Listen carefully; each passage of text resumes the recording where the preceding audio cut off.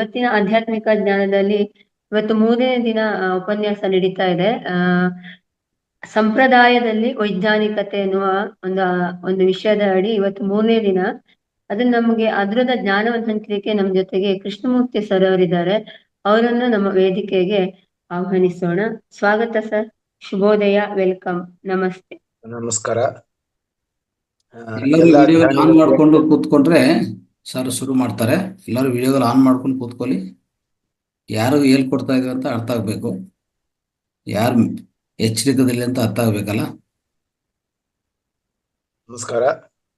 ನಮಸ್ಕಾರ. ಎಲ್ಲ ಧ್ಯಾನಿಗಳಿಗೆ ನಮ್ಮ ಧ್ಯಾನ ಗುರುಗಳಾದ ಪಿತಾಮಹ ಸುಭಾಷ್ ಪತ್ರಿಜಿ ಅವರಿಗೆ, ನನಗೆ ಜನ್ಮ ಕೊಟ್ಟಂತಹ ನಮ್ಮ ತಂದೆ ತಾಯಿಯವರಿಗೆ ಕೃತಜ್ಞತಾ ಪೂರ್ವಕ ನಮನಗಳನ್ನು ಸಲ್ಲಿಸ್ತಾ, ಈ ದಿನ 3ನೇ ದಿನ ಈ ಒಂದು ಸಂಪ್ರದಾಯದಲ್ಲಿ ವೈಜ್ಞಾನಿಕತೆ ಅನ್ನೋ ಶೀರ್ಷಿಕೆಯಲ್ಲಿ ಒಂದು 25 ಪರಿಕಲ್ಪನೆಗಳನ್ನ ನಿಮಗೆ ಪರಿಚಯ ಮಾಡಿಸ್ಬೇಕು ಅನ್ನೋ ಒಂದು ಉದ್ದೇಶದಿಂದ ನಾವು ಈಗಾಗಲೇ 2 ದಿವಸದಿಂದ ನಾವು ಒಂದು 16 ವಿಚಾರಗಳ ಬಗ್ಗೆ ಹೇಳಿದ್ದೀವಿ. ಇವತ್ತು ಕೊನೆ ದಿನ. ಇಲ್ಲಿ ಮತ್ತೆ ಒಂದು 8 ಪರಿಕಲ್ಪನೆಗಳನ್ನ ನಿಮ್ಮ ಮುಂದೆ ಇಡ್ತಾ ಇದ್ದೀನಿ. ಇದು ನಮ್ಮ ಭಾರತೀಯ ಸಂಸ್ಕೃತಿ ಮತ್ತು ಪರಂಪರೆಯ ಒಂದು ಅದ್ಭುತವಾದಂತಹ ಒಂದು ಅನುಭವ ನಮಗೆಲ್ಲ ಸಿಕ್ಲಿ ಅನ್ನೋದೇ ನಮ್ಮ ಉದ್ದೇಶ. ಹೀಗಾಗಿ ಇವತ್ತಿನ ದಿವಸ ನಾನು ನಿಮಗೆ ಮತ್ತೆ ಒಂದು 8 ಹೊಸ ವಿಚಾರಗಳನ್ನ ಹೇಳೋಕ್ಕೆ ಇಷ್ಟಪಡ್ತಾ ಇದ್ದೀನಿ. ಇವತ್ತು ಮೊದಲನೇದಾಗಿ ಯಜ್ಞೋಪವೀತ ಸಂಸ್ಕಾರ. ಯಜ್ಞೋಪವೀತ ಸಂಸ್ಕಾರ ಅಂದ್ರೆ ಪರಮ ಪವಿತ್ರ ಹಾಗೂ ವೈಜ್ಞಾನಿಕ ಹಿನ್ನೆಲೆ ಹೊಂದಿರುವಂತಹ ನಮ್ಮ ಪ್ರಪಂಚದಲ್ಲಿ ಭಾರತ ಬಹಳ ವಿಶೇಷ. ಯಾವ ದೇಶದೊಳಗೂ ಇಷ್ಟು ಸಂಸ್ಕಾರ, ಇಷ್ಟು ಪರಂಪರೆ, ಇಷ್ಟು ಸಂಪ್ರದಾಯ, ಇಷ್ಟು ವಿಜ್ಞಾನ, ಇಷ್ಟು ಕಣ್ಣು ಕಾಣೋದು ಕಾಣದೇ ಇರೋದು, ಇದೆಲ್ಲದನ್ನು ತುಂಬಾ ಹೆಚ್ಚಿಗೆ ನಾವು ನಮ್ಮ ಋಷಿ ಮುನಿಗಳ ಮೂಲಕ ನಾವು ಕಲ್ತಿದ್ದೀವಿ. ನಮ್ಮ ಒಂದು ಪ್ರತಿಯೊಬ್ಬರ ಮನೆಯಲ್ಲೂ ಕೂಡ ನಿಂದು ಯಾವ ಗೋತ್ರ ಅಂತ ಕೇಳ್ತಾರೆ. ಯಾಕೆಂದ್ರೆ ಆ ಒಂದು ಋಷಿಯ ಮೂಲ ನಮ್ಮದಾಗಿರುತ್ತೆ.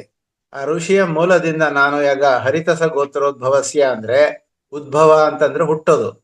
ಸೊ ನಾನು ಇಂಥ ಒಂದು ಗೋತ್ರದಲ್ಲಿ ಹುಟ್ಟಿದ್ದೀನಿ ಅಂದ್ರೆ ಆ ಒಂದು ಋಷಿಯ ಮರಿ ಮಗ ನಾನು. ಸೊ ಆ ಥರ ನಾವೆಲ್ಲ ಋಷಿಗಳ ಒಂದು ಪರಂಪರೆಯಿಂದ ಬಂದಿರೋರು. ಹೀಗಾಗ್ಬಿಟ್ಟು ನಮ್ಮ ಒಂದು ಪರಂಪರೆಯಲ್ಲಿ ಇವತ್ತಿನ ದಿವಸ ನಾವು ಹೇಗೆ ಬೆಳೆದಿದ್ದೀವಿ ಅನ್ನೋದನ್ನ ಈ ಒಂದು ಯಜ್ಞೋಪವೀತ ಸಂಸ್ಕಾರ ಮೂಲಕ ತಿಳ್ಕೊಳ್ಳೋಣ. ಉಪನಯನ ಅಂತ ಕರೀತಾರೆ ಇದಕ್ಕೆ. ಉಪನಯನ ಥ್ರೆಡ್ ಅಂತಾರೆ. ಇದು ಪರಮ ಪವಿತ್ರ ಹಾಗೂ ವೈಜ್ಞಾನಿಕ ಹಿನ್ನೆಲೆಯಿಂದ ಕೂಡಿರುವಂತಹ ಒಂದು ಅದ್ಭುತ ಸಂಸ್ಕಾರ. ಹಿಂದೂ ಧರ್ಮದಲ್ಲಿ ಪವಿತ್ರ ಆಚರಣೆಗಳಲ್ಲಿ ಜನಿವಾರ ಅನ್ನೋದನ್ನ ಹಾಕೊಳ್ಳೋದು ಕೂಡ ಧಾರಣೆ ಕೂಡ ಒಂದು. ಜನಿವಾರಕ್ಕೆ ಕೇವಲ ಧಾರ್ಮಿಕ ಮಹತ್ವ ಇಲ್ಲ, ವೈಜ್ಞಾನಿಕ ಮಹತ್ವನೂ ಇದೆ. ಜನಿವಾರ ಧರಿಸ್ಬೇಕಾದ್ರೆ ಅದರದ್ದೇ ವಿಧಿವಿಧಾನಗಳಿವೆ. ಇದಕ್ಕೆ ಇನ್ನೊಂದು ಹೆಸರು ಬ್ರಹ್ಮಸೂತ್ರ ಅಂತಾನು ಕರೀತಾರೆ. ಇದಕ್ಕೆ ಯಜ್ಞೋಪವೀತನ ಬ್ರಹ್ಮಸೂತ್ರ, ವ್ರತಬಂಧ, ಬಲಬಂಧ, ಯಜ್ಞಸೂತ್ರ, ಜನಿವಾರ ಹೀಗೆಲ್ಲ ಬೇರೆ ಬೇರೆ ಹೆಸರುಗಳಿಂದ ಕರೀತಾರೆ. ಈ ಜನಿವಾರ ಅಂದ್ರೆ 2 ರೀತಿ ಇದೆ, 2 ವಿಧಿಗಳಿವೆ. ಮೊದಲನೇದಾಗಿ 3 ಎಳೆದು ದಾರ ಮತ್ತು 6 ಎಳೆಯ ದಾರ. ಬ್ರಹ್ಮಚಾರಿಗಳು 3 ಎಳೆಯ ದಾರನ ಹಾಕೊಂಡ್ರೆ ವಿವಾಹಿತ ಪುರುಷರು 6 ಎಳೆಯ ದಾರನ ಧರಿಸ್ಬೇಕು ಅನ್ನೋದು ಒಂದು ವಿಧಾನ ಇದೆ. ಜನಿವಾರದಲ್ಲಿ 6 ಎಳೆಗಳನ್ನ 3 ಎಳೆಗಳು ವಿವಾಹಿತ 6 ಎಳೆಗಳಲ್ಲಿ 3 ಎಳೆಗಳು ವಿವಾಹಿತ ವ್ಯಕ್ತಿಗೆ ಸಂಬಂಧಿಸಿದ್ರೆ ಇನ್ನು 3 ಎಳೆಗಳು ಅವನ ಪತ್ನಿಗೆ ಸಂಬಂಧಿಸಿರುತ್ತೆ. ಬ್ರಹ್ಮಚರ್ಯನ ಸ್ವೀಕರಿಸಿದ ಕನ್ಯೆ ಕೂಡ ಜನಿವಾರನ ಧರಿಸ್ತಾ ಇದ್ರು ಹಿಂದೆ, ಈಗಲೂ ಧರಿಸ್ಬೋದು. ಆದರೆ ನಮ್ಮ ಒಂದು ಸಂಪ್ರದಾಯ ಬರೀ ಪುರುಷರಿಗೆ ಎನ್ನುವಂತಹ ಒಂದು ಕಟ್ಟುಪಾಡು ಮಾಡಿರೋದ್ರಿಂದ ಮಹಿಳೆಯರಿಗೆ ಇದನ್ನು ಧರಿಸೋದಕ್ಕೆ ಅವಕಾಶ ಇಲ್ಲ. ಈಗ ಉಪನಯನದ ನಂತರ ಜನಿವಾರನ ಧರಿಸ್ಕೋತೀವಿ ನಾವು. ಉಪನಯನ ಅಂದ್ರೆ ಹತ್ರಕ್ಕೆ ತರೋದು ಅಂತ ಅರ್ಥ, ಬ್ರಿಂಗ್ ನಿಯರರ್ ಅಂತ. ಅಂದ್ರೆ ಜನಿವಾರನ ಧರಿಸ್ಕೊಳ್ಳುವಾಗ ಇನ್ನೂ ಒಂದು ವಿಚಾರ ಇದೆ. ಉಪನಯನ ಅಂದ್ರೆ 3ನೇ ಕಣ್ಣು, ನಯನ ಅಂದ್ರೆ ಕಣ್ಣು, ಉಪ ಅಂದ್ರೆ ಮತ್ತೊಂದು ಅಂತ. ಸೊ 3ನೇ ಕಣ್ಣು ಅಂದ್ರೆ ಎಲ್ಲಿದೆ? ನಮ್ಮ ಆಜ್ಞಾಚಕ್ರ. ಆಜ್ಞಾಚಕ್ರನ ಥರ್ಡ್ ಐ ಓಪನ್ ಮಾಡ್ಕೊಳ್ಳಿ ಅನ್ನೋಂಥದ್ದೇ ಒಂದು ಉದ್ದೇಶ ಇದ್ರ ಹಿಂದೆ ಇರುತ್ತೆ. ಇದೇ ವಿಜ್ಞಾನ. ಸೊ ಆದ್ರೆ ಅದು ಕಣ್ಣು ಕಾಣಲ್ಲ. ಬೇರೆ ದೇಶದೊಳಗೆಲ್ಲ ವೆಸ್ಟರ್ನ್ ಸ್ಟೈಲ್ ಅಂತ ನಾವೇನು ಪಾಶ್ಚಿಮಾತ್ಯರು ಹೇಳ್ತಾರೋ, seeing is believing, experimenting is believing ಅಂತ ಏನೊಂದು ನಮ್ಮ ಜನರಲ್ ಸೈನ್ಸ್ ಹೇಳುತ್ತೋ ಅದಕ್ಕೆ ವಿರುದ್ಧವಾದಂಥದ್ದು ಅಂತಂದ್ರೆ ಮೆಟಾಫಿಸಿಕಲ್ ಅಂತ. ಭೌತಿಕ ಅಭೌತಿಕ ಅಂತ ಎರಡಿರುತ್ತೆ. ಭೌತಿಕವಾದ ಕಣ್ಣು ಕಾಣುತ್ತೆ, ಅಭೌತಿಕವಾದ ಕಣ್ಣು ಕಾಣಲ್ಲ.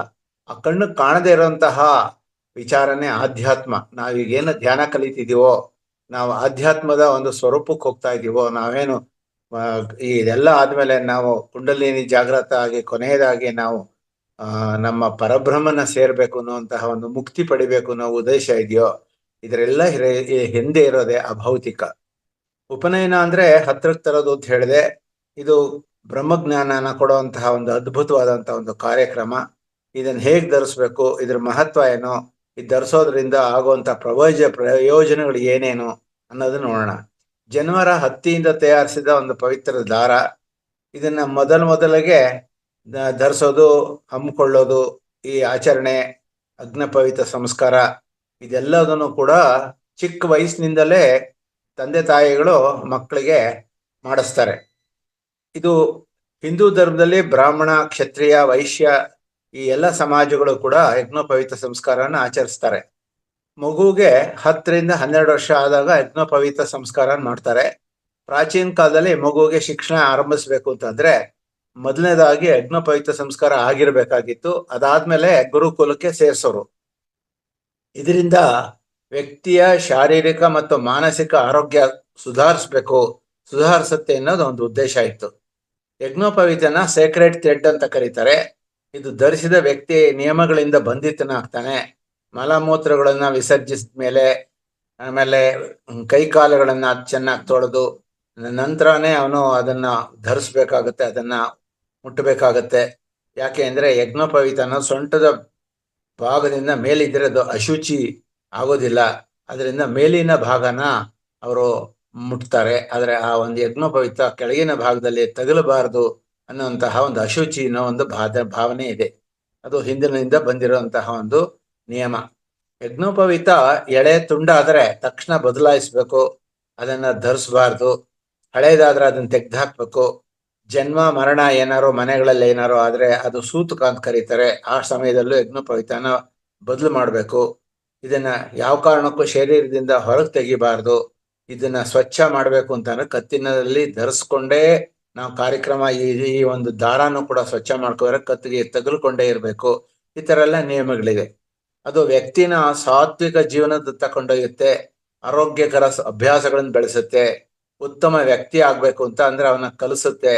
ಸಾತ್ವಿಕ ಆಹಾರ, ಸಾತ್ವಿಕ ಜೀವನ, ಈ ರೀತಿ ಅವನಿಗೆ ವ್ಯಕ್ತಿ ದೈಹಿಕ ಆರೋಗ್ಯ ಪಡೆಯೋದಲ್ಲದೆ ದೀರ್ಘಾಯುಷ್ಯನು ಕೂಡ ಇದರ ಮೂಲಕ ಪಡಿತಾನೆ ಅನ್ನುವಂತಹ ಒಂದು ಪ್ರತೀತಿ ಇದೆ. ಯಜ್ಞೋಪವೀತ ವೈಜ್ಞಾನಿಕ ಮಹತ್ವ ತಗೊಳ್ಳೋದಾದ್ರೆ, ಯಜ್ಞೋಪವೀತನ ಧರಿಸಿದ ವ್ಯಕ್ತಿ ನಿಯಮಗಳಿಂದ ಬಂಧಿತನಾಗಿರ್ತಾನೆ. ಅದು ವ್ಯಕ್ತಿನ ಸಾತ್ವಿಕ ಜೀವನದತ್ತ ಕೊಂಡೊಯ್ಯುತ್ತೆ ಅಂತ ನಾನು ಈಗಾಗಲೇ ಹೇಳಿದೆ. ಚಿಕಿತ್ಸಾ ವಿಜ್ಞಾನದ ಪ್ರಕಾರ ಬಲಗಿವಿಯ ನರಗುಪ್ತೇಂದ್ರಿಯಗಳ ಜೊತೆ ಸಂಪರ್ಕವನ್ನು ಹೊಂದಿದೆ. ಮೂತ್ರ ವಿಸರ್ಜನೆಯ ಸಮಯದಲ್ಲಿ ಯಜ್ಞೋಪವೀತನ ಬಲಗಿವಿ ಮೇಲೆ ಹಾಕೊಂಡು ಶುಕ್ರಾಣುಗಳನ್ನ ರಕ್ಷಣೆ ಮಾಡ್ಕೋತಾರೆ. ಅಂದ್ರೆ ಯಾವಾಗ್ಲೂ ಅವರೇನಾರು ತನ್ನ ಒಂದು ದೇಹದಲ್ಲಿರುವಂತಹ ಗಲೀಜಿನ ಹೊರಗೆ ತೆಗಿಬೇಕು ಅಂದ್ರೆ ಆಗ ಕಿವಿ ಮೇಲೆ ಈ ಒಂದು ಯಜ್ಞೋಪವೀತನ ಧರಿಸ್ಕೋತಾರೆ. ಆ ಟೈಮ್ ಒಳಗೆ ಅದೇನಾಗುತ್ತೆ ಅಂದ್ರೆ ಕಿವಿ ಮೇಲಿರುವಂತಹ ಒಂದು ನರ ಆಕ್ಟಿವೇಟ್ ಆಗುತ್ತೆ. ತಕ್ಷಣನೇ ನಮ್ಮ ಒಂದು ಶೌಚ ಭಾಗಗಳೆಲ್ಲದನ್ನು ಆಕ್ಟಿವೇಟ್ ಆಗುತ್ತೆ.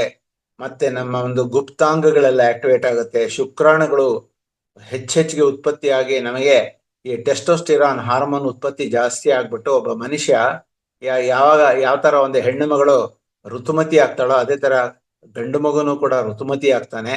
ಆದ್ರೆ ಅದು ಹೊರಗಡೆ ಕಾಣೋದಿಲ್ಲ. ಅದು ಶುಕ್ರ ಉತ್ಪತ್ತಿ ಶುರು ಆಗುತ್ತೆ, ಸೆಮೆನ್ ಪ್ರೊಡಕ್ಷನ್ ಆಗುತ್ತೆ. ಅವನಿಗೆ ಅವನ ಬಾಡಿ ಒಳಗಡೆ ಇರುವಂತ ಗುಪ್ತಾಂಗ ಚಟುವಟಿಕೆಯಿಂದ ನಿಮಿರೋ ಅಂತಹ ಒಂದು ಕಾರ್ಯಕ್ರಮ ಎಲ್ಲ ಶುರು ಆಗುತ್ತೆ. ಗಡ್ಡ ಮೀಸೆ ಬರುತ್ತೆ, ಧ್ವನಿ ಹೊಡೆಯುತ್ತೆ.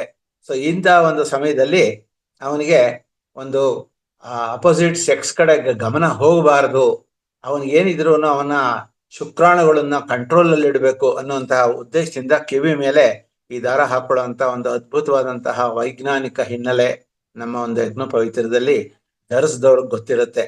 ಯಜ್ಞೋಪವೀತನ ಧರಿಸಿದ ವ್ಯಕ್ತಿಗೆ ಭಯ, ದುಸ್ವಪ್ನ ಇದ್ಯಾವುದು ಕಾಡೋದಿಲ್ಲ. ಅದನ್ನ ಧರಿಸೋದ್ರಿಂದ ಸೂರ್ಯನಾಡಿ ಜಾಗೃತ ಆಗುತ್ತೆ, ಅಂದ್ರೆ ಮಣಿಪುರ ಚಕ್ರ ಆಕ್ಟಿವೇಟ್ ಆಗುತ್ತೆ. ವ್ಯಕ್ತಿ ಎಡಬೆನ್ನಿನ ಭಾಗದಲ್ಲಿ ಹೊಟ್ಟೆ ಕಡೆ ಸಾಗುವ ಒಂದು ಪ್ರಾಕೃತಿಕ ರೇಖೆ ಇರುತ್ತೆ. ಅದು ಆ ರೇಖೆ ವಿದ್ಯುತ್ ಪ್ರವಾಹದಂತೆ ಯಾವಾಗಲೂ ಕೆಲಸ ಮಾಡ್ತಾ ಇರುತ್ತೆ. ಅದನ್ನ ಯಜ್ಞೋಪವೀತ ಧರಿಸೋದ್ರಿಂದ ಈ ರೇಖೆ ಶಕ್ತಿ ಕಡಿಮೆ ಆಗುತ್ತೆ. ಅದು ಕಡಿಮೆ ಆಯ್ತು ಅಂತಾರೆ ಅವನಿಗೆ ಸೆಕ್ಸ್ ಕಡೆ ಗಮನ ಕಡಿಮೆ ಆಗುತ್ತೆ. ಆಗ ವ್ಯಕ್ತಿ ಕಾಮ, ಕ್ರೋಧ, ಲೋಭ, ಮೋಹ, ಮದ, ಮಾತ್ಸರ್ಯ ಅನ್ನುವಂಥ ಅರಿಷಡ್ವರ್ಗಗಳಿಂದ ನಿಯಂತ್ರಣದಲ್ಲಿ ಇಟ್ಕೊಳ್ಳೋದು ಕಲ್ತ್ಕೋತಾನೆ. ಸೊ ಹೀಗೆ ಯಜ್ಞೋಪವೀತ ವ್ಯಕ್ತಿಯ ಅಂತಃ ಪ್ರೇರಣೆಯನ್ನ ಜಾಗೃತಗೊಳಿಸುತ್ತೆ, ಸನ್ಮಾರ್ಗದಲ್ಲಿ ನಡೆಯುವಂತೆ ಪ್ರೇರೇಪಿಸುತ್ತೆ. ವ್ಯಕ್ತಿನ ಅನ್ಯಾಯ, ಅನೀತಿ, ಭ್ರಷ್ಟಾಚಾರ ಇದೆಲ್ಲನೂ ಕಂಡ್ರೆ ಅವನಿಗೆ ಇಷ್ಟ ಆಗೋದಿಲ್ಲ. ಸೊ ಈ ತರ ಯಜ್ಞೋಪವೀತದ ವೈಜ್ಞಾನಿಕ ಮಹತ್ವ ಮುಂದುವರಿತಾ ಹೋಗುತ್ತೆ. ಸೊ ಇಲ್ಲಿಂದ ಮುಂದಕ್ಕೆ ಹೋದ್ರೆ ಜನಿವಾರ ಧರಿಸಿದ್ರೆ ವ್ಯಕ್ತಿ ಎಲ್ಲಾ ನಿಯಮಗಳಿಂದ ಬಂಧಿತನ ಆಗ್ತಾನೆ. ಅವನೇನಾಗ್ತಾನೆ ಅಂದ್ರೆ, ನಿಯಮಗಳು ಅಂತಂದ್ರೆ ಏನು? ದೊಡ್ಡವ್ರ ಮಾತು ಕೇಳಬೇಕು, ಯಾವ ಕಾರಣಕ್ಕೂ ತಪ್ಪುದಾರಿಗೆ ಹೋಗ್ಬಾರ್ದು, ಸರಿಗಿರೋದೇ ಮಾಡಬೇಕು, ಯಾವೆಲ್ಲ ತಪ್ಪಾಗಿರೋದು ಮಾಡಬಾರ್ದು, ಪ್ರತಿಯೊಬ್ಬರನ್ನು ಗೌರವಿಸ್ಬೇಕು, ಪ್ರೀತಿಯಿಂದ ನೋಡ್ಬೇಕು, ಅತಿ ಆಸೆ ಒಳ್ಳೇದಲ್ಲ, ನಮಗಿರೋ ಅಂತಹ ಒಂದು ವಿದ್ಯೆ ಕಲಿಯೋದೇ ನಮ್ಮ ಒಂದು ಗೌರವ, ಒಂದು ಮುಖ್ಯವಾದಂತಹ ಒಂದು ಬೇಕು. ನಮಗೆ ಜಾಗೃತಿ ಪಡಿಬೇಕು, ಅರಿವು ಪಡಿಬೇಕು. ನಾವು ಈ ಒಂದು ನಮ್ಮ ಮನೆಗೆ ಒಬ್ಬ ದೊಡ್ಡ ಒಂದು ಮುಖ್ಯವಾದಂತಹ ಸಹಕಾರಿ ಆಗ್ಬೇಕು, ನಾನು ಸಹಬಾಳ್ವೆ ಬೇಕು.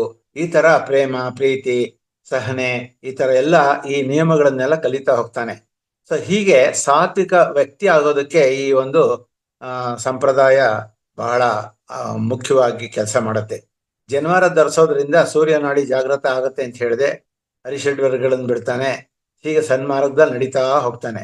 ಸೊ ಈ ರೀತಿ ಈ ಒಂದು ಜನಿವಾರ, ಉಪನಯನ, ಬ್ರಹ್ಮವಿದ್ಯೆ, ಇದು ಮಹಾ ದೊಡ್ಡ ಬ್ರಹ್ಮವಿದ್ಯೆ. ಇದನ್ನ ಸರಿಯಾಗಿ ಕಲ್ತ್ಕೊಂಡ್ರೆ ಬೆಳಿಗ್ಗೆ ಪ್ರಾತಃ ಕಾಲ, ಮಧ್ಯಾಹ್ನ, ಸಾಯಂಕಾಲ 3 ಹೊತ್ತು ಕೂಡ ಅವನು ದೇವಿ ಆರಾಧನೆ ಮಾಡ್ತಾನೆ, 108 ಸತಿ ಜಪ ಮಾಡ್ತಾನೆ. ಆಮೇಲೆ ಯಾವ ಕಾರಣಕ್ಕೂ ಸ್ನಾನ ಮಾಡದೆ ಅವನು ಯಾವ ಒಂದು ಆಹಾರ ತಗೊಳ್ಳಲ್ಲ, ಈ ತರ ಹೊರಗಡೆ ಎಲ್ಲ ತಿನ್ನೋಲ್ಲ, ಈ ತರ ಕೆಟ್ಟ ಸ್ನೇಹಿತರನ್ನ ಇಟ್ಕೊಳ್ಳಲ್ಲ, ಒಳ್ಳೆ ಮಾತುಗಳನ್ನೇ ಆಡ್ತಾನೆ, ಒಳ್ಳೆ ವಿಚಾರನೇ ಚಿಂತನೆ ಮಾಡ್ತಾನೆ. ಈ ತರ ಈ ಒಂದು ಸಂಪ್ರದಾಯ ನಮ್ಮ ದೇಶದ ಒಂದು ಆಸ್ತಿ ಅಂತಾನೆ ಹೇಳ್ಬೋದು. ಇದನ್ನ ಯಾರು ಬೇಕಾರೋ ಇದು ಅನುಷ್ಠಾನಕ್ಕೆ ತರಬಹುದು ಅಂತ ಹೇಳ್ತಾರೆ.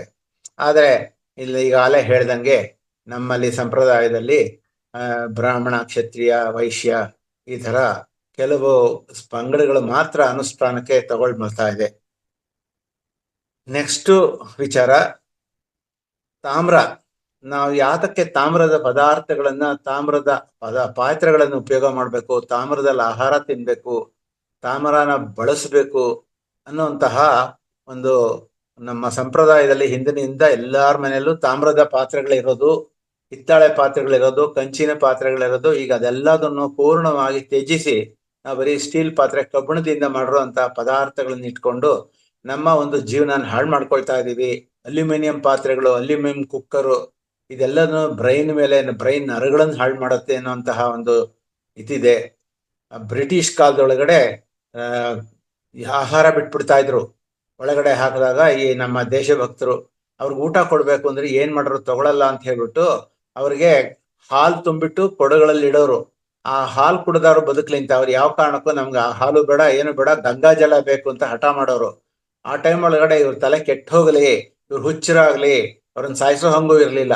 ಅದಕ್ಕೋಸ್ಕರ ಅಲ್ಯೂಮಿನಿಯಂ ಬಳಕೆ ಮಾಡಿ, ಅಲ್ಯೂಮಿನಿಯಂ ಏನಾರನ್ನು ಉಪಯೋಗ ಮಾಡಿದ್ರೆ ಬ್ರೈನು ಡ್ಯಾಮೇಜ್ ಆಗುತ್ತೆ. ಬ್ರೈನ್ ಡ್ಯಾಮೇಜ್ ಆದ್ರೆ ಆಟೋಮೆಟಿಕಲಿ ಅವನು ಹುಚ್ಚರಾಗ್ತಾನೆ. ಆವಾಗ ಅವ್ರನ್ನೆಲ್ಲಾರನು ಅವ್ರು ಹುಚ್ಚರಾದ್ರು, ತಾವೇ ತೀರ್ಕೊಂಡ್ರು ಅಂತ ಅವ್ರನ್ನ ಸಾಯಿಸ್ಬೋದು ಅಂತ ಬ್ರಿಟಿಷರು ಯೋಚನೆ ಮಾಡಿದ್ರು. ಅಂತಹ ಒಂದು ಸ್ಥಿತಿ ಒಳಗಡೆ ಈ ತಾಮ್ರನ ಪರಿಚಯ ಮಾಡಿದವರು ನಮ್ಮ ಪೂರ್ವಜರು. ಈ ತಾಮ್ರ ಎಷ್ಟು ಆರೋಗ್ಯಕರ ಅನ್ನೋದನ್ನ ಇನ್ ಮುಂದಕ್ಕೆ ನೋಡೋಣ. ತಾಮ್ರದ ಪಾತ್ರೆಗಳಲ್ಲಿ ಆಹಾರ ಬಯಸಿದ್ರೆ ಹೃದಯದ ಯಾವುದೇ ಆರೋಗ್ಯದ ಪ್ರಾಬ್ಲಮ್ ಇದ್ರೂ ಸಾರ್ಟ್ ಔಟ್ ಆಗ್ತಾ ಹೋಗುತ್ತೆ. ರಕ್ತನಾಳಗಳೆಲ್ಲ ಶುಚಿ ಆಗುತ್ತೆ, ಕೊಲೆಸ್ಟ್ರಾಲ್ ಕಡಿಮೆ ಆಗುತ್ತೆ, ಬ್ಲಡ್ ಪ್ರೆಷರ್ ಕಂಟ್ರೋಲ್ಗೆ ಬರುತ್ತೆ. ಇದೆಲ್ಲದನ್ನು ಹಾರ್ಟ್ಗೆ ಸಂಬಂಧಪಟ್ಟಂಗೆ ನಮಗೆ ಯಾವ ಕಾರಣಕ್ಕೂ ಅಂಥ ಒಂದು ಕಾರ್ಯ ಇದ್ರೊಳಗೆ ತೊಂದರೆಗಳು ಬರೋಲ್ಲ, ನಮಗೆ ಕಾಯಿಲೆಗಳು ಬರೋಲ್ಲ ಅನ್ನುವಂಥದ್ದು ಒಂದು ವೈಜ್ಞಾನಿಕ ಹಿನ್ನೆಲೆ ಇದೆ. ಬಂಜತನ ನಿವಾರಣೆ ಆಗುತ್ತೆ, ಅದನ್ನ ಈವನ್ ನಾವು ಅನಿಮಲ್ ಹಸ್ಬೆಂಡ್ರಿ ಒಳಗಡೆ ಈ ಒಂದು ಕಾಪರ್ ಸಲ್ಫೇಟ್ನ ನೀರಿಗೆ ಹಾಕಿ ಬಹಳ ಡೈಲ್ಯೂಟ್ ಲಿಕ್ವಿಡ್ನ ಹಸುಗಳಿಗೆ ಕುಡಿಸಿದ್ರೆ ಪ್ರೆಗ್ನೆಂಟ್ ಆಗದೆ ಇರುವಂತಹ ಅನಿಮಲ್ಸ್ ಪ್ರೆಗ್ನೆಂಟ್ ಆಗುತ್ತೆ ಅನ್ನುವಂತಹ ಒಂದು ನಾನು ಅನಿಮಲ್ ಹಸ್ಬೆಂಡ್ರಿ ಕೆಲಸ ಮಾಡಿದ್ದೀನಿ. I have seen that. ಅದನ್ನ ನಾವೇ ಅಡ್ವೊಕೇಟ್ ಮಾಡ್ತಾ ಇದ್ವಿ. ಬಂಜೆತನ ನಿವಾರಣೆ ಆಗುತ್ತೆ, ಇದರಿಂದ ತೂಕ ಇಳಿಕೆ ಆಗುತ್ತೆ. ನಮಗೆ ದಿನ ಇದ್ರೊಳಗಡೆ ಇಟ್ಟಿರುವಂತ ನೀರನ್ನು ಕುಡಿತಾ ಇದ್ರೆ ಬಾಡಿ weight ಕಡಿಮೆ ಆಗಿ ಒಬ್ಯಾಸಿಟಿ ಕಡಿಮೆ ಆಗುತ್ತೆ, ಚರ್ಮದ ಕಾಯಿಲೆಗಳು ವಾಸಿ ಆಗುತ್ತೆ, ಆರೋಗ್ಯಕ್ಕೆ ಈ ತರ ಬಹಳ ಪ್ರಯೋಜನಕಾರಿ ಅನ್ನೋದನ್ನ ಮುಂದೆ ನೋಡೋಣ. ತಾಮ್ರದ ಪಾತ್ರೆಗಳಲ್ಲಿ ನಾವು ಊಟ ಮಾಡಬೇಕು. ಸೊ ದೇಹದಲ್ಲಿ ಇರುವಂತಹ ಕಬ್ಬಿಣದ ಅಂಶ ಏನಾಗುತ್ತೆ, ದೇಹದ ಕೆಂಪು ರಕ್ತ ಕಣಗಳಿಗೆ ತಲುಪೋ ಹಂಗೆ ಅದು ಕರಗಿಸಿ ನಮ್ಮ ರಕ್ತಕ್ಕೆ ಸೇರಿಸೋ ಒಂದು ಕಾರ್ಯಕ್ರಮ ಈ ಕಾಪರ್ ಮಾಡುತ್ತೆ. ಅಂದ್ರೆ ಈ ತಾಮ್ರಕ್ಕಂತ ಒಂದು ಶಕ್ತಿ ಇದೆ. ಇದು ಪ್ರತಿರಕ್ಷಣಾ ವ್ಯವಸ್ಥೆ ಅಂದ್ರೆ ಇಮ್ಯುನಿಟಿ ಜಾಸ್ತಿ ಮಾಡುತ್ತೆ. ನಮ್ಮ ದೇಹದೊಳಗೆ ರೋಗ ಬರದಂಗೆ, ರೋಗ ರಹಿತವಾಗಿರ್ಬೇಕು, ರೋಗ ಎದುರಿಸುವಂತ ಶಕ್ತಿ ಇರ್ಬೇಕು ನಮಗೆ ಅಂತ ಹೇಳ್ಬಿಟ್ಟು ಇಮ್ಯುನಿಟಿ ಬಲಪಡಿಸುತ್ತೆ, ಕಬ್ಬಿಣ ಹೀರ್ಕೊಳ್ಳುತ್ತೆ. ಹೀಗೆ ತಾಮ್ರದ ಪಾತ್ರೆಗಳಲ್ಲಿ ತಿನ್ನೋದ್ರಿಂದ ನಮ್ಗೆ ಈಗಾಗಲೇ ಕಾಪರ್ ಯುಟೆನ್ಸಿಲ್ಸ್ ಅಲ್ಲಿ ಮಾತ್ರ ಕೆಲವು ವಿಚಾರಗಳಲ್ಲಿ ಹಾಲು, ಮೊಸರು, ಚೀಸು ಇಂಥದ್ದನ್ನು ಮಾತ್ರ ಡೈರಿ ಉತ್ಪನ್ನಗಳನ್ನ ಅದರೊಳಗಡೆ ಇಟ್ಕೊಂಡು ಸೇವಿಸಬಾರ್ದು. ಯಾಕೆಂದ್ರೆ ಅದು ಒಳ್ಳೇದಾಗಲ್ಲ, ಅದು ಕೆಡುತ್ತೆ, ರಿಯಾಕ್ಷನ್ ಆಗುತ್ತೆ. ಅದರೊಳಗಡೆ ಇರೋಂತಹ ಒಂದು ಕಿಣ್ವಗಳೇನಿರುತ್ತೆ ಆ ಕಿಣ್ವಗಳು ತಾಮ್ರದ ಜೊತೆ ರಾಸಾಯನಿಕ ಕ್ರಿಯೆಗೆ ಒಳಗಾಗಿ ನಮ್ಗೆ ವಿಷವಾಗಿ ಪರಿವರ್ತನೆ ಆಗುತ್ತೆ. ಅದಕ್ಕೆ ಹಾಲು, ಮೊಸರು, ಚೀಸ್ ಇದೆಲ್ಲ ತಾಮ್ರದ ಪಾತ್ರೆಯಲ್ಲಿ ಉಪಯೋಗ ಮಾಡಬಾರ್ದು. ತಾಮ್ರದ ಪಾತ್ರೆಗಳಲ್ಲಿ ಉಪ್ಪು ಇರೋದನ್ನ ಯಾವುದನ್ನು ಕೂಡ ಬೇಯಿಸಬಾರ್ದು. ಉಪ್ಪಲ್ಲಿರೋ ಅಯೋಡಿನ್ನು ತಾಮ್ರದ ಜೊತೆ ಸೇರ್ಕೊಂಡ್ಬಿಡುತ್ತೆ, ಹೀಗಾಗಿ ಹಾನಿಕರ ಪರಿಣಾಮ ಆಗುತ್ತೆ. ಅದೆರಡು ಬಿಟ್ಟು ಉಳಿದಿದ್ದು ಎಲ್ಲ ತರನು ಉಪಯೋಗ ಮಾಡ್ಬೋದು. ತಾಮ್ರ ತೂಕ ಇಳಿಕೆಗೆ ಸಹಾಯಕ ಅಂತ ಹೇಳಿದೆ. ಹೇಗೆ ಅಂತ ಕೇಳಿದ್ರೆ ಡೈಜೆಷನ್ ಜಾಸ್ತಿ ಆಗುತ್ತೆ, ನಾವು ಆಹಾರ ತಿಂದಿದ್ದು ಚಯಾಪಚಯ ಹೆಚ್ಚಾಗುತ್ತೆ. ಆವಾಗ ಏನಾಗುತ್ತೆ ಅಂದ್ರೆ ಬೇಕಾಗಿರೋದನ್ನ ಮಾತ್ರ ನಮ್ಮ ದೇಹ ಯುಟಿಲೈಸ್ ಮಾಡ್ಕೊಳ್ಳುತ್ತೆ, ಮೆಟಬಾಲಿಸಮ್ ಚೆನ್ನಾಗಾಗುತ್ತೆ. ಹೀಗಾಗಿ ಕೆಟಬಾಲಿಸಮ್ ಅಂತ ನಮ್ಮ ದೇಹದಿಂದ ಬೇಡದಿರೋದನ್ನ ಹೊರಗೆ ಹಾಕುತ್ತೆ. ಸೊ ಹೀಗೆ ಈ ಒಂದು ತಾಮ್ರದಿಂದ ನಮಗೆ ಬೇಕಾಗಿರೋದನ್ನ ಮಾತ್ರ ಉಳಿಸ್ಕೊಂಡು ಬೇಡದಿರೋದನ್ನ ಹೊರಗೆ ಹಾಕೋದ್ರಿಂದ ನಮ್ಮ ಬಾಡಿ ವೇಟು ಕಡಿಮೆ ಆಗೋಕೆ ಶುರು ಆಗುತ್ತೆ. ಎಲ್ಲದನ್ನು ಕೂಡ ಹಾಕೊಂಡು ನಮ್ಮ ದೇಹ ದಪ್ಪ ಆಗಲ್ಲ. ಹೊಟ್ಟೆ ಉಬ್ಬರ ಸಮಸ್ಯೆ ಬರುತ್ತೆ ನಮಗೆ, ಯಾಕೆಂದ್ರೆ ಊಟ ಆದ್ಮೇಲೆ ಗ್ಯಾಸ್ ಆಗುತ್ತೆ ಹೊಟ್ಟೆಲೆಲ್ಲ. ಏನಾಗುತ್ತೆ, ಗ್ಯಾಸ್ ಉತ್ಪತ್ತಿ ಆಗ್ಬಿಟ್ಟು ತಿಂದಂತ ಕಾರ್ಬೋಹೈಡ್ರೇಟ್ ಅಂದ್ರೆ ಸಕ್ಕರೆ ಅಂಶಗಳೆಲ್ಲನೂ ಗ್ಯಾಸ್ ಆಗುತ್ತೆ. ಸೊ ಹಿಂಗಾಗ್ಬಿಟ್ಟು ಮೀಥೇನ್ ಗ್ಯಾಸ್ ಆಗಿ ನಮ್ಮ ಹೊಟ್ಟೆ ಒಳಗಡೆ ಕಾರ್ಬನ್ ಡೈಆಕ್ಸೈಡು, ಮೀಥೇನು ಈ ತರ ಎಲ್ಲ ಆಗಿ ಹೊಟ್ಟೆ ಒಳಗಡೆ ಗಾಳಿ ತುಂಬ್ಕೊಂಡ್ಬಿಟ್ಟು ತಿಂದಂತ ಆಹಾರ ಅರಗೋಲ್ಲ, ಜೊತೆಗೆ ವಾಪಸ್ ಬರೋಕ್ ಶುರು ಆಗುತ್ತೆ ಗಂಟ್ಲ ಕಡೆಗೆ. ಸೊ ಇದನ್ನು ಕೂಡ ಈ ತಾಮ್ರದ ಪಾತ್ರೆಯಲ್ಲಿ ಆಹಾರ ತಿಂದ್ರೆ, ಈಗ ನೀವು ದೊಡ್ಡ ದೊಡ್ಡ ಹೋಟೆಲ್ಗಳಿಗೆ ಹೋದ್ರೆ ನೀವೇನಾರು ಪಲ್ಯಗಳು ಅದೆಲ್ಲ ಆರ್ಡರ್ ಮಾಡಿದ್ರೆ ನಿಮ್ಗೆ ತಾಮ್ರದ ಪಾತ್ರೆಗಳಲ್ಲಿ ಕೊಡ್ತಾರೆ. ಅದನ್ನ ಒಂದು ನೀವು ನೋಡ್ಬೋದು. ನೀವು ಆ ಪಾತ್ರೆಗಳನ್ನ ನಾವು ಬಡಿಸ್ಕೊಂಡು ನಾವು ಊಟ ಮಾಡ್ತೀವಿ. ಸೊ ಅದನ್ನ ನೋಡಿದ್ರೆ ತಾಮ್ರದ ಪಾತ್ರೆಯಿಂದ ನಮ್ಗೆ ಲಾಭ ಇದೆ ಅಂತ ಹೋಟೆಲ್ನವ್ರಿಗೂ ಕೂಡ ಗೊತ್ತು. ಅದು 4 ಸ್ಟಾರ್ ಹೋಟೆಲ್ ಅಂತ ಜಾಗದಲ್ಲೆಲ್ಲ ಅಂಥದ್ದೆಲ್ಲ ಇರುತ್ತೆ. ತಾಮ್ರದ ಪಾತ್ರೆ ಬ್ಯಾಕ್ಟೀರಿಯಾ ವಿರೋಧಿ ಗುಣ ಕೂಡ ಹೊಂದಿದೆ. ಬ್ಯಾಕ್ಟೀರಿಯಾಗಳೆಲ್ಲ ಸಾಯಿತ್ವೆ ಈ ಒಂದು ಪಾತ್ರೆಯಲ್ಲಿ ನಾವು ಇದು ಮಾಡಿದ್ರೆ. ಹೊಟ್ಟೆ ಹುಣ್ಣು, ಅಲರ್ಜಿ, ಆಮೇಲೆ ಅಜೀರ್ಣ ಇಂಥದ್ದೆಲ್ಲ ಸರ್ ಮಾಡುತ್ತೆ. ಇದಕ್ಕೆ ಆಂಟಿ ಪಾಯ್ಸನಿಕ್ ಆಟಿಟ್ಯೂಡ್ ಇದೆ, ಅಂದ್ರೆ ನಿರ್ವಿಷ ಬಳಸೋದು. ಆಹಾರದೊಳಗೆ ಏನಾದ್ರು ವಿಷ ಮೂಲ ಏನಾದ್ರು ಇದ್ರೆ ಅದನ್ನ ದೇಹದಿಂದ ತ್ಯಾಜ್ಯ ಮಾಡುತ್ತೆ, ಹೊರಗೆ ಹಾಕತ್ತೆ ಅದನ್ನ. ಅಂದ್ರೆ ಲಿವರ್ಗೂ ಕೂಡ ತಲುಪಬಾರ್ದು. ನಮ್ಮ ದೇಹದೊಳಗೆ ಹೊಟ್ಟೆಯಿಂದ ನಮ್ಮ ಲಿವರ್ ಅನ್ನುವಂತಹ ಒಂದು ಅಂಗಾಂಗಕ್ಕೆ ಹೋಗಿ ಅಲ್ಲಿಂದ ಪಿತ್ತಜನಕಾಂಗ ಅದಕ್ಕೆ ಹೋಗಿ ಅಲ್ಲಿಂದ ತಿರ್ಗಾ ವಾಪಸ್ ಹೊಟ್ಟೆಗೆ ಬಂದು ಕರಳಿಗೆ ಹೋಗಿ ಕರಳಲ್ಲಿ ಸಣ್ಣ ಕರಳಲ್ಲಿ ಅದು ರಕ್ತಕ್ಕೆ ಬೇಕಾಗಿರುವಂತ ಆಹಾರನ ಎಳ್ಕೊಳ್ಳುತ್ತೆ. ಆ ಒಂದು ಸ್ಥಿತಿ ಒಳಗಡೆ ನಾವೇನಾರು ತಾಮ್ರದ ಪಾತ್ರೆಯಲ್ಲಿರೋ ಆಹಾರ ತಿಂದಿದ್ರೆ ಅದು ಖಂಡಿತವಾಗ್ಲೂ ಅದನ್ನ ನೇರವಾಗಿ ದೊಡ್ಡ ಕರಳ ಕಡೆ ಕಳಿಸ್ಬಿಡುತ್ತೆ, ಅದನ್ನ ಯೂರಿನ್ ಕಡೆ ಕಳಿಸ್ಬಿಡುತ್ತೆ. ಸೊ ಈ ತರ ಅದ್ಭುತವಾದಂತಹ ಒಂದು ಕಾರ್ಯಕ್ರಮ ನಡೀತಾನೆ ಇರುತ್ತೆ. ತಾಮ್ರದ ಪಾತ್ರೆಯಲ್ಲಿ ನಾವು ಆಹಾರ ಊಟ ಮಾಡೋದಾದ್ರೆ ವಯಸ್ಸಾದವ್ರಿಗೆ ವಯಸ್ಸಾಗೋದೇ ಇಲ್ಲ, ನಾವು ಹೆಂಗಾಗೆ ಇರ್ತೀವಿ ಅಂತ ಹೇಳ್ತಾರೆ. ಈ ತಾಮ್ರದ ಪಾತ್ರೆ ಒಳಗೆ ತುಂಬಿದ ನೀರ್ನ ಇಟ್ಕೊಂಡು ಬೆಳಗ್ಗೆ ಖಾಲಿ ಹೊಟ್ಟೆಯಲ್ಲಿ ನಾವೇನಾದ್ರು ಕುಡಿದಿದ್ದೆ ಆದ್ರೆ ರಕ್ತ ಶುದ್ಧೀಕರಣ ಆಗುತ್ತೆ, ಚರ್ಮಕ್ಕೆ ಹೊಳಪು ಬರುತ್ತೆ. ಅದರಿಂದ ಯಾವಾಗಲೂ ರಕ್ತ ಶುದ್ಧವಾಗಿದ್ರೆ ನಮ್ಗೆ ಯಾವುದು ಕಾಯಿಲೆನೇ ಬರೋದಿಲ್ಲ. ಯಾಕೆಂದ್ರೆ we are very healthy, happy, peaceful. So ಅದನ್ನ ನಾವು ಪಡಿಬೇಕು ಅಂದ್ರೆ ತಾಮ್ರದ ಪಾತ್ರೆಗಳಲ್ಲಿ ನೀರಿಟ್ಬಿಟ್ಟು ಬರೀ ಹೊಟ್ಟೆಲ್ ಬೆಳಗಾಗೆದ್ದು ಒಂದು ಲೋಟ ಅಷ್ಟು ಕುಡಿದ್ರೆ ನಮಗೆ ತುಂಬ ಒಳ್ಳೆಯದು. ಇದರಿಂದ ರಕ್ತದೊತ್ತಡ ನಿಯಂತ್ರಣ ಆಗುತ್ತೆ, ಕೊಲೆಸ್ಟ್ರಾಲ್ ಕಡಿಮೆ ಆಗುತ್ತೆ, ರೋಗ ನಿರೋಧಕ ಶಕ್ತಿ ಬರುತ್ತೆ, ಗಾಯಗಳು ಬೇಗ ವಾಸಿ ಆಗುತ್ತೆ, ರಕ್ತಹೀನತೆ ತಡೆಗಟ್ಟುತ್ತೆ, ಅನೆಮಿಕ್ ಆಗೋಲ್ಲ ನಾವು. ಯಾಕೆಂದ್ರೆ ಸಾಕಷ್ಟು ಕಬ್ಬಿಣನ ಸಪ್ರೇಟ್ ಮಾಡ್ತಾನೆ ಇರುತ್ತೆ ಇದು. ಹಿಂಗಾಗಿ ನಮಗೆ ಖಂಡಿತವಾಗ್ಲೂ ಅದ್ಭುತವಾದಂತಹ ಒಂದು ಆರೋಗ್ಯ ಕೊಡುತ್ತೆ. ಹೀಗೆ ರೋಗ ನಿರೋಧಕ ಶಕ್ತಿಗಳು ಕೊಡೋದಾದ್ರೆ ಇನ್ಫೆಕ್ಷನ್ಸ್ ಆಗೋಲ್ಲ. ಉತ್ಕರ್ಷಣ ಅಂತಂದ್ರೆ ನಮ್ಮ ದೇಹದೊಳಗಡೆ ಅನಾವಶ್ಯಕವಾದಂತ ರಿಯಾಕ್ಷನ್ಸ್ ಆಗುತ್ತೆ, ಕೆಮಿಕಲ್ ರಿಯಾಕ್ಷನ್ಸ್ ಆಗುತ್ತೆ, ಬೇಡದಿರುವಂತಹ ಒಂದು ಕೆಮಿಕಲ್ಸ್ನ ಜಾಸ್ತಿ ಮಾಡುತ್ತೆ. ಅದರಿಂದ ಬ್ಯಾಕ್ಟೀರಿಯಾಗಳು ಬೆಳೆಯುತ್ತೆ, ವೈರಸ್ ಬೆಳೆಯುತ್ತೆ. ನಮ್ಮ ದೇಹದೊಳಗಡೆ ಬೇಕಾದಷ್ಟು ಕ್ರಿಮಿಗಳಿದೆ. ಆ ಕ್ರಿಮಿಗಳು ತಾನು ಬೆಳೆಯೋದಕ್ಕೆ ಬೇಕಾಗಿರೋ ವಾತಾವರಣ ಕಾಯ್ತಾ ಇರುತ್ತೆ. ಆ ವಾತಾವರಣ ಕಲ್ಪಿಸೋದು ಯಾವುದು ಅಂತಂದ್ರೆ, ನಾವೀಗೇನು ಸ್ಟೀಲ್ ಪಾತ್ರೆಗಳಲ್ಲಿ ಊಟ ಮಾಡ್ತಿದ್ದೀವೋ, ಅಲ್ಯೂಮಿನಿಯಂ ಪಾತ್ರೆ, ಅಲ್ಯೂಮಿನಿಯಂ ಕುಕ್ಕರು, ಇವೆಲ್ಲದೂ ಮಾಡ್ತಿರೋದೇನು ಅಂದ್ರೆ ಉತ್ಕರ್ಷಣ ಜಾಸ್ತಿ ಮಾಡಿ ರೋಗ ನಿರೋಧಕ ಶಕ್ತಿ ಕಡಿಮೆ ಮಾಡಿ. ಅದಕ್ಕೆ ಕರೋನಾ ಬಂದಿದ್ದು. ಈ ಕರೋನಾದಲ್ಲಿ ನಮ್ಗೆಲ್ಲ ಇಮ್ಯುನಿಟಿ ಕಡಿಮೆ ಆದ್ರೇನೆ ಕರೋನಾ ಬರೋದು. ಯಾರಿಗೆ ಇಮ್ಯುನಿಟಿ ಬರುತ್ತೋ ಅವ್ರಿಗೆ ಕರೋನಾ ಬರೋಲ್ಲ. ಯಾಕೆಂದ್ರೆ ಉತ್ಕರ್ಷಣ ಶಕ್ತಿ ಅವ್ರಿಗೆ ಜಾಸ್ತಿ ಇದೆ ಹೊಟ್ಟೆ ಒಳಗಡೆ. ಯಾಕೆಂದ್ರೆ ಉತ್ಕರ್ಷಣ ಅಂದ್ರೆ ಇನ್ಫೆಕ್ಷನ್. ಆ ಇನ್ಫೆಕ್ಷನ್ ಬೇಗ ದಾರಿ ಇರುವಂತಹದ್ದು ಅಂದ್ರೆ ನಮ್ಮ ವಾತಾವರಣ, ನಮ್ಮ ದೇಹದಲ್ಲಿ ಇರುವಂತಹ 14 ಅಂಗಾಂಗಗಳು ಹೆದರ್ಕೋತಾ ಇದೆ ಅದಕ್ಕೆ. ಅಯ್ಯಯ್ಯೋ ಇದು ಬಂದ್ಬಿಡ್ತಲ್ಲಪ್ಪ, ನನ್ ಕತೆ ಏನು ಅಂತ ನಾವು mentally we will be depressed. ಯಾವಾಗ ನಾವು ಮೆಂಟಲಿ ಡಿಪ್ರೆಸ್ ಆಗ್ತೀವೋ ತಕ್ಷಣನೇ ನಮ್ಮ ದೇಹದಲ್ಲಿರೋ ಅಂಗಾಂಗಗಳಲ್ಲಿರುವಂತಹ ಕ್ರಿಮಿಗಳು ಚಟುವಟಿಕೆಯಿಂದ ಆಕ್ಟಿವೇಟ್ ಆಗ್ಬಿಡುತ್ತೆ. ಆಕ್ಟಿವೇಟ್ ಆಯ್ತು ಅಂದ್ರೆ ನಮಗೆ ಕಾಯಿಲೆ ಬಂತು ಅಂತ ಅರ್ಥ. ಸೊ ಈ ತರ ರೋಗ ನಿರೋಧಕ ಶಕ್ತಿ ಮತ್ತು ಉತ್ಕರ್ಷಣ ಇನ್ಫೆಕ್ಷನ್ ಆಗದಂಗೆ ತಡೆಯುವಂತಹ ಒಂದು ಅದ್ಭುತ ಒಂದು ಸಾಧನ ಅಂತ ಅಂದ್ರೆ ತಾಮ್ರದ ಪಾತ್ರೆಗಳು, ತಾಮ್ರದ ಆಹಾರಗಳು, ತಾಮ್ರದಲ್ಲಿ ಬೆಳೆದಿರೋ ಇದು ಕುಕ್ ಮಾಡಿರುವಂತಹದ್ದು ಅಂತ ತಿಳ್ಕೊಬಹುದು. ಇದು ಕೀಲ್ ನೋವು ಕೂಡ ತಡೆಗಟ್ಟುತ್ತೆ. ಅಂದ್ರೆ ಈ ಗಂಟುಗಳ ನೋವು ಅಂತ ಕರಿತೀವಿ, ಆರ್ಥರೈಟಿಸ್ ಅಂತೀವಿ, ರೊಮೆಟಾಯ್ಡ್ ಆರ್ಥರೈಟಿಸ್. ನೋಡಿ, ರೊಮೆಟಾಯ್ಡ್ ಆರ್ಥರೈಟಿಸ್ ಅಂದ್ರೆ ಏನು ಅಂದ್ರೆ ಹೃದಯಕ್ಕೆ ಏನಾರು ಸರಿ ಇಲ್ಲ ಅಂದ್ರೆ, BP ಇದೆಲ್ಲ ಜಾಸ್ತಿ ಆಯ್ತು ಅಂದ್ರೆ ಜಾಯಿಂಟ್ಸ್ ಒಳಗೆ ಇರುವಂತ ಸಿನೋಮಿಯಲ್ ಫ್ಲೂಯಿಡ್ ಎಲ್ಲ ಒಣಗೋಗ್ಬಿಡುತ್ತೆ. ಒಂಥರ ಕೀಲೊಳಗಡೆ ಒಂಥರ ಎಣ್ಣೆ ಪದಾರ್ಥ ಇರುತ್ತೆ, ಅದಕ್ಕೆ ಸಿನೋಮಿಯಲ್ ಫ್ಲೂಯಿಡ್ ಅಂತಾರೆ. ಅವೆಲ್ಲ ಒಣಗೋಗೋದಕ್ಕೆ ಕಾರಣ ಏನು ಅಂತ ಕೇಳಿದ್ರೆ ನಾವು ಆಹಾರಗಳು ತಗೊಳ್ಳೋಂಥ ವಿಧಾನ, ನಮ್ಗಿರದೇ ಇರೋಂತಹ ನಾವು ವಾತಾವರಣದಲ್ಲಿ ಯಾವ ಕಾರಣಕ್ಕೂ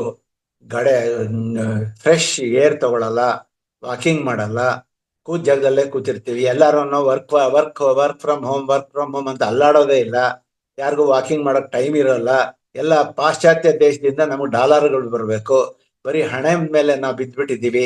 ನಮ್ಮ ದೇಹದ ಕಡೆಗೆ ನಾವು ಎಲ್ಲಾನು ಸ್ವಿಗ್ಗಿ, ಝೊಮ್ಯಾಟೊ ಅನ್ನೋಂಥ ಕಡೆಗೆಯಿಂದ ಆಹಾರ ತರಿಸ್ಕೋತೀವಿ, ಕುಕ್ ಕೂಡ ಮಾಡಲ್ಲ. ಇದೆಲ್ಲದ್ರಿಂದ ಅವ್ನು ಯಾವ ತರ ಅದನ್ನ ನಾವು ಆಹಾರ ತಯಾರು ಮಾಡಿರ್ತಾನೋ, ಎಂತ ಎಣ್ಣೆ ಬೆಳೆಸಿರ್ತಾನೋ, ಯಾವ ಪಾತ್ರೆಯಲ್ಲಿ ಕುದಿಸಿರ್ತಾನೋ, ನಮಗೆಲ್ಲ ಕಾಯಿಲೆ ಆಗಿ ಬೇಗ ಸಾಯೋದಕ್ಕೆ ನಾವೇ ಒಂದು ದಾರಿ ಮಾಡ್ಕೊಂಡಿದ್ದೀವಿ. ಅದರಿಂದ ಈ ಒಂದು ಪಾತ್ರೆಗಳನ್ನು ಉಪಯೋಗ ಮಾಡ್ಬೋದು. ಆಮೇಲೆ ಉರಿಯೂತ ಕಡಿಮೆ ಆಗತ್ತೆ. ಅಂದ್ರೆ ನಮಗೆ ಯೂರಿನ್ ಒಳಗಡೆ ಉರಿ ಆಗೋದು, ಕಾಲಗಳ ಕೀಲುಗಳಲ್ಲಿ ಉರಿ ಆಗೋದು, ಸೊ ಇದೆಲ್ಲದನ್ನು ತಡೆಯುತ್ತೆ. ಅದ್ರೊಳಗೂ ಮಂತ್ಲಿ ಹೆಣ್ಣು ಮಕ್ಕಳಿಗೆ ಆಗುವಂತಹ ಒಂದು ಕಾರ್ಯಕ್ರಮ ಏನಿರುತ್ತೋ, ಆ ಒಂದು ಮೆನ್ಸಸ್ ಅನ್ನುವಂತಹ ಒಂದು ಕಾರ್ಯಕ್ರಮದೊಳಗೆ ಉರಿ ಊತ ಬರುತ್ತೆ ಅವ್ರಿಗೆ ಸಾಮಾನ್ಯವಾಗಿ ಅವರ ಒಂದು ಗುಪ್ತಾಂಗಗಳಲ್ಲಿ ಇಷ್ಟು ಉರಿ ಉತ್ಪತ್ತಿ ಆಗುತ್ತೆ, ಅದನ್ನ ಯಾರಿಗೂ ಹೇಳಕ್ಕಾಗಲ್ಲ.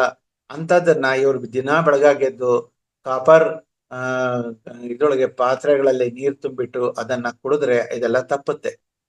ಜೊತೆಗೆ ಅವ್ರಿಗೆಲ್ಲ PCOD, PCOS ಅಂತ ಏನೇನಾಗುತ್ತೋ, ಗರ್ಭಕೋಶದೊಳಗಡೆ ಗಂಟುಗಳಾಗೋದು, ಹುಣ್ಣುಗಳಾಗೋದು, ಇದೆಲ್ಲ ತಪ್ಪುತ್ತೆ.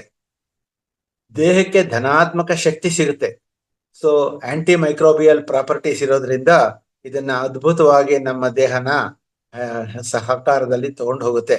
ಉಸಿರಾಟದಿಂದ ಕಾಯಿಲೆಗಳು ಏನಾದ್ರು ಇದ್ರೆ, ನಮಗೆ ಆಸ್ತಮಾ ಅಂತದಿದ್ರು ಅದನ್ನು ಕಡಿಮೆ ಮಾಡುತ್ತೆ. ಯಾಕೆಂದ್ರೆ ಆಸ್ತಮಾ ಕಾಯಿಲೆ ಎಲ್ಲ ಕ್ರಿಮಿಗಳಿಂದ ಆಗೋದು.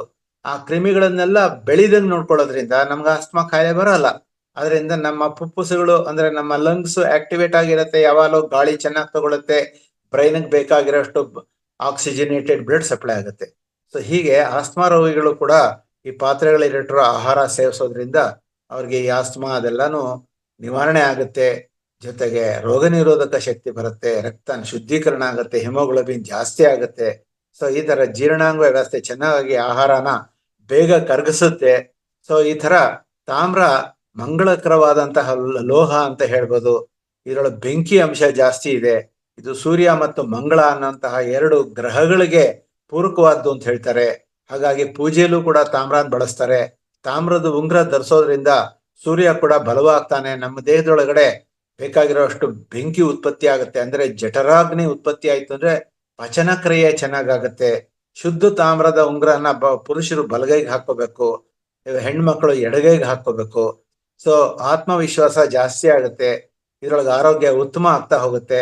ತಾಮ್ರದ ನಾಣ್ಯನ ಕತ್ತಿನ ಸುತ್ತ, ಅಂದ್ರೆ ಈ ಹಿಂದೆ ಏನ್ ಮಾಡೋರು, ಕಾಸಿನ ಸರ ಅಂತ ಹಾಕೊಳ್ಳೋರು, ಅದ್ರೊಳಗಡೆ ಎಲ್ಲ ಜಾಸ್ತಿ ಚಿನ್ನದ ಜೊತೆ ಒಳಗಡೆ ತಾಮ್ರ ಬೆಳೆಸಿರೋರು ಅದನ್ನ ಹಾಕೊಂಡ್ರೆ ಅವ್ರಿಗೆ ಏನಾಗುತ್ತೆ ಅಂತ ಕೇಳಿದ್ರೆ ಆಕ್ಸಿಡೆಂಟ್ಸ್ ಆಗ್ತಾ ಇರ್ಲಿಲ್ಲ, ಏನೋ ಬೆಂಕಿ ಹತ್ಕೊಂಡ್ಬಿಡ್ತಾ ಇರ್ಲಿಲ್ಲ, ಅವ್ರ ಮನೆಗಳಲ್ಲಿ ಏನೂ ತೊಂದರೆ ಆಗ್ತಾ ಇರ್ಲಿಲ್ಲ. ಈ ಕತ್ತಿನ ಸುತ್ತೂನು ಏನಾದ್ರು ತಾಮ್ರದ ನಾಣ್ಯಗಳು ಇರುವಂತಹದ್ದನ್ನ ನಾವು ಸರತರ ಹಾಕೊಂಡಿದ್ದೇ ಆದ್ರೆ ನಮ್ಗೆ ಎಷ್ಟೋ ಆಕ್ಸಿಡೆಂಟ್ಸ್ ತಡೆಯುತ್ತೆ ಅಂತ ಹೇಳ್ತಾರೆ. ಇದು ಯಾವ ತರ ವೈಜ್ಞಾನಿಕವಾಗಿ ಆಗುತ್ತೆ ಅನ್ನೋದನ್ನ ರಿಸರ್ಚ್ ಮಾಡ್ಬೇಕಾಗತ್ತೆ. ಆಗೋಂತ ಅನುಭವ ಪಡೆದಿದ್ದಾರೆ ನಮ್ಮ ಪೂರ್ವಜರು. ತಾಮ್ರನ ಚಿನ್ನದೊಂದಿಗೆ ಬೆಳೆಸಿರೋದ್ರಿಂದ ನಮಗೆ ಜಾಸ್ತಿ ತಾಮ್ರ ಸಿಗ್ತಾ ಹೋಗುತ್ತೆ. ಕೋಪಿಷ್ಟ್ರು ತಾಮ್ರ ಧರಿಸಿದ್ರೆ ಕೋಪ ಕಡಿಮೆ ಆಗುತ್ತೆ ಅಂತ ಹೇಳ್ತಾರೆ. ಇನ್ನು ಮೇಷ, ಸಿಂಹ, ಧನು ಈ ರಾಶಿನವರು ತಾಮ್ರನ ಚೆನ್ನಾಗಿ ಬೆಳೆಸಿದ್ರೆ ಅವ್ರಿಗೆ ಶುಭ ಆಗತ್ತೆ ಅಂತ ಹೇಳ್ತಾರೆ. ವೃಷಭ, ಕನ್ಯಾ, ಮಕರ ರಾಶಿಯವರು ಯಾವ ಕಾರಣಕ್ಕೂ ತಾಮ್ರನ ಧರಿಸಬಾರ್ದು ಅಂತ ಹೇಳ್ತಾರೆ. ಅವ್ರಿಗೆ ಅಷ್ಟು ಒಳ್ಳೇದಾಗಲ್ಲ ಅಂತ ಜ್ಯೋತಿಷರು ಹೇಳ್ತಾರೆ. ಸೊ ಆಧ್ಯಾತ್ಮಿಕ ಲಾಭಗಳು ತಗೊಂಡ್ರೆ ಇಂದ್ರಿಯಗಳನ್ನ ನಿಗ್ರಹ ಮಾಡಕ್ ಇದು ಸಹಾಯ ಮಾಡತ್ತೆ. ಕೋಪ, ಆತಂಕ, ನಕಾರಾತ್ಮಕತೆ ಇದೆಲ್ಲ ನಮಗ್ ದೂರ ಇಟ್ಕೊಳ್ಳೋದಕ್ಕೆ ನಮಗ್ ಕಲ್ತ್ಕೋತೀವಿ. ಮನಸ್ಸನ್ನ ಆಧ್ಯಾತ್ಮಿಕವಾಗಿ ಎಚ್ಚರಿಸುತ್ತೆ. ಸದಾ ಸಮಾಧಾನಕರವಾಗಿ ಶಾಂತಿ ಚಿತ್ತರಾಗಿ ಇರುವಂತೆ ಈ ಒಂದು ತಾಮ್ರದ ಒಂದು ಪಾತ್ರೆಯಲ್ಲಿ ನಾವು ಆಹಾರ ತಗೊಂಡ್ರೆ ನಮ್ಮನ್ನ ಕಾಪಾಡ್ತಾ ಹೋಗುತ್ತೆ. ಹಿತ್ತಾಳೆ, ತಾಮ್ರದ ಪಾತ್ರೆಯಲ್ಲಿ ಇಟ್ಟಂತ ಆಹಾರ ದೀರ್ಘಕಾಲ ಬಿಸಿಯಾಗಿರುತ್ತೆ. ಅದು ಸೋಂಕಿನ ಅಪಾಯನೂ ಕೂಡ ತಡೆಯುತ್ತೆ. ತಾಮ್ರದ ಕೈ ಕಡಗನ, ಕೈ ಬಳೆಯನ್ನ ಪುರುಷರು, ಮಹಿಳೆಯರು ಕೂಡ ಧರಿಸ್ಕೋಬಹುದು. ಇದರಿಂದ ಹಲವಾರು ಲಾಭಗಳು ಸಿಗುತ್ತೆ. ಅದರೊಳಗೆ ಸಂಧಿವಾತ, ಈ ತರದೆಲ್ಲ, ಕಾಲಲ್ಲಿ ಸೆಳೆತ, ಇದೆಲ್ಲ ಸಯಾಟಿಕ್ ನರದ ತೊಂದರೆಗಳು ಇದೆಲ್ಲದನ್ನು ತಪ್ಪತ್ತೆ. ತಾಮ್ರದ ಕೈಗಡಗನ ಹಾಕೊಂಡ್ರೆ ಇದು ಕಡಿಮೆ ಆಗುತ್ತೆ. ಗಂಟುಗಳಲ್ಲಿ ಇರುವಂತಹ ನೋವುಗಳು ಹೋಗುತ್ತೆ ಅಂತ ಹೇಳಿದೆ. ತಾಮ್ರದ ಪಾತ್ರೆಯಲ್ಲಿ ನೋವು ನಿವಾರಕ ಶಕ್ತಿ ಇದೆ ಇದಕ್ಕೆ. ಅಂದ್ರೆ ಏನೇನೋ ಮಾತೆತ್ತರೂ ಓಡೋಗಿದೆ, ಒಂದು ನೋವು ನಿವಾರಕ ತಗೊಳ್ತೀವಿ ನಾವು, ಪೇನ್ ಕಿಲ್ಲರ್ ಅಂತ. ಅದು ಅವಶ್ಯಕತೆ ಇಲ್ಲ. ಇದರ ನೀರು ಕುಡಿದ್ರೆ ಸಂಧಿವಾತ ಇರೋರಿಗೆ ಈ ಗಂಟಿನಲ್ಲಿ ನೋವುಗಳೇ ಇರಲ್ಲ. ಉರಿ ಊತ ಕಡಿಮೆ ಆಗುತ್ತೆ. ಖನಿಜಾಂಶ ಬೇಕಾದಷ್ಟು ಸಿಗುತ್ತೆ. ಸೊ ಹಿಂಗಾಗಿ ಕೊರತೆನೂ ನಿವಾರಣೆ ಆಗುತ್ತೆ. ಇದು ಸಪ್ಲಿಮೆಂಟ್ ಅಂತ ಈಗ ಏನ್ ಮಾಡ್ತೇವಿ, ಕಾಪರ್ ತಗೋ, ಜಿಂಕ್ ತಗೋ, ಮೆಗ್ನೀಸಿಯಂ ತಗೋ, ಎಲ್ಲದಕ್ಕೂ ಮಾತ್ರೆ ತಗೋ, ಕ್ಯಾಲ್ಸಿಯಂ ತಗೋ. ಇದೆಲ್ಲದಕ್ಕಿಂತ ತಾಮ್ರ ಏನಾರು ನೀವು ತಾಮ್ರದ ಪಾತ್ರೆಯಲ್ಲಿ ನೀರು ಕುಡಿದ್ರೆ ನಿಮಗೆ ಸಪ್ಲಿಮೆಂಟ್ ಆಗಿ ತಗೊಳ್ಬೇಕಾದ ಅವಶ್ಯಕತೆ ಇಲ್ಲ. ಅದಕ್ಕಿಂತ ಉತ್ತಮವಾಗಿ ನಮಗೆ ಬೇಕಾಗಿರುವಂತಹ ಎಲ್ಲ ಖನಿಜ ಪದಾರ್ಥಗಳು ನಮಗೆ ಆಟೋಮೆಟಿಕ್ ಆಗಿ ಸಿಗುತ್ತೆ. ತಾಮ್ರದ ಕೈ ಕಡ್ಗನ ತರಿಸ್ಕೊಳ್ಳುವಂಥದ್ದು ಹಿಂದಿನಿಂದ ಇತ್ತು. ಅದನ್ನ ಹಾಕೊಂಡ್ರೆ ನಮ್ಗೆ ಹೃದಯದ ಮೇಲೆ ರೋಗ ಇರೋಲ್ಲ. ಯಾಕೆಂದ್ರೆ ನಮ್ಮ ಮಣಿಕಟ್ಟು ಅಂತ ಏನಿರುತ್ತೋ ಆ ಮಣಿಕಟ್ಟು ಜಾಗದೊಳಗಡೆ ನಮ್ಮ ಇದು ಸೆಕ್ಸ್ ಆರ್ಗನ್ಸ್ ಇರುತ್ತೆ. ಹಾರ್ಟ್ ಲೈನ್ ಅಲ್ಲಿಗೆ ಹೋಗೋದು. ನಮ್ಮ ಕಿರುಬೆರಳಿಂದ ಒಂದು ಹಾರ್ಟ್ ಮೆರಿಡಿಯನ್ ಅಂತ ಹೇಳ್ಬಿಟ್ಟು ನಮ್ಮ ಅಕ್ಯುಪ್ರೆಷರ್ ಒಳಗಡೆ ಹೇಳ್ತೀವಿ. ಆ ಒಂದು ಚಾನಲ್ ಹೋಗಿರುತ್ತೆ. ಎಡಗೈಲೂ ಅಷ್ಟೇ, ಬಲಗೈಲೂ ಅಷ್ಟೇ, ಎರಡೂ ಕೈ ಒಳಗಡೆ ಬೈ ಲ್ಯಾಟ್ರಲ್ ಆಗಿರುತ್ತೆ. ಆ ಒಂದು ಚಾನಲ್ಗೆ ತಗುಲ್ತಾ ಇರುತ್ತೆ ಈ ಕಾಪರು. ಅದು ಬೆವರಿನ ಮೂಲಕ ನಮ್ಮ ದೇಹದೊಳಗಡೆ ಕಾಪರಿನ ಒಂದು ವೈಬ್ರೇಷನ್ಸ್ ಹೋಗುತ್ತೆ.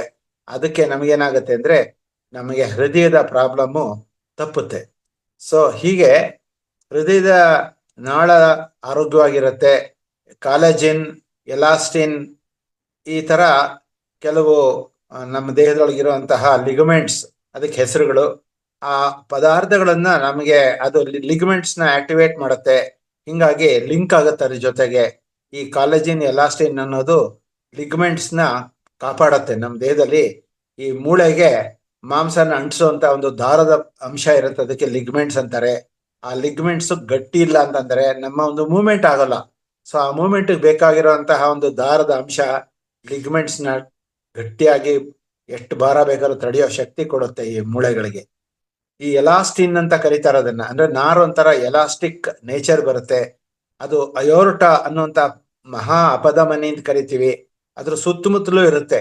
ಹಂಗೆ ಅದಿಲ್ಲದೆ ಹೋದ್ರೆ ನಮ್ಮ ರಕ್ತನಾಳಗಳು ದೊಡ್ಡದಾಗೋದು ಸಣ್ಣದಾಗೋದು ಆಗೋದೇ ಇಲ್ಲ. ಅದಾಗಬೇಕಾದ್ರೆ ಅದಕ್ಕೆ ಬೇಕಾಗಿರೋಂಥ ಇದು ಎಲಾಸ್ಟಿಸಿಟಿ ಬೇಕು. ಆ ಎಲಾಸ್ಟಿಸಿಟಿ ಕೊಡೋದು ಕೂಡ ಈ ಒಂದು ಕಾಪರ್ ಹೆಲ್ಪ್ ಮಾಡುತ್ತೆ. ಇಲ್ಲ ಅಂತಂದ್ರೆ ಗಟ್ಟಿ ಆಗ್ಬಿಟ್ರೆ ಹಾರ್ಟ್ ಪ್ರಾಬ್ಲಮ್ ಬರುತ್ತೆ. ಯಾಕೆಂದ್ರೆ ನಾವು ಬ್ಲಡ್ ಪ್ರೆಷರ್ ಚೆಕ್ ಮಾಡಿಸ್ಕೊಂಡ್ರೆ ಅದರೊಳಗಡೆ ಇರೋಂತಹ ಎರಡು 140/80 ಅಂತ ಏನ್ ಹೇಳ್ತಾರೋ, ಆ 140/80 ಅಂದ್ರೆ ಒಂದ್ಸತಿ ರಕ್ತ ತುಂಬಿಕೊಳ್ಳೋದಕ್ಕೆ ಒಂದು ಶಕ್ತಿ ಬೇಕು. ರಕ್ತ ಚಿಕ್ಕದಾಗಿ ಅದರೊಳಗಡೆ ಆ ಒಂದು ರಕ್ತನಾಳಗಳು ಕಂಪ್ರೆಸ್ ಆಗೋದಕ್ಕೂ ಕೂಡ ಒಂದು ಶಕ್ತಿ ಬೇಕು. ಇದೆರಡಕ್ಕೂ ಕೂಡ ಈ ಒಂದು ಲಿಗ್ಮೆಂಟ್ಸ್ ಎಲಾಸ್ಟಿನ್ ನಾರಿನಂಶ ಹೆಲ್ಪ್ ಮಾಡೋಕ್ಕೆ ಈ ಕಾಪರ್ ಹೆಲ್ಪ್ ಆಗುತ್ತೆ. ಜಾಯಿಂಟ್ಸ್ ಪೈನ್ ಒಳಗಡೆ ಇದು ತುಂಬಾ ಹೋಗುತ್ತೆ. ಅದಕ್ಕೆ ಕೈ ಬಳೆ ಬಹಳ ಹೆಲ್ಪ್ ಆಗುತ್ತೆ, ಹಾಕೊಳ್ಳೋದು ಒಳ್ಳೇದು. ಇದು ಜೊತೆಗೆ ಏನು ಅಂದ್ರೆ ಮಸಲ್ ಪ್ರೋಟೀನ್ ಅಂತ ಹೇಳ್ಬಿಟ್ಟು ಒಂದು ಇದು ಕಾಲೇಜಿನ್ ಅಂದ್ರೆ ಮಸಲ್ ಪ್ರೋಟೀನ್ ಅಂತ ಕರೀತಾರೆ. ಅದು ಹೆಚ್ಚಾಗೋದಕ್ಕೆ ಈ ತಾಮ್ರ ಹೆಲ್ಪ್ ಮಾಡುತ್ತೆ. ನಮ್ಮ ಚರ್ಮ, ನಮ್ಮ ಕೂದಲು ಇದೆಲ್ಲದನ್ನು ಪುನಶ್ಚೇತನಗೊಳ್ಳೋದಕ್ಕೆ ಸಹಾಯ ಮಾಡುತ್ತೆ. ಜೊತೆಗೆ ಕನೆಕ್ಟಿವ್ ಟಿಶ್ಯೂಸ್ ಇಂಪ್ರೂವ್ ಆಗುತ್ತೆ. ನಮ್ಮ ಮೆದುಳಿನ ಕಾರ್ಯ ಆಕ್ಟಿವೇಟ್ ಆಗುತ್ತೆ, ಮೆಮರಿ ಲಾಸ್ ಆಗಲ್ಲ.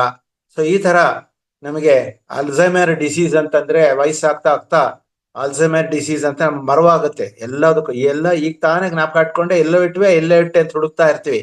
ಸೊ ಅದಕ್ಕೆ ಇದೆಲ್ಲದನ್ನು ಬರೋದಿಲ್ಲ. ಅದಕ್ಕೆ ಹಿಂದಿಲವರು ಎಷ್ಟು ವಯಸ್ಸಾದ್ರೂ ಕೂಡ ಎಲ್ಲ ನೆನಪಿಟ್ಕೊಳ್ತಾ ಇದ್ರು. ಕಾರಣ ಏನಂದ್ರೆ ಅವ್ರು ಕಾಪರ್ ವಾಟರ್ ಕುಡಿತಾ ಇದ್ರು. ಮನೆಗಳಲ್ಲೆಲ್ಲ ನಮ್ಮಲ್ಲಿ ಇದ್ದಿದ್ದೆಲ್ಲದನ್ನು ಕೊಡಗಳು, ಇದು ಬಿಂದಿಗೆಗಳು, ಅದೆಲ್ಲ ಕಾಪರ್ ಬಿಂದಿಗೆಗಳು. ಅದನ್ನ ಉಪ್ಪು, ಹುಣಸೆ ಹಣ್ಣು ಎಲ್ಲ ಹಾಕಿ ತೊಳೆದು ಸ್ವಚ್ಛವಾಗಿ ಪಳಪಳ ಅಂತ ಮಾಡ್ಕೊಂಡು ಅದ್ರೊಳಗೆ ನೀರು ಹಿಡಿದು ಆ ನೀರನ್ನ ನಾವು ಬಳಸ್ತಾ ಇದ್ವಿ. ಈಗ ಅದೆಲ್ಲ ಇಲ್ಲ. ಎಲ್ಲ ತಗೊಂಡೋಗಿ ತೂಕಕ್ಕೆ ಹಾಕ್ಬಿಟ್ಟಿದ್ದೀವಿ. ಎಲ್ಲ ಸ್ಟೀಲ್ ಪಾತ್ರೆ ಬಂದ್ಬಿಟ್ಟಿದೆ, ಕಬ್ಬಣ. ಹಂಗಾಗಿ ನಮಗೆ ನಿಜವಾಗ್ಲೂ ಬೇಕಾಗಿರುವಂತಹ ಆಹಾರಕ್ಕೆ ಸಂಬಂಧಪಟ್ಟಂತಹದ್ದನ್ನ ನಾವು ಎಲ್ಲ ಕಳ್ಕೊಂಡಿದೀವಿ. ಯಾಕೆಂದ್ರೆ ನಮ್ಮ ಪರಂಪರೆಯಲ್ಲಿ ಇದ್ದದನ್ನ ನಾವು ಯಾವಾಗ ಪರಂಪರೆಯನ್ನ ನಾವು ನಿರ್ದಿಷ್ಟವಾಗಿ ನಿರ್ಲಕ್ಷ್ಯವಾಗಿ ನೋಡ್ತೀವೋ ಆಗ ನಮಗೆ ಇಂಥ ಒಂದು ಪರಿಣಾಮ ಸಿಗುತ್ತೆ. ಬಿಳಿ ರಕ್ತ ಕಣಗಳನ್ನು ಉತ್ಪತ್ತಿ ಮಾಡುತ್ತೆ. ವೈಟ್ ಬ್ಲಡ್ ಕಾರ್ಪಸಲ್ಸ್ ಅಂತಂದ್ರೆ 2 ತರ ಇರುತ್ತೆ ರಕ್ತ ಕಣಗಳು, ಕೆಂಪು ರಕ್ತ ಕಣ, ಬಿಳಿ ರಕ್ತ ಕಣ. ಅದಕ್ಕೆ ವೈಟ್ ಬ್ಲಡ್ ಕಾರ್ಪಸಲ್ಸ್ ಅಂತ ಅನ್ನೋದನ್ನ ಜಾಸ್ತಿ ಮಾಡಿದ್ರೆ ರೋಗ ಉತ್ಪತ್ತಿ ಮಾಡುವಂತಹ ಕ್ರಿಮಿಗಳನ್ನು ಸಾಯಿಸೋ ಶಕ್ತಿ ನಮ್ಮ ರಕ್ತಕ್ಕೆ ಇರುತ್ತೆ. ಅದನ್ನ ಜಾಸ್ತಿ ಮಾಡುತ್ತೆ. ಜ್ಯೋತಿಷದ ಪ್ರಕಾರ ತಾಮ್ರದ ಬಳೆನ ಉಪಯೋಗ ಮಾಡಿ ಅದರಿಂದ ಲಾಭ ಆಗತ್ತೆ ಅಂತ ಹೇಳ್ತಾರೆ. ಕೋಪ ಕಡಿಮೆ ಆಗುತ್ತೆ ಅಂತ ಹೇಳ್ತಾರೆ. ಆಮೇಲೆ ನಮ್ಗೆ ಆಧ್ಯಾತ್ಮಿಕವಾಗಿ ಎಚ್ಚರ ಸಿಗುತ್ತೆ. ನಾವ್ ಯಾವಾಗಲೂ ಗ್ರಹಗತಿಗಳು ನಮ್ಮ ಸ್ಥಾನ ಪಲ್ಲಟ ಆಗುವ ಸೂರ್ಯ ಚಂದ್ರ ನಮ್ಗೆ ಬಹಳ ಮುಖ್ಯ. ಯಾಕಂದ್ರೆ ನಮ್ಮ ಕಣ್ಣು ಕಾಣುವಂತ ಗ್ರಹಗಳು ನಮ್ಮ ಕಣ್ಮುಂದೆನೇ ಇದೆ. ಅದು ನಕಾರಾತ್ಮಕ ಪ್ರಭಾವ ತಪ್ಪಿಸುತ್ತೆ. ತಾಮ್ರದ ಉಂಗುರ ಹಾಕೊಳ್ಳಿ, ಅದರಿಂದ ನಿಮಗೆ ಲಾಭ ಆಗುತ್ತೆ ಅಂತ ಈ ತರ ನಾವು ಹೇಳ್ತಾ ಹೋದ್ರೆ ಎಂಡ್ಲೆಸ್ ಈ ಒಂದು ತಾಮ್ರದ ಸಂಬಂಧಪಟ್ಟಂತ ವಿಚಾರನ ಬೇಕಾದ್ರೆ ನಾವು ಒಂದು 5-6 ಗಂಟೆ ಕಾಲ ಚರ್ಚಿಸಬಹುದು. ಅಷ್ಟು ವಿಚಾರಗಳಿದೆ. ಇದನ್ನ ನಾನು ನಿಮಗೆ ತಿಳಿಸ್ಲಿಕ್ಕೆ ಇಷ್ಟಪಟ್ಟಿದ್ದೀನಿ. ನೀವು ಚಿತ್ರಗಳಲ್ಲಿ ಅದನ್ನೆಲ್ಲ ನೋಡಿದೀರ, ಉಂಗುರಗಳು ಹೇಗಿರುತ್ತೆ, ಯಾವ ತರ ಪದಾರ್ಥಗಳನ್ನ ಬಳಸ್ಬೋದು ಅಂತ. ಅದ್ರ ಜೊತೆಗೆ ಈ ತಾಮ್ರದ್ದು ಫೋಟೋಗಳ ಜೊತೆ ಪೂಜೆ ಮಾಡ್ತಾರೆ. ಅದೆಲ್ಲ ನಾನು ನೆನ್ನೆಸ ಹೇಳಿದ್ದೆ. ಶ್ರೀಚಕ್ರ ಇದೆಲ್ಲ ತಾಮ್ರದ್ದಿರುತ್ತೆ. ಅದನ್ನೆಲ್ಲ ಮುಟ್ಟಿದಾಗ ತಾಮ್ರದನ್ನ ತೊಳಿಬೇಕಾಗತ್ತೆ. ತೊಳೆಯಕ್ ಹೋದಾಗ ಅದರ ಮೇಲ್ಗಡೆ ಇರುವಂತಹ ಟ್ರಯಾಂಗಲ್ಸ್ ಇರುತ್ತಲ್ಲ, ತ್ರಿಕೋಣಗಳು, ಅದನ್ನ ನಾವು ಮುಟ್ಟಿದ ತಕ್ಷಣ ನಮ್ಮ ಆಕ್ಟಿವೇಟ್ ಆಗ್ತೀವಿ. ಯಾಕೆಂದ್ರೆ ಪಿರಮಿಡ್ ಶಕ್ತಿ ಬಂದಾಗ ಅದರಿಂದ ಶಕ್ತಿ ಬರುತ್ತೆ. ಸೊ ಈ ತರ ಹಲವಾರು ಕಾಸ್ಮಿಕ್ ಎನರ್ಜಿ ಕೂಡ ನಮ್ಗೆ ಅದರಿಂದ ಬರುವಂತದ್ದು ಉಂಟು. ಸೊ ಇದೆಲ್ಲದನ್ನು ನಾವು ಮಾಡ್ತಾ ಹೋಗ್ಬೋದು. ಮತ್ತೆ ಹಳೆ ಸಂಪ್ರದಾಯದ ಕಡೆಗೆ ನಾವು ಒಂಚೂರು ಗಣನೆ ಮಾಡಬೇಕು. ಅದನ್ನ ನಮ್ಮ ಮಕ್ಕಳಿಗೆ ತಿರ್ಗಾ ಹೇಳ್ಕೊಡ್ಬೇಕು. ನಾವು ಅದನ್ನ ತಿರ್ಗಾ ವಾಪಸ್ ತರಬೇಕು ಅನ್ನುವಂಥದ್ದು, ಕಳೆದೋಗಿರುವಂತಹ ಒಂದು ಅಮೂಲ್ಯವಾದಂತಹ ಒಂದು ಲಾಭನ ಮತ್ತೆ ಹುಟ್ಟಾಕ್ಬೇಕು ಅಂತ ನಾನು ಹೇಳೋಕೆ ಇಷ್ಟಪಡ್ತೀನಿ. ಬಾಳೆ ಎಲೆಲಿ ನೆಕ್ಸ್ಟ್ ಬಾಳೆ ಎಲೆಯಲ್ಲಿ ನಾವು ಊಟ ಮಾಡ್ತೀವಿ. ಸಾಮಾನ್ಯವಾಗಿ ಬಾಳೆ ಎಲೆ ಊಟ ಬಹಳ ಇಷ್ಟವಾಗತ್ತೆ. ಹೋಟೆಲ್ ಹಾಕಿರ್ತಾರೆ ಬಾಳೆ ಎಲೆ ಊಟ ಬಾಳೆ ಎಲೆ ಅಂತ ದೊಡ್ಡದಾಗಿ ಅಡ್ವರ್ಟೈಸ್ಮೆಂಟ್ ಕೊಡ್ತಾರೆ. ಯಾಕೆಂದ್ರೆ ಬಾಳೆ ಎಲೆ ಸ್ವಚ್ಛವಾದಂತಾಗಿದೆ ಅಂತ ಅನ್ನೋಂತ ಒಂದು ವಿಚಾರ ಇರುತ್ತೆ. ಇದು ಹಸಿರೆಲೆ ಅಂತ ಹಸಿರು ಬಣ್ಣದಿಂದ ಕೂಡಿರುತ್ತೆ, ವಿಶಾಲವಾಗಿರುತ್ತೆ, ಚಪ್ಪಟೆ ಆಗಿರುತ್ತೆ. ಸಿಲಿಂಡರ್ ಕಾರದಲ್ಲಿ ನಾವು ಅದನ್ನ ಸುತ್ತಬಹುದು. ಸೊ ಜಲ ನಿರೋಧಕ, ಅದ್ರ ಮೇಲೆ ನೀರ್ ಹಾಕಿದ್ರೆ ನೀರ್ನ ಎಳ್ಕೊಳ್ಳಲ್ಲ ಅದು. ಇದು ಬಾಳೆ ಗಿಡದಿಂದ 12ರಿಂದ 20 ಇಂಚ್ ಬೆಳೆದಿರುತ್ತೆ. 3 ಅಡಿ ಉದ್ದದವರೆಗೂ ಇರುತ್ತದು. ಸೊ ಈ ತರ ಇದು ಒಂದು ಉದ್ದನೆ ಸ್ವಭಾವ ಹೊಂದಿರೋದು ಅಲ್ಲದೆ ಇದು ನಮ್ಮ ಸಂಸ್ಕೃತಿ, ಸಮುದಾಯ, ಪ್ರಕೃತಿ, ಮಾನವೀಯತೆ, ಇದು ಆರೋಗ್ಯ, ಇದೆಲ್ಲದಕ್ಕೂ ಕೂಡ ಅವಲಂಬನೆಗೆ ಒಂದು ಸಂಕೇತ ಅಂತಾನೆ ಹೇಳ್ಬೋದು. ಭಾರತದ ವಿವಿಧ ಭಾಗಗಳಲ್ಲಿ ಇದಕ್ಕೆ ಬೇರೆ ಬೇರೆ ಹೆಸರುಗಳಿದೆ.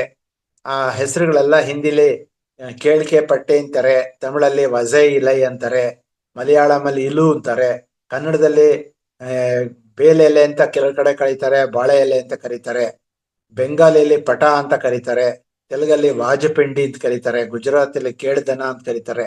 ಹೀಗೆ ಪ್ರತಿ ಒಂದು ಊರಲ್ಲೂ ಅದರದೇ ಆದಂತಹ ಬೇರೆ ಬೇರೆ ಹೆಸರುಗಳಿದೆ. ದಕ್ಷಿಣ ಭಾರತದಲ್ಲಿ ಸರ್ವಿಂಗ್ ಪ್ಲೇಟ್ ಅಂತಾನೆ ನಾವು ಕರಿಬಹುದು ಇದನ್ನ. ಅದ್ಭುತವಾದಂತಹ ಒಂದು ನಾವು ಊಟ ಮಾಡೋದಕ್ಕೆ ಹಾಕೊಳ್ಳುವಂತ ಒಂದು ತಟ್ಟೆ ಅಂತ ಹೇಳ್ಕೋಬಹುದು. ತಟ್ಟೆ ಅಥವಾ ನಮ್ಮ ಒಂದು ಆಹಾರ ಬಡಿಸ್ಕೊಳ್ಳುವಂತ ಒಂದು ಸ್ಥಳ ಅಂತ ಹೇಳ್ಕೋಬಹುದು. ಇದಕ್ಕೆ ಇದ್ರ ಮೇಲೆ ಬಡಿಸಿದ್ರೆ ಬೇಕಾದ ಎಲ್ಲ ಆಹಾರಗಳು ಒಟ್ಟಿಗೆ ಕಾಣೋ ಹಂಗೆ ನಾವು ಬಡಿಸ್ಬೋದು. ಒಂದಕ್ಕೊಂದಕ್ಕೆ ಮುಟ್ಟದಂಗೆ ದೂರವಾಗಿ ಬಡಿಸೋದಕ್ಕೆ, ಅದ್ ನೋಡೋದಕ್ಕೆ ಒಂದು ಶೃಂಗಾರವಾಗಿರುತ್ತೆ. ನೀವು ಈ ಚಿತ್ರದಲ್ಲಿ ಅದನ್ನ ನೋಡ್ತಾ ಇದ್ದೀರಾ. ಈಗೆಲ್ಲದನ್ನು ಪ್ಲಾಸ್ಟಿಕ್ ಒಳಗಡೆ ಎಲ್ಲದನ್ನು ಮಾಡಿರುವಂತಹ ಇದು ಬಂದ್ಬಿಟ್ಟಿದೆ. ಎಲ್ಲದಕ್ಕೂ ಬೌಲ್ಸ್ ಬಂದಿದೆ. ನಾವು ಕುಡಿಯುವಂತಹ ಇದು ಯೂಸ್ ಅಂಡ್ ಥ್ರೋ ಇದೆಲ್ಲ ಕಂಟೈನರ್ಸ್ ಬಂದಿದೆ. ಅವುಗಳಲ್ಲೆಲ್ಲ ಏನು ಹಾಕಿರ್ತಾರೆ, ವ್ಯಾಕ್ಸ್ ಹಾಕಿರ್ತಾರೆ. ಆ ವ್ಯಾಕ್ಸ್ ಬಿಸಿ ತಗಲಿದ ತಕ್ಷಣ ಕರಗ್ಬಿಟ್ಟು ನಮ್ಮ ಹೊಟ್ಟೆಗೆ ಹೋಗುತ್ತೆ. ಅದೆಲ್ಲನೂ ನಮ್ಮ ಒಂದು ರಕ್ತನಾಳಗಳನ್ನೆಲ್ಲ ಬ್ಲಾಕ್ ಮಾಡುತ್ತೆ ಅಂತ ಹೇಳ್ತಾರೆ. ಹಂಗಾಗಿ ನಾವು ಯಾವ ಕಾರಣಕ್ಕೂ ಇದನ್ನ ಉಪಯೋಗ ಮಾಡಬಾರ್ದು. ಅದಕ್ಕೋಸ್ಕರ ನೋಡಿ, ನಾವು ಬಲಗಡೆ ತೋರಿಸ್ತಾ ಇದೆ, ಅದರೊಳಗಡೆ ಎಲ್ಲ ಈ ಬಾಳೆ ಎಲೆ ಕಂಟೈನರ್ಸ್ ಮಾಡಿದ್ದಾರೆ. ಅದು ಯೂಸ್ ಅಂಡ್ ಥ್ರೋ, ಅದರಿಂದ ನಮ್ಗೇನು ತೊಂದರೆ ಆಗಲ್ಲ. ಅದನ್ನ ಮುಂದೆ ನೋಡೋಣ. ವೈಜ್ಞಾನಿಕ ದೃಷ್ಟಿಕೋನದಿಂದ ಇದರೊಳಗಡೆ ನಾವು ಆಹಾರ ಊಟ ಮಾಡಿದ್ರೆ ರುಚಿ ಹೆಚ್ಚಾಗತ್ತೆ, ತೃಪ್ತಿ ಸಿಗುತ್ತೆ. ಬಾಳೆ ಎಲೆಯಲ್ಲಿ ಊಟ ಮಾಡಿದಾಗ ನಮಗೆ ತೃಪ್ತಿ ಸಿಗುತ್ತೆ, ಜೀರ್ಣಾಂಗ ವ್ಯವಸ್ಥೆ ಪ್ರಬಲಗೊಳ್ಳುತ್ತೆ, ಅದರ ಉದರ ಸಂಬಂಧಿತ ಸಮಸ್ಯೆಗಳು ನಮಗೆ ಬರೋಲ್ಲ. ಸೊ ಹೀಗೆ ದೂರ ಉಳಿಯುತ್ತೆ, ನಮಗೆ ಬೇಗ ಡೈಜೆಷನ್ ಆಗೋಕೆ ಸಹಾಯ ಮಾಡುತ್ತೆ. ಜೀರ್ಣಾಂಗ ವ್ಯವಸ್ಥೆ ಪ್ರಬಲಗೊಳ್ಳುತ್ತೆ, ಅಂದ್ರೆ ಬೆಟರ್ ಡೈಜೆಷನ್ ಅಂತಾರೆ ಇದ್ರೊಳಗೆ ಊಟ ಮಾಡಿದ್ರೆ. ಉದರ ಸಂಬಂಧಿತ ಬಹುತೇಕ ಸಮಸ್ಯೆಗಳಿಂದ ನಾವು ದೂರ ಉಳಿತೀವಿ. ಇದನ್ನ ನಾವು ಬಾಳೆ ಎಲೆಯಲ್ಲಿ ಊಟ ಮಾಡಿದಾಗ ಅದು ಸ್ವಲ್ಪ ಅದರ ಒಂದು ಕಿಣ್ಣುಗಳು ನಮಗೆ ಸಿಗುತ್ತೆ, ಅದರಿಂದ ಕೂದಲು ಬೆಳೆಯುತ್ತೆ ಅಂತ ಹೇಳ್ತಾರೆ. ನಮ್ಮ ಚರ್ಮ ಕೂದಲನ್ನು ಫಳಫಳ ಅಂತ ಹೊಳೆಯುತ್ತೆ. ಅದಕ್ಕೆಲ್ಲ ನಾವು ಏನೇನೋ ಮಾಡ್ಕೋತೀವಿ, ಅದೆಲ್ಲ ಅವಶ್ಯಕತೆ ಇಲ್ಲ ಅಂತ ಹೇಳ್ತಾರೆ. ಕಾಂತಿಯುತ ತ್ವಚೆ ಅಂದ್ರೆ ತ್ವಚೆ ಅಂದ್ರೆ ಚರ್ಮ ಕೂಡ ಫಳಫಳ ಅಂತ ಹೊಳೆಯೋ ಹಂಗಾಗತ್ತೆ. ಮಖಕ್ಕೆ ಒಂದು ಅದ್ಭುತವಾದಂತಹ ಒಂದು ಸೌಂದರ್ಯ ಸಿಗುತ್ತೆ. ಈ ತರ ಚರ್ಮಕ್ಕೆ ಸಂಬಂಧಪಟ್ಟಂತ ಸಮಸ್ಯೆಗಳನ್ನ ನಾವು ಬಗೆಹರಿಸ್ಕೋಬಹುದು. ಇಲ್ಲಿ polyphenol, vitamin A, vitamin C ಇರುವಂತಹದ್ದು ನಮಗೆ ನೇರವಾಗಿ ಊಟ ಮಾಡಿದಾಗ ನಮ್ಮ ದೇಹಕ್ಕೆ ಹೋಗುತ್ತದು. ಪಾಲಿಫಿನಾಲ್ ಅನ್ನೋ ರಾಸಾಯನಿಕ, ಇದರ ಅದೇನಾಗುತ್ತೆ, ಪ್ರಮುಖ ಪೋಷಕಾಂಶಗಳದು. ಅವುಗಳು ನಮಗೆ ಪೋಷಕಾಂಶಗಳ ಆಹಾರದ ಜೊತೆ ಸಿಕ್ಕಿದ್ದೇ ಆದ್ರೆ, ವರ್ಗಾವಣೆ ಆದ್ರೆ ನಮಗೆ ಪೌಷ್ಟಿಕಾಂಶ ಸಿಕ್ಕದಂಗ ಆಗುತ್ತೆ ನಮಗೆ ಊಟದ ಜೊತೆಗೆ. ಇದರಿಂದ ರುಚಿ ಹೆಚ್ಚಾಗುತ್ತೆ. ಮಣ್ಣಿಂದ ಉತ್ಪತ್ತಿ ಆಗಿರುವಂತಹದ್ದು ಇದು ಬಾಳೆ ಗಿಡ. ಅದರಿಂದ ಮಣ್ಣಿನ ಪರಿಮಳನೂ ಕೂಡ ಈ ಬಾಳೆ ಗಿಡದ ಮೂಲಕ ನಮಗೆ ಬಾಳೆ ಎಲೆ ಮೂಲಕ ಸಿಗುತ್ತೆ. ಜೀರ್ಣಕ್ರಿಯೆ ಮೇಲೆ ಸಕಾರಾತ್ಮಕ ಪರಿಣಾಮ ಇರುತ್ತೆ. ಇದರಿಂದ ನೈಸರ್ಗಿಕವಾಗಿ ಆಂಟಿ ಮೈಕ್ರೋಬಿಯಲ್ ಗುಣನ ಹೊಂದಿದೆ. ಕ್ರಿಮಿಗಳು ಇದ್ರ ಮೇಲೆ ಬೆಳೆಯೋಲ್ಲ. ಹಾನಿಕಾರಕ ಬ್ಯಾಕ್ಟೀರಿಯಾನ ಇದು ನಾಶ ಮಾಡುತ್ತೆ. ಅದರಿಂದ ಬಾಳೆ ಎಲೆಯಲ್ಲಿ ಊಟ ಮಾಡೋದು ಅದ್ಭುತ. ಪರಿಸರ ಸ್ನೇಹಿ. ಇದನ್ನ ಉಪಯೋಗ ಮಾಡಿದ್ಮೇಲೆ ಇದನ್ನ ನಾವು ನಮ್ಮ ಇದಕ್ಕೆ ನೆಲಕ್ಕೆ ಹಾಕ್ಬಿಟ್ರೆ ಕರಗ ಹೋಗ್ಬಿಡುತ್ತೆ. ಹೀಗೆ ಇದನ್ನ ಯೂಸ್ ಅಂಡ್ ಥ್ರೋ ಅಂತ ಈಗ ಏನಾಗಿದೆ ಅಂದ್ರೆ, ಯೂಸ್ ಮಾಡಿರುವಂತಹ ಈ ಆರ್ಟಿಫಿಷಿಯಲ್ ಆಗಿರೋ ಎಲ್ಲ ಕಂಟೈನರ್ಸ್ ಅಂತ ನಾವೇನ್ ಕರಿತೀವೋ ಅವೆಲ್ಲದನ್ನು ಕರಗೋದೇ ಇಲ್ಲ. ಭೂಮಿಗೆ ಹಾಕರೆ ಇನ್ನು ಹಾಗೆ ಪ್ಲಾಸ್ಟಿಕ್ ಹಾಗೆ ಉಳ್ಕೊಂಡಿರುತ್ತೆ. ಸೊ ಇದು ಪರಿಸರ ಸ್ನೇಹಿಯಾಗಿ ಬೇಗ ಅದು ಕರಗುತ್ತೆ. ಹೀಗಾಗಿ ನಮ್ಮ ಅನ್ವಾಂಟೆಡ್ ಆಗಿ ನಮ್ಮ ಭೂಮಿ ಒಳಗಡೆ ಅದಕ್ಕೆ ಡಿಗ್ರೇಡಬಲ್ ಆಗಿರುತ್ತದು. ಆಹಾರಕ್ಕೆ ವಿಶಿಷ್ಟವಾದ ಪರಿಮಳ ಕೊಡುತ್ತೆ. ಇದು ಪರಿಸರ ಸ್ನೇಹಿ ಅಂತ ಹೇಳಿದೆ. ಸಾಂಸ್ಕೃತಿಕವಾಗಿ ಹಬ್ಬಗಳಲ್ಲಿ, ಆಚರಣೆಗಳಲ್ಲಿ ಇದನ್ನ ದೈನಂದಿನ ದಿನನಿತ್ಯಗಳಲ್ಲಿ ನಾವು ಇದನ್ನು ಉಪಯೋಗ ಮಾಡ್ಕೊಳ್ಳೋದು ಒಳ್ಳೇದು. ಶುದ್ಧತೆ ಆಗಿ ಇದು ಬಹಳ ಶುದ್ಧವಾಗಿರುವಂತಹ ಒಂದು ಆಹಾರ ಬಡಿಸ್ಕೊಳ್ಳೋಕೆ ಒಂದು ಸರಿಯಾದಂತಹ ಒಂದು ಸಾಧನ. ಮಂಗಳಕರ. ಇದ್ರೊಳಗೆ ಊಟ ಮಾಡಿದ್ರೆ ದೇವರ ಹೆಸರು ಹೇಳ್ಕೊಂಡು ಊಟ ಮಾಡ್ಬೋದು. ಇದು ಬಾಳೆಯಲ್ಲಿ ಸಾಂಸ್ಕೃತಿಕವಾಗಿ ನಾವು ಇದನ್ನ ಬಳಸ್ತೀವಿ. ಒಗ್ಗಟ್ಟಿನ ಒಂದು ಸಮುದಾಯ, ಒಗ್ಗಟ್ಟಿಂದ ಇದ್ದೀವಿ, ನಾವೆಲ್ಲ ಒಂದೇ ಅಂತ ಮತ್ತೆ ಎಲ್ಲಾರ ಮುಂದೆನೂ ಬಾಳೆ ಎಲೆ ಇದ್ರೆ ನಾವೆಲ್ಲ ಒಂದು ಅನ್ನೋ ಭಾವನೆ ಬರುತ್ತೆ. ಇದು ಬಯೋಡಿಗ್ರೇಡಬಲ್ ಅಂತ ಹೇಳಿದೆ ಈಗಾಗಲೇ. ಇದ್ರೊಳಗಡೆ ಪೋಷಕಾಂಶಗಳು ಏನೇನಿದೆ ಅಂದ್ರೆ ಕಾರ್ಬೋಹೈಡ್ರೇಟ್, ಫೈಬರ್, ಸೆಲ್ಯುಲೋಸು, ರಂಜಕ ಇವೆಲ್ಲದನ್ನು ಸಾಕಷ್ಟಿದೆ ಇದ್ರೊಳಗೆ. ಹಂಗಾಗಿ ಬಿಸಿ ಆಹಾರಗಳನ್ನು ಬಳಸಿದ್ರೆ ಇವೆಲ್ಲ ನಮ್ಮ ದೇಹಕ್ಕೆ ಸಿಗುತ್ತೆ. ಪೊಟ್ಯಾಸಿಯಮ್ಮು, ಕ್ಯಾಲ್ಸಿಯಮ್ಮು, ಮೆಗ್ನೀಸಿಯಮ್ಮು, ಸಲ್ಫರು, ಸೆಲೇನಿಯಮ್ಮು, ತಾಮ್ರ, ಕಬ್ಬಿಣ, ಮ್ಯಾಂಗನೀಸು, ಸತು, ಈ ತರ ಖನಿಜ ಪದಾರ್ಥಗಳು ಸಾಕಷ್ಟು ನಮ್ಮ ಒಂದು ಆಹಾರದ ಜೊತೆ ನಮ್ಮ ದೇಹಕ್ಕೆ ಹೋಗ್ತಾ ಇರುತ್ತೆ. ಇದೆಲ್ಲ ನಾವು ನೋಡಿ ಎಲ್ಲ ಮಾತ್ರೆ ರೂಪದಲ್ಲಿ ತಗೋತೀವಿ. ಖಂಡಿತವಾಗ್ಲೂ ಇದನ್ನೆಲ್ಲ ತಪ್ಪಿಸ್ಬೋದು. ಊಟದ ರುಚಿ ಹೆಚ್ಚಾಗುತ್ತೆ ಅಂತ ಹೇಳಿದೆ. ದನ ಕರುಗಳು ನಾವು ಊಟ ಮಾಡಿ ಬಿಸಾಕಿದ್ರೆ ಅವಕ್ಕೂ ಆಹಾರ, ಬಾಳೆ ಎಲೆ ತಿನ್ನುತ್ತವೆ ಅವು. ಅದು ತಿನ್ನೋದ್ರಿಂದ ಅದಕ್ಕೂ ಈ ಒಂದು ಪದಾರ್ಥಗಳು ಸಿಕ್ಕಿ ನಮ್ಗೆ ಹಾಲೊಳಗೂ ಕೂಡ ತಿರ್ಗಾ ಈ ಖನಿಜ ಪದಾರ್ಥಗಳು ಮತ್ತೆ ವಾಪಸ್ ಬರುತ್ತೆ. ಮಣ್ಣಿನಲ್ಲಿ ಕರಗೋ ಗುಣ ಹೊಂದಿರೋದ್ರಿಂದ ನಮ್ಮ ಭೂಮಿನೂ ಫಲವತ್ತಾಗುತ್ತೆ. ಸೊ ಹೀಗೆ ನಮಗೆ ಬಾಳೆ ಎಲೆಯಲ್ಲಿ ಊಟ ಮಾಡೋದ್ರಿಂದ ನಮ್ಗೆ ಅದನ್ನ ತೊಳಿಬೇಕಾದ ಅವಶ್ಯಕತೆ ಇಲ್ಲ. ಎಲ್ಲದನ್ನು ನಾವೇನಾರು ಪ್ಲಾಸ್ಟಿಕ್ ಅದೆಲ್ಲ ಉಪಯೋಗ ಮಾಡಿದ್ರೆ ಅದು ಬಿಸಾಕೋದು ವೇಸ್ಟು. ಅದನ್ನೆಲ್ಲದನ್ನು ಕರಗಿಸೋದು ಕಷ್ಟ. ಪಾತ್ರೆಗಳಲ್ಲಿ ಅಥವಾ ತಟ್ಟೆಗಳಲ್ಲಿ ತಿಂದ್ರೆ ಅದನ್ನೆಲ್ಲ ತೊಳಿಬೇಕು. ಅದಕ್ಕೆ ಸೋಪ್ ಉಪಯೋಗ ಮಾಡಬೇಕು. ಸೋಪ್ ತಿರ್ಗಾ ನಮ್ಮ ಭೂಮಿಗೆ ಹೋಗಿ ಭೂಮಿನ ಹಾಳು ಮಾಡುತ್ತೆ. ಸೊ ಇದೆಲ್ಲದನ್ನು ತಪ್ಪಿಸ್ಬೋದು. ಒಳ್ಳೆ ಗೊಬ್ಬರ ಆಗುತ್ತೆ ಇದನ್ನ ಭೂಮಿಗೆ ಹಾಕಿದ್ರೆ. ಇದು ಆರ್ಗ್ಯಾನಿಕ್ ಮೆನ್ಯೂರ್ಗೆ ಬಹಳ ಹೆಲ್ಪ್ ಆಗುತ್ತೆ. ಸೊ ಈ ತರ ಹಿಂದಿನಿಂದ ಪಾಲಿಸ್ಕೊ ಬಂದಿರೋ ಈ ಸಂಪ್ರದಾಯ ಅದ್ಭುತ, ಮನಸ್ಸಿಗೆ ಆನಂದ ಕೊಡುತ್ತೆ. ಸೊ ಆಯುರ್ವೇದದಲ್ಲೂ ಕೂಡ ಬಾಳೆ ಎಲೆ ಊಟ ಆರೋಗ್ಯಕರ ಅಂತ ಈಗಾಗಲೇ ಸುಮಾರು 5,000 ವರ್ಷಗಳಿಂದ ನಾವು ಚರಕ, ವಾಗ್ಭಟನ ಕಾಲದಿಂದನೂ ಕೂಡ ಇದೆಲ್ಲ ಪುರಾಣದಲ್ಲೂ ಇದೆ, ಋಷಿ ಮುನಿಗಳ ಕಾಲದಿಂದನೂ ಇದೆ. ಸೊ ಇದು ಆಂಟಿ ಆಕ್ಸಿಡೆಂಟ್ ಆಗಿ ನಮಗೆ ಸಹಾಯ ಮಾಡುತ್ತೆ. ಆಂಟಿ ಆಕ್ಸಿಡೆಂಟ್ ಅಂದ್ರೆ ಏನು ಅಂತ ಕೇಳಿದ್ರೆ, ಈ ಒಂದು ಕ್ರಿಮಿಗಳು ಪಾಲಿಫಿನಾಲ್ ಅನ್ನುವಂತಹ ಒಂದು ಏನೊಂದು ನಾನು ಆಗ್ಲೇ ಹೇಳಿದೆ, ಆ ರಾಸಾಯನಿಕ ಬಿಡುಗಡೆ ಮಾಡೋದ್ರಿಂದ ಸಸ್ಯಜನ್ಯವಾದಂತಹ ಪಾಲಿಫಿನಾಲ್ ಆಗಿ ಇದು ನಮಗೆ ಇದು ಗ್ರೀನ್ ಟೀಲೂ ಇರುತ್ತೆ. ಫ್ರೀ ರ್ಯಾಡಿಕಲ್ಸ್ ಅನ್ನುವಂತಹದ್ದು ನಮ್ಮ ದೇಹದಲ್ಲಿ ಬಿಡುಗಡೆ ಆದ್ರೆ ಅದು ಕ್ಯಾನ್ಸರ್ ಬೆಳವಣಿಗೆ ಆಗ್ಬಿಡುತ್ತೆ. ಈ ಫ್ರೀ ರ್ಯಾಡಿಕಲ್ಸ್ ಬಿಡುಗಡೆ ಆಗಬಾರದು ಅಂತ ಹೇಳಿ ಆಂಟಿ ಆಕ್ಸಿಡೆಂಟ್ ನ ನಮಗೆ ಔಷಧಿ ರೂಪದಲ್ಲಿ ಕೊಡ್ತಾರೆ. ಅದ್ರ ಬದಲು ನಮಗೆ ಬಾಳೆ ಎಲೆಯಲ್ಲಿ ಊಟ ಮಾಡಿದ್ರೆ ಬಿಸಿ ಇರುವಾಗ ಬಿಸಿ ತಗಲಿದ ತಕ್ಷಣ ಪಾಲಿಫಿನಾಲ್ ರಿಲೀಸ್ ಆಗುತ್ತೆ. ನಮಗೆ ಬಡಿಸಿದ ಆಹಾರ ಹೀರ್ಕೊಳ್ಳುತ್ತೆ, ಇದ್ರೊಳಗಡೆ ಆಹಾರಕ್ಕೆ ನಮ್ಮ ದೇಹಕ್ಕೆ ಹೋಗುತ್ತೆ. ಇದರಿಂದ ನಮಗೆ ಯಾವ ಕಾರಣಕ್ಕೂ ಆಂಟಿ ಆಕ್ಸಿಡೆಂಟ್ಸ್ ಆಗೋದಿಲ್ಲ. ಈ ತರ ಆಗಿರೋ ಫ್ರೀ ರ್ಯಾಡಿಕಲ್ಸ್ ಬೆಳವಣಿಗೆ ಆಗೋದಕ್ಕೆ ಬಿಡೋದಿಲ್ಲ. ಹೀಗೆ ರೋಗಕಾರಕ ಆಗದಂಗೆ, ಮಾಲಿನ್ಯ ಆಗದಂಗೆ ಈ ಎಲೆ ತಡೆಯುತ್ತೆ. ಇದ್ರ ಜೊತೆಗೆ ಎಷ್ಟೇ ಬಿಸಿ ಇದ್ರೂ ಕೂಡ ನಾವು ಬಡಿಸಿದ್ರೆ ಏನು ತೊಂದರೆ ಆಗಲ್ಲ. ನಾವು ಆರಾಮಾಗಿ ನಾವು ಊಟ ಮಾಡೋ ಹೊತ್ತು ಕರೆಕ್ಟ್ ಆಗಿ ನಾವು ಊಟ ಮಾಡೋ ಬಿಸಿಗೆ ಅದು ತಲುಪುತ್ತೆ. ಹೊಟ್ಟೆಲಿ ಒಳ್ಳೆ ಬ್ಯಾಕ್ಟೀರಿಯಾ ನಿರ್ಮಾಣ ಆಗೋದಕ್ಕೆ ಸಹಾಯ ಆಗತ್ತೆ. ಯಾಕೆಂದ್ರೆ ನಮಗೆ ಬ್ಯಾಕ್ಟೀರಿಯಾ ನಮ್ಮ ಹೊಟ್ಟೆಗೆ ಬೇಕೇ ಬೇಕು. ನಾವು ಮೊಸರು ರೂಪದಲ್ಲಿ ಪಡಿತೀವಿ ಅದನ್ನ. ಪ್ರೋಬಯೋಟಿಕ್, ಪ್ರಿಬಯೋಟಿಕ್ ಅಂತ ನಾವು ಅದನ್ನ 2 ಬ್ಯಾಕ್ಟೀರಿಯಾ ನಮ್ಮ ದೇಹದೊಳಗೆ ಉತ್ಪತ್ತಿ ಆಗೋದಕ್ಕೆ ಇದು ಸಹಾಯ ಮಾಡುತ್ತೆ. ಇದಕ್ಕೆ ಉತ್ಕರ್ಷಣ ಶಕ್ತಿ ಅಂತಿರುತ್ತೆ. ಅಂದ್ರೆ ಸೆಪ್ಟಿಕ್ ಆಗಲ್ಲ. ನಾವು ತಿಂದಂತ ಒಳಗಡೆ ಏನಾರು ಹೊಟ್ಟೆ ಒಳಗಡೆ ಅಲ್ಸರ್ಸ್ ಇದ್ರೆ, ಹುಣ್ಣಿದ್ರೆ ಅಂಥದ್ ಒಳಗಡೆನೆ ಎಲ್ಲ ಕೀವು ತುಂಬಿಕೊಂಡು ಆಪರೇಷನ್ ಮಾಡ್ಬೇಕಾದಂತ ಪರಿಸ್ಥಿತಿ ಬರಲ್ಲ. ಯಾಕೆಂದ್ರೆ ಉತ್ಕರ್ಷಣ ಅಂದ್ರೆ ನಿರೋಧಕ ಶಕ್ತಿ ಇದೆ. ಒಳಗಡೆ ಇರೋಂಥ ಕ್ರಿಮಿಗಳನ್ನು ಸಾಯಿಸ್ತಾ ಇರೋದ್ರಿಂದ ಯಾವ ಕಾರಣಕ್ಕೂ ಆಪರೇಷನ್ ಅಂತ ಅದಕ್ಕೆಲ್ಲ ಹೋಗಲ್ಲ. ಹಿಂದಿನ ಕಾಲದಲ್ಲಿ ನೋಡಿ ಯಾವ್ದು ಆಪರೇಷನ್ ಮಾಡಿಸ್ಕೊತಾ ಇರ್ಲಿಲ್ಲ. 10 ಮಕ್ಕಳು ಹೆರೋರು, ಎಲ್ಲಾರು ಚೆನ್ನಾಗಿರೋರು, ಗಟ್ಟಿಯಾಗಿರೋರು. ಯಾವ ಕಾರಣಕ್ಕೂ ಡೆಲಿವರಿಗೆ ಯಾವುದೇ ಒಂದು ಯಾರೇ ಒಬ್ರಿಗೂ ಕೂಡ ಸಿಸೇರಿಯನ್ ಆಪರೇಷನ್ ಆಗ್ತಾ ಇರ್ಲಿಲ್ಲ. ಮನೆಯೊಳಗಡೆ ಡೆಲಿವರಿ ಆಗೋದು, ಯಾರೋ ಒಬ್ರು ಹೆಣ್ಣು ಮಗಳು ಬಂದು ಡೆಲಿವರಿ ಮಾಡೋಳು. ಸೊ ಇದೆಲ್ಲದನ್ನು ನೋಡಿದ್ರೆ ನಮ್ಮಲ್ಲೇ ಏನೋ ದೋಷ ಇದೆ. ನಾವು ಮಾಡ್ರನ್ ಅಂತ ಹೋಗಿ ಮಾಡಬಾರ್ದನ್ ಮಾಡ್ತಾ ಇದೀವಿ ಅಂತ ನನಗನ್ಸುತ್ತೆ. ನಾನೀಗ ಹೇಳ್ತಾ ಇದ್ದೀನಿ ಅಂತ ಯಾರು ತಪ್ಪು ತಿಳ್ಕೊಬೇಡಿ. ಡಾಕ್ಟರ್ಗಳಿದ್ರೆ ಖಂಡಿತವಾಗ್ಲೂ ಇದನ್ನ ಒಂದು ವೈಜ್ಞಾನಿಕ ಹಿನ್ನೆಲೆಯಿಂದ ಅದನ್ನು ಚಿಂತನೆ ಮಾಡೋದು ಒಳ್ಳೇದು ಅಂತ ನನಗನ್ಸುತ್ತೆ. ಸೂಕ್ಷ್ಮಾಣು ಜೀವಿಗಳನ್ನ ಕೊಲ್ಲುತ್ತೆ. ಆಂಟಿ ಆಕ್ಸಿಡೆಂಟ್ ಕ್ಯಾನ್ಸರ್ ಕೋಶಗಳನ್ನ ಕೊಲ್ಲುತ್ತೆ. ಇದು ಬಿಸಿ ಪದಾರ್ಥಗಳನ್ನ ತಿನ್ನೋದ್ರಿಂದ ದೇಹಕ್ಕೆ ಏನೋ ಹಾಳಾಗಲ್ಲ. ಯಾಕೆಂದ್ರೆ ಹಸಿಯದೇ ಅವಳೆ ಉಣಬೇಡ, ಹಸಿದು ಮತ್ತಿರಬೇಡ, ಬಿಸಿ ಬೇಡ, ವೈದ್ಯರನ್ನು ದರ್ಶಿಸಲೇಬೇಡ ಸರ್ವಜ್ಞ ಅಂತ ಸರ್ವಜ್ಞ ಪದದಲ್ಲಿದೆ. ಬಿಸಿ ಬೇಡ ಅಂತ ಹೇಳ್ತಾ ನಾನು. ಬಿಸಿ ಪದಾರ್ಥಗಳನ್ನ ತಿಂದ್ರೆ ನಿನಗೆ ಕ್ಯಾನ್ಸರ್ ಕ್ರಿಮಿಗಳು ಜಾಸ್ತಿ ಆಗುತ್ತೆ ನಿನ್ನ ಹೊಟ್ಟೆಲಿ. ಆ ದೃಷ್ಟಿಯಿಂದ ಬಿಸಿ ಬೇಡ ಅಂತ ಹೇಳ್ತಾರೆ. ಆ ಬಿಸಿನೂ ಕೂಡ ತಣ್ಣಗಿರೋದನ್ನ ನಾವು ಸಾಧ್ಯವಾದಷ್ಟು ಅಂದ್ರೆ ನಮ್ಮ ದೇಹದ ಪ್ರಕೃತಿ ದತ್ತವಾಗಿ ನಮ್ಮ ದೇಹಕ್ಕೆ 98.4 ಡಿಗ್ರೀಸ್ ಇರುತ್ತೋ ಆ ಬೆಚ್ಚನೆ ಆಹಾರ ತಿನ್ಬೇಕು ಅಂತ ಹೇಳ್ತಾರೆ. ಸೊ ಒಟ್ಟಾರೆ ಆರೋಗ್ಯ ಕ್ಷೇಮ ನಮಗೆ ಈ ಒಂದು ಬಾಳೆ ಎಲೆಯಿಂದ ಸಿಗುತ್ತೆ. ಕಿಡ್ನಿ ಕಲ್ಲುಗಳು ಕಡಿಮೆ ಆಗೋದಕ್ಕೆ ಈ ಬಾಳೆ ದಿಂಡುಗಳು ರಸ ಕುಡಿದ್ರೆ ಕಿಡ್ನಿ ಕಲ್ಲುಗಳು ಕರಗತ್ತೆ ಅಂತ ಹೇಳ್ತಾರೆ. ಬಾಳೆ ಮರದ ತೊಗಟೆನ ನಾವು ಉಪಯೋಗ ಮಾಡ್ತೀವಿ, ಅದ್ರ ಹೂವನ್ನು ಕೂಡ ಉಪಯೋಗ ಮಾಡ್ತೀವಿ, ತರಕಾರಿಯಾಗಿ ಬಳಸ್ತೀವಿ. ಈ ತರ ಬಾಳೆ ಎಲೆಯಲ್ಲಿ ಜೀರ್ಣಕ್ರಿಯೆ ಹೆಚ್ಚಾಗುತ್ತೆ. ಇದು ಜೀರ್ಣ ಶಕ್ತಿನ ಜಾಸ್ತಿ ಮಾಡುತ್ತೆ, ಜೈವಿಕ ಶಕ್ತಿ ಜಾಸ್ತಿ ಮಾಡುತ್ತೆ, ಫೈಟೋ ನ್ಯೂಟ್ರಿಯೆಂಟ್ ಆಗಿ ಕೆಲಸ ಮಾಡುತ್ತೆ, ಸೂಕ್ಷ್ಮ ಜೀವಿನ ಸಮತೋಲದಲ್ಲಿಡುತ್ತೆ, ಪ್ರಿಬಯೋಟಿಕ್ಸ್ ಹೆಚ್ಚಾಗುತ್ತೆ. ಈ ತರ ನಮಗೆ ಕರುಳಿನೊಂದಿಗೆ ಪರಸ್ಪರ ಸಂಬಂಧ ಹೊಂದಿದೆ. ಸೊ ಈ ತರ ನಾವು ಈ ಎಲೆಗಳನ್ನ ನಾವು ಉಪಯೋಗ ಮಾಡೋದ್ ಕಲಿಬೇಕು.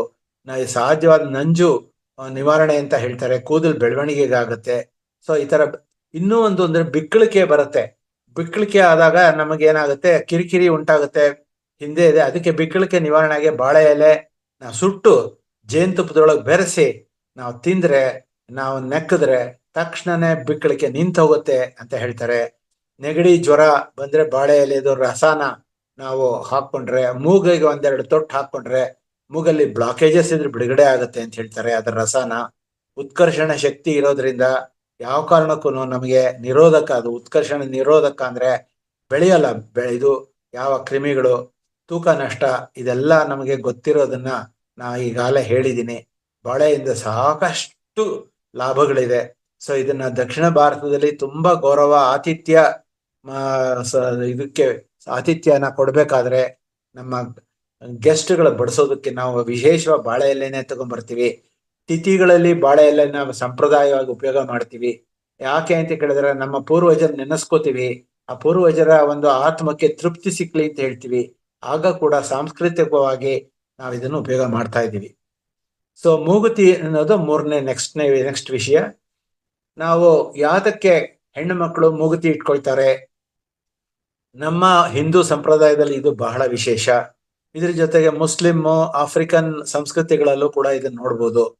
ಭಾರತದಲ್ಲಿ ಮಹಿಳೆಯರು ಮೂಗು ಚುಚ್ಚಿಸ್ಕೊಳ್ಳೋದು ಪ್ರಮುಖ ಸಂಪ್ರದಾಯ ಅಂತಾನೆ ಹೇಳ್ಬೋದು. ಹಿಂದೂ ಧರ್ಮದಲ್ಲಿ ಮಂಗಳಸೂತ್ರ, ಮೂಗುತಿ, ಕಾಲುಂಗ್ರ, ಕಿವಿಯೋಲೆ, ಕುಂಕುಮ, ಇದೆಲ್ಲ ಮುತ್ತೈದರ ಐದು ಮುತ್ತುಗಳು. ಯಾವುದು? ಮಂಗಳಸೂತ್ರ, ಮೂಗುತಿ, ಕಾಲುಂಗ್ರ, ಕಿವಿಯೋಲೆ, ಕುಂಕುಮ. ಸೊ ಇದಿಷ್ಟು ಕೂಡ ನಮಗ್ ಬೇಕು. ಇದು ನಮಗೆ ಒಂದು ಸಂಪ್ರದಾಯದ ಬದ್ಧವಾಗಿ ನಮಗೆ ಒಂದು ಮುತ್ತೈದರ ಲಕ್ಷಣ ಅಂತ ಹೇಳ್ತಾರೆ.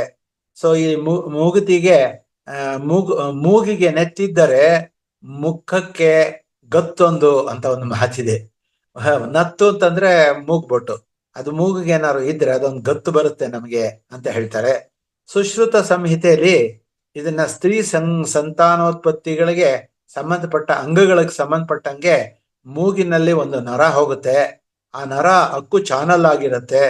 ಆ ಜಾಗದೊಳಗೆ ನಾವು ಅಕ್ಕು ಪಾಯಿಂಟ್ ನಾವೇನಾದ್ರು ಚುಚ್ಚಿದೆ ಆದ್ರೆ ಅಕ್ಕು ಪಂಚರ್ ಆಗುತ್ತೆ. ಅದು ಸಂತಾನೋತ್ಪತ್ತಿಗೆ ಆ ಸಂಬಂಧಪಟ್ಟಂತಹ ಗರ್ಭಕೋಶ, ಆಮೇಲೆ ಮಾಸಿಕ ಧರ್ಮ, ಇದೆಲ್ಲದನ್ನು ಕಾಪಾಡುತ್ತೆ. ಸೊ ಹೀಗಾಗಿ ಹೆರಿಗೆ ಸಮಯದಲ್ಲಿ ನೋವು ಕಡಿಮೆ ಆಗುತ್ತೆ. ಮುಟ್ಟಿನಲ್ಲಿ ಬರೋ ಅಂತ ನೋವು ಇರಲ್ಲ ಹೆಣ್ಮಕ್ಳಿಗೆ. ಸೊ ಹೀಗಾಗಿ ಮಗುವಿನ ಜನನ ಪ್ರಕ್ರಿಯೆ ಸುಲಭ ಆಗುತ್ತೆ. ಇದ್ರ ಜೊತೆ ಬಂಜತನ ನಿವಾರಣೆ ಆಗುತ್ತೆ. ಇಷ್ಟೆಲ್ಲ ಲಾಭಗಳು ನಾವು ಮೂಗಿಗೆ, ಅದರೊಳಗೂ ಎಡಮೂಗಿಗೆ ನಾವು ಚುಚ್ಕೊಳ್ಳೋದ್ರಿಂದ ನಮಗೆ ಲಾಭ ಇದೆ ಅನ್ನೋದು ವೈಜ್ಞಾನಿಕವಾಗಿ ಈಗಾಗಲೇ ಅಕ್ಯುಪ್ರೆಷರ್ ಸಿದ್ಧಾಂತದಲ್ಲಿ ಪ್ರೂವ್ ಆಗಿದೆ. ವೈಜ್ಞಾನಿಕ ಕಾರಣ ಅಂದ್ರೆ, ನಿಮ್ಮ ಮೂಗು ಚುಚ್ಚೋದು ಯಾಕೆ ಅಂದ್ರೆ ನಕಾರಾತ್ಮಕ ಪ್ರಭಾವ ಬೀರುವಂತ ಸಂಕಟದ ಕಂಪನ ಕೂಡ ಆಗತ್ತಂತೆ. ಅಂದ್ರೆ ಹೆಣ್ಮಕ್ಳಿಗೆ ತುಂಬಾ ನೋವು ಜಾಸ್ತಿ ಆಗ್ತಾ ಇರುತ್ತೆ ಎಲ್ಲ ಸಂಬಂಧದಲ್ಲಿ, ಮಾನಸಿಕವಾಗಿ, ಆಧ್ಯಾತ್ಮಿಕವಾಗಿ, ಮತ್ತು ನಮ್ಮ ಮನೆಗಳಲ್ಲೂ ಕೂಡ ನಾವು ಪುರುಷರು ಹೆಣ್ಮಕ್ಳಿಗೆ ತುಂಬಾ ನೋವು ಕೊಡ್ತೀವಿ ಅಂತ ನನ್ನ ಭಾವನೆ. ಆ ನೋವನ್ನ ನಾವು ಪ್ರೀತಿಯಿಂದ ಕೊಡಲ್ಲ, ಎಲ್ಲದಕ್ಕೂ ಅವ್ರನ್ನೇ ತಪ್ಪಾಗಿ ಎಣಿಸ್ತೀವಿ. ಏನ್ ತಪ್ಪಾದ್ರೂ ನೋಡು ಹೇಗಾಗ್ಬಿಟ್ಟಿದೆ, ನಿನ್ ಮಗ ನೋಡು ಯಾಕೆ ಓದ್ತಾ ಇಲ್ಲ, ನೋಡು ನೀನ್ ಸರಿಯಾಗಿದ್ದೀರಿ, ನಿನ್ ಮಗ ಯಾಕೆ ಹೀಗಾಗ್ತಿದ್ದ ಅಂತ ಪ್ರತಿಯೊಂದಕ್ಕೂ ಹೆಣ್ಣು ಮಕ್ಕಳನ್ನ ನಾವು ತಿರಸ್ಕಾರ ಭಾವನೆಯಿಂದ ನೋಡೋವಂತಹ ಒಂದು ವಿಚಾರ ಇರುತ್ತೆ. ಖಂಡಿತ ಬಿಡ್ಬೇಕು. ತಪ್ಪು ತಿಳಿಬೇಡಿ ಯಾರುನು. ಅಯಮಾಸಯ ಪುರುಷ, ನಮ್ಮಲ್ಲಿರುವಂತ ಧೋರಣೆ ಇದು. ನಕಾರಾತ್ಮಕ ಪ್ರಭಾವ ಬೀರೋ ಬೇಡ, ಸಂಕಟ ಹೆಚ್ಚು ಮಾಡೋದು ಬೇಡ. ಇದಕ್ಕೆ ಸಂತಾನೋತ್ಪತ್ತಿ ಅಂಗಾಂಗಗಳನ್ನು ಸುಧಾರಿಸುತ್ತೆ, ಬಂಜತನ ನಿವಾರಣೆ ಮಾಡುತ್ತೆ. ಈ ಅಕ್ಕು ಪಾಯಿಂಟ್ ಅನ್ನೋದು ಇನ್ ಅನ್ನೋ ಯಾಂಗ್, ಇನ್ ಅಂಡ್ ಯಾಂಗ್ ಅಂತಿರುತ್ತೆ. ಎಡಭಾಗದಲ್ಲಿ ಇಡಾನಾಡಿ, ಬಲಭಾಗದಲ್ಲಿ ಈ ನಾಡಿಗಳೇನಿದೆಯೋ ಇಡಾನಾಡಿಗೆ ಸಂಬಂಧಪಡುತ್ತಿದ್ದು. ಇದು ಮಧ್ಯದಲ್ಲಿರೋ ಸುಷುಮ್ನ ನಾಡಿ. ಈ ಎಡನಾಡಿಗೆ ಸಂಬಂಧಪಡೋದ್ರಿಂದ ಹೆಣ್ಣು ಅಂತ ಕರೀತಾರೆ, ಎಡಭಾಗದಲ್ಲಿರೋ ಎಡನಾಡಿನ. ಆ ಹೆಣ್ಣಿನ 7 ಅಕ್ಕು ಚಾನಲ್ಸ್ ಇರುತ್ತೆ. ಆ ಈ ಅಕ್ಕು ಚಾನಲ್ಸ್ 6 ಅಕ್ಕು ಚಾನಲ್ಸ್ ಏನಿರುತ್ತೆ ಲೆಫ್ಟ್ ಸೈಡ್ ಅಲ್ಲಿ, ಆ ಒಂದು ಅಕ್ಕು ಚಾನಲ್ಸು ಆಕ್ಟಿವೇಟ್ ಆಗುತ್ತೆ ಯಾವಾಗ ನಾವು ಮೂಗಿಗೆ ನಾವು ಚುಚ್ಕೊಂಡಿದ್ದೆ ಆದ್ರೆ. ಫಿಮೇಲ್ ಅಕ್ಕು ಚಾನಲ್ ಅಂತ ಕರೀತಾರೆ ಇದನ್ನ. ಸೊ ಇದನ್ನ ನಾವು ಆಕ್ಟಿವೇಟ್ ಮಾಡ್ತೀವಿ ಅಂತ ಹೇಳಿ ಮುಟ್ಟಿನ ಸೆಳೆತಾನ ಕಡಿಮೆ ಮಾಡುತ್ತೆ, ಹೆರಿಗೆ ಸಮಯದಲ್ಲಿ ಪ್ರಾಬ್ಲಮ್ ಆಗೋಲ್ಲ, ಸಂತಾನೋತ್ಪತ್ತಿಗೆ ಸುಲಭ ಆಗುತ್ತೆ ಇದೊಂದು ಅಂಗ, ಅದಕ್ಕೆ ಮೂಗಲ್ಲಿ ಚುಚ್ಕೊಳ್ಳೋದು ಅಂತ ಹೇಳಿ ಚೀನಾ ದೇಶದವರು ಇದನ್ನ ಸಂಶೋಧನೆ ಮಾಡಿದ್ದಾರೆ. ಸೌಂದರ್ಯದ ಸಂಕೇತ ನಾವು ಹೇಳ್ಬೋದು. ಇದು ಫ್ಯಾಷನಬಲ್ ಇದ್ರೊಳಗೆ ಮೂಗಿಗೆ ಚುಚ್ಕೊಳ್ಳೋದು, ಚೆನ್ನಾಗಿ ಕಾಣಿಸ್ತೀವಿ ಅನ್ನುವಂತಹ ಹೆಣ್ಮಕ್ಳಿಗೆ ಯಾವ ಸೌಂದರ್ಯ ಇಷ್ಟ ಅದ್ರ ಪ್ರಕಾರ ಇಟ್ಕೊಳ್ತಾರೆ. ಇದ್ರ ಜೊತೆಗೆ ಮೂಗು ಚುಚ್ಚೋದ್ರಿಂದ ಫಿಟ್ಸು, ಶ್ರವಣ ಸಮಸ್ಯೆ ಅಂದ್ರೆ ಕಿವಿ ಕೇಳಿಸದೇ ಇರೋದು, ರಕ್ತದೊತ್ತಡ ಇದೆಲ್ಲ ನಿಯಂತ್ರಣಕ್ಕೆ ಬರುತ್ತೆ, ಫಿಟ್ಸ್ ಬರೋದಿಲ್ಲ. ಉಸಿರಾಟ ಕ್ರಮಬದ್ಧವಾಗಿರುತ್ತೆ, ಜೊತೆಗೆ ಸ್ತ್ರೀ ಸಂತಾನೋತ್ಪತ್ತಿ ಅಂಗಾಂಗಗಳು ಚೆನ್ನಾಗಿ ಕೆಲಸ ಮಾಡುತ್ತೆ. ಇದ್ರ ಜೊತೆಗೆ ನಾವು ಚಿನ್ನ ಮತ್ತು ಬೆಳ್ಳಿ ಆಭರಣಗಳನ್ನಲ್ಲಿ ಮೂಗಲ್ಲಿ ಧರಿಸೋದ್ರಿಂದ ಲೈಂಗಿಕ ಸಮಯದಲ್ಲಿ ಉತ್ಪತ್ತಿ ಆಗುವಂತ ಇಂಗಾಲನ ಕಡಿಮೆ ಮಾಡುತ್ತದು. ಅಂದ್ರೆ ಲೈಂಗಿಕವಾಗಿ ಯಾವಾಗ ಒಬ್ಬ ಪುರುಷ ಒಬ್ಬಳು ಸ್ತ್ರೀ ಸೇರ್ತಾರೋ ಆ ಟೈಮ್ ಒಳಗೆ ಗಾಳಿ ಜಾಸ್ತಿ ಆಗ್ಬಿಟ್ರೆ ಹೊಟ್ಟೆ ಒಳಗಡೆ ಗ್ಯಾಸ್ ತುಂಬಿಕೊಳ್ಳುತ್ತೆ. ಗ್ಯಾಸ್ ತುಂಬಿಕೊಂಡ್ರೆ ಲೈಂಗಿಕ ಕ್ರಿಯೆ ಕಡಿಮೆ ಆಗುತ್ತೆ. ಆ ಟೈಮ್ ಒಳಗಡೆ ಇಬ್ಬರಿಗೂ ಕೂಡ ಸಂತಾನೋತ್ಪತ್ತಿಗೆ ಪೂರಕವಾದಂತ ಒಂದು ವಾತಾವರಣ ಬರೋಲ್ಲ. ಅದಕ್ಕೋಸ್ಕರ ಮೂಗು ಚುಚ್ಚಿದ್ದೇ ಆದ್ರೆ ಅದಕ್ಕೆ ಮದುವೆ ಮುಂಚೆ ಮೂಗು ಚುಚ್ಚುವಂತ ಒಂದು ಸಂಪ್ರದಾಯ ನಮ್ಮಲ್ಲಿದೆ. ಇದು ಮೆದುಳಿನ ಅಲೆಯ ತೀಕ್ಷ್ಣತೆಯನ್ನ ನಿಯಂತ್ರಿಸುತ್ತೆ. ಅಂದ್ರೆ ಕೋಪ ಬರೋಲ್ಲ, ಸಿಟ್ಟು ಬರೋಲ್ಲ, ದ್ವೇಷ ಇರೋಲ್ಲ. ಈ ತರ ಇದು ಮೆದುಳಿನ ಅಲೆನ ತೀಕ್ಷ್ಣತೆಯನ್ನ ಕಡಿಮೆ ಮಾಡುತ್ತೆ, ನಿಯಂತ್ರಣ ಮಾಡುತ್ತೆ ಅಂತ ಹೇಳ್ತಾರೆ. ಜೊತೆಗೆ ಕಣ್ಣುಗಳು ಆಕ್ಟಿವೇಟ್ ಆಗುತ್ತೆ. ಯಾಕೆಂದ್ರೆ ಈ ನರ ನಾವೇನು ಮೂಗಿನ ಮೂಲಕ ಹೋಗುವಂತ ನರ ನಾವು ಮುಟ್ತೀವೋ ಅಕ್ಕು ಪಂಚರ್ ಮೂಲಕ, ತಕ್ಷಣನೇ ಆ ಕಣ್ಣುಗಳು ಆಕ್ಟಿವೇಟ್ ಆಗಿ ನಮ್ಗೆ ಯಾವ ಕಾರಣಕ್ಕೂ ಕ್ಯಾಟ್ರಾಕ್ಟ್ ಬರೋಲ್ಲ, ತುಂಬಾ ದಿವಸಗಳವರೆಗೂ ಕ್ಯಾಟ್ರಾಕ್ಟ್ ಬರೋಲ್ಲ ಅಂತ ಹೇಳ್ತಾರೆ. ಮದುವೆ ಸಂದರ್ಭಗಳಲ್ಲಿ ತಪ್ಪದೆ ನಾವು ಇದನ್ನ ಹಾಕೊಳ್ಳೇಬೇಕು ಅಂತ ಹೇಳ್ತೀವಿ. ನತ್ತು ಅಥವಾ ಮೂಗುತಿನ, ಅದು ಭಾರತದಲ್ಲಿ ಮಹಿಳೆಯರಿಗೆ ಇದು ಧರಿಸುವಂತಹ ಒಂದು ಮೊಘಲರ ಆಳ್ವಿಕೆ ಕಾಲದಿಂದ ಕೂಡ 16ನೇ ಶತಮಾನದಿಂದ ಕೂಡ ಇದು ಅಸ್ತಿತ್ವದಲ್ಲಿದೆ. ಇದು ಕಣ್ಣಿನಲ್ಲಿ ಪ್ರಯೋಜನಕ್ಕೆ ಬರುತ್ತೆ ಅಂತ ಹೇಳಿದೆ. ಕೀಲುಗಳು, ನಮ್ಮ ಕಾಲು ಕೈಯೆಲ್ಲ ಜಾಯಿಂಟ್ಸ್ ಪೇನ್ ಎಲ್ಲ ತಪ್ಪುತ್ತೆ, ಆರ್ಥರೈಟಿಸ್ ಬರಲ್ಲ ಅಂತ. ಅದಕ್ಕೋಸ್ಕರ ಕಿವಿಗೆ ಉದ್ದಕ್ಕೂ ಚುಚ್ಕೋತಾ ಇರ್ತಾರೆ, ನೀವು ನೋಡಿರ್ಬೋದು. ಹೆಣ್ಣು ಮಕ್ಕಳ ಕಿವಿಲಿ ಅಂಚೊಳಗೆ ಉದ್ದಕ್ಕೂ 3, 4, 5, 6 ಈ ತರ ಅದೇನು ಅಂತ ಕೇಳಿದ್ರೆ ನಮ್ಮ ಕಿವಿಯ ಅಂಚುಗಳಲ್ಲಿ ಇರೋದೇ ನಮ್ಮ ಒಂದು ಬೆನ್ನಿನ ಒಂದು ವರ್ಟಿಬ್ರಲ್ ಕಾಲಮ್. ಆ ವರ್ಟಿಬ್ರಲ್ ಕಾಲಮ್ ಅಂದ್ರೆ ಬೆನ್ನು ಹುರಿ. ಆ ಬೆನ್ನು ಹುರಿಯನ್ನ ಆಕ್ಟಿವೇಟ್ ಮಾಡ್ದಂಗ ಆಗುತ್ತೆ ಇದು ಚುಚ್ಚಿದ್ರೆ. ಹಂಗಾಗಿ ಬೆನ್ನು ಬರಲ್ಲ, ಸೊಂಟ ನೋವು ಬರಲ್ಲ, ಜಾಯಿಂಟ್ಸ್ ಪೇನ್ ಬರಲ್ಲ. ಇದೆಲ್ಲದ್ರೊಳಗೂ ಅರ್ಥ ಇದೆ, ಬರೀ ಕೇವಲ ಸೌಂದರ್ಯಕ್ಕೋಸ್ಕರ ಚುಚ್ಕೊಳ್ಳೋದಲ್ಲ, ಇದೆಲ್ಲ ಅಕ್ಕು ಪಂಚರ್ ಆಗ್ತಾ ಇರತ್ತೆ. ಮೂಗು ಚುಚ್ಚೋದ್ರಿಂದ ಮುಟ್ಟಿನ ಗರ್ಭಾವಸ್ಥೆ ಸಮಯದಲ್ಲಿ ಆಗುವಂತ ತೊಂದರೆಗಳನ್ನು ಮಾಡೋದು. ಹುಡುಗಿರು ಕೂಡ ಈಗಿನ ಕಾಲದಲ್ಲಿ ಚುಚ್ಕೋತಾರೆ, ಅವ್ರಿಗೂ ಕೂಡ ಅವರು ಸೌಂದರ್ಯಕ್ಕೋಸ್ಕರ ಚುಚ್ಕೋತಾರೆ, ಆದ್ರೆ ಅವ್ರ ಕೂದಲು ಚೆನ್ನಾಗಿ ಬೆಳೆಯುತ್ತೆ ಇದು ಮಾಡೋದ್ರಿಂದ. ಮೂಗುತಿ ಧಾರಣೆ ಸುಮಾರು 6000 ವರ್ಷಗಳ ಇತಿಹಾಸ ಹೊಂದಿದೆ ಅಂತ ಹೇಳ್ಬೋದು. ಇದನ್ನ ಹಿಪ್ಪಿಗಳು ಅಂತ ನಮ್ಮ ದೇಶಕ್ಕೆ ಬಂದ್ರು ಬೇರೆ ದೇಶದಿಂದ, ಅವರುಗಳು ಇದನ್ನ ಚುಚ್ಕೋತಾ ಇದ್ದದ್ ನೋಡಿ 1980ರಿಂದ ಇದನ್ನ ನಾವು ಕೂಡ ವಿರೋಧಿಸಿ ನಾವು ಮಾಡಕ್ ಶುರು ಮಾಡಿದ್ವಿ ಅಂತ ಹೇಳ್ತಾರೆ. ಮೂಗುತಿನ ಅಲಂಕಾರ ವಸ್ತು ಅಲ್ಲ, ಇದು ಧಾರ್ಮಿಕ ನಂಬಿಕೆಗಳಿಗೂ ಕೂಡ ಸಂಬಂಧಪಡುತ್ತೆ. ಯಾಕೆ ಅಂತ ಕೇಳಿದ್ರೆ, ನಮಗೆ ಒಬ್ಳು ಹೆಣ್ಣುಮಗಳು ವಯಸ್ಸಿಗೆ ಬಂದಿದ್ದಾಳೆ ಅಂತ ನಾವು ಯಾವ ತರ ಹೇಳೋದು, ಮೂಗು ಚುಚ್ಚಿದ್ರೆ ಎಲ್ಲರಿಗೂ ಗೊತ್ತಾಗುತ್ತೆ, ಓಹೋ ಈ ಹುಡುಗಿಗೆ ಋತುಮತಿ ಆಗಿದ್ದಾಳೆ ಅಂತ ತಿಳಿಲಿ ಅಂತ ನಮ್ಮ ಸಂಪ್ರದಾಯದ ಮೂಲಕ ಇದನ್ನು ತಿಳಿಸ್ತಾರೆ. ಇದು ಸುಮಂಗಲಿಯ ಸಂಕೇತನೂ ಕೂಡ. ಒಬ್ಬ ಮದುವೆ ಆಗೋಕೆ ಲಾಯಕ್ಕಿದ್ದಾಳೆ ಅಂತ ತೋರಿಸ್ಕೊಳ್ಳೋದಕ್ಕೋಸ್ಕರ ಅವರಿಗೆ ಮೂಗುತಿನ ಧರಿಸ್ತಾರೆ. ಆದ್ರೆ ಪತಿ ತೀರ್ಕೊಂಡಾಗ ಆಕೆ ಮೂಗುತಿನ ತೆಗೆದುಹಾಕ್ತಾಳೆ. ಯಾಕೆಂದ್ರೆ ಮೂಗುತಿ ಧರಿಸೋದ್ರಿಂದ ಪರಶಿವನ ಪತ್ನಿ ಪಾರ್ವತಿ ದೇವಿನ ಅಗೌರವವಾಗಿ ನೋಡಿದ್ವಿ ಅಂತ ನಮ್ಮ ಸಂಪ್ರದಾಯ ಹೇಳುತ್ತೆ. ಯಾಕೆಂದ್ರೆ ಯಾರು ಮೂಗುಗೆ ಮೂಗುತಿ ಇಟ್ಕೊಂಡು ಪತಿ ಸತ್ ಮೇಲೂ ಇದ್ದಾನೆ ಅಂದ್ರೆ ಅವಳಿಗೆ ಇನ್ನೂ ಕೂಡ ಪರಪುರುಷನ ಕಡೆಗೆ ಗಮನ ಹರಿಯುತ್ತೆ ಅಂತ ತೋರಿಸುತ್ತೆ ಅಂತ ಹೇಳ್ತಾರೆ.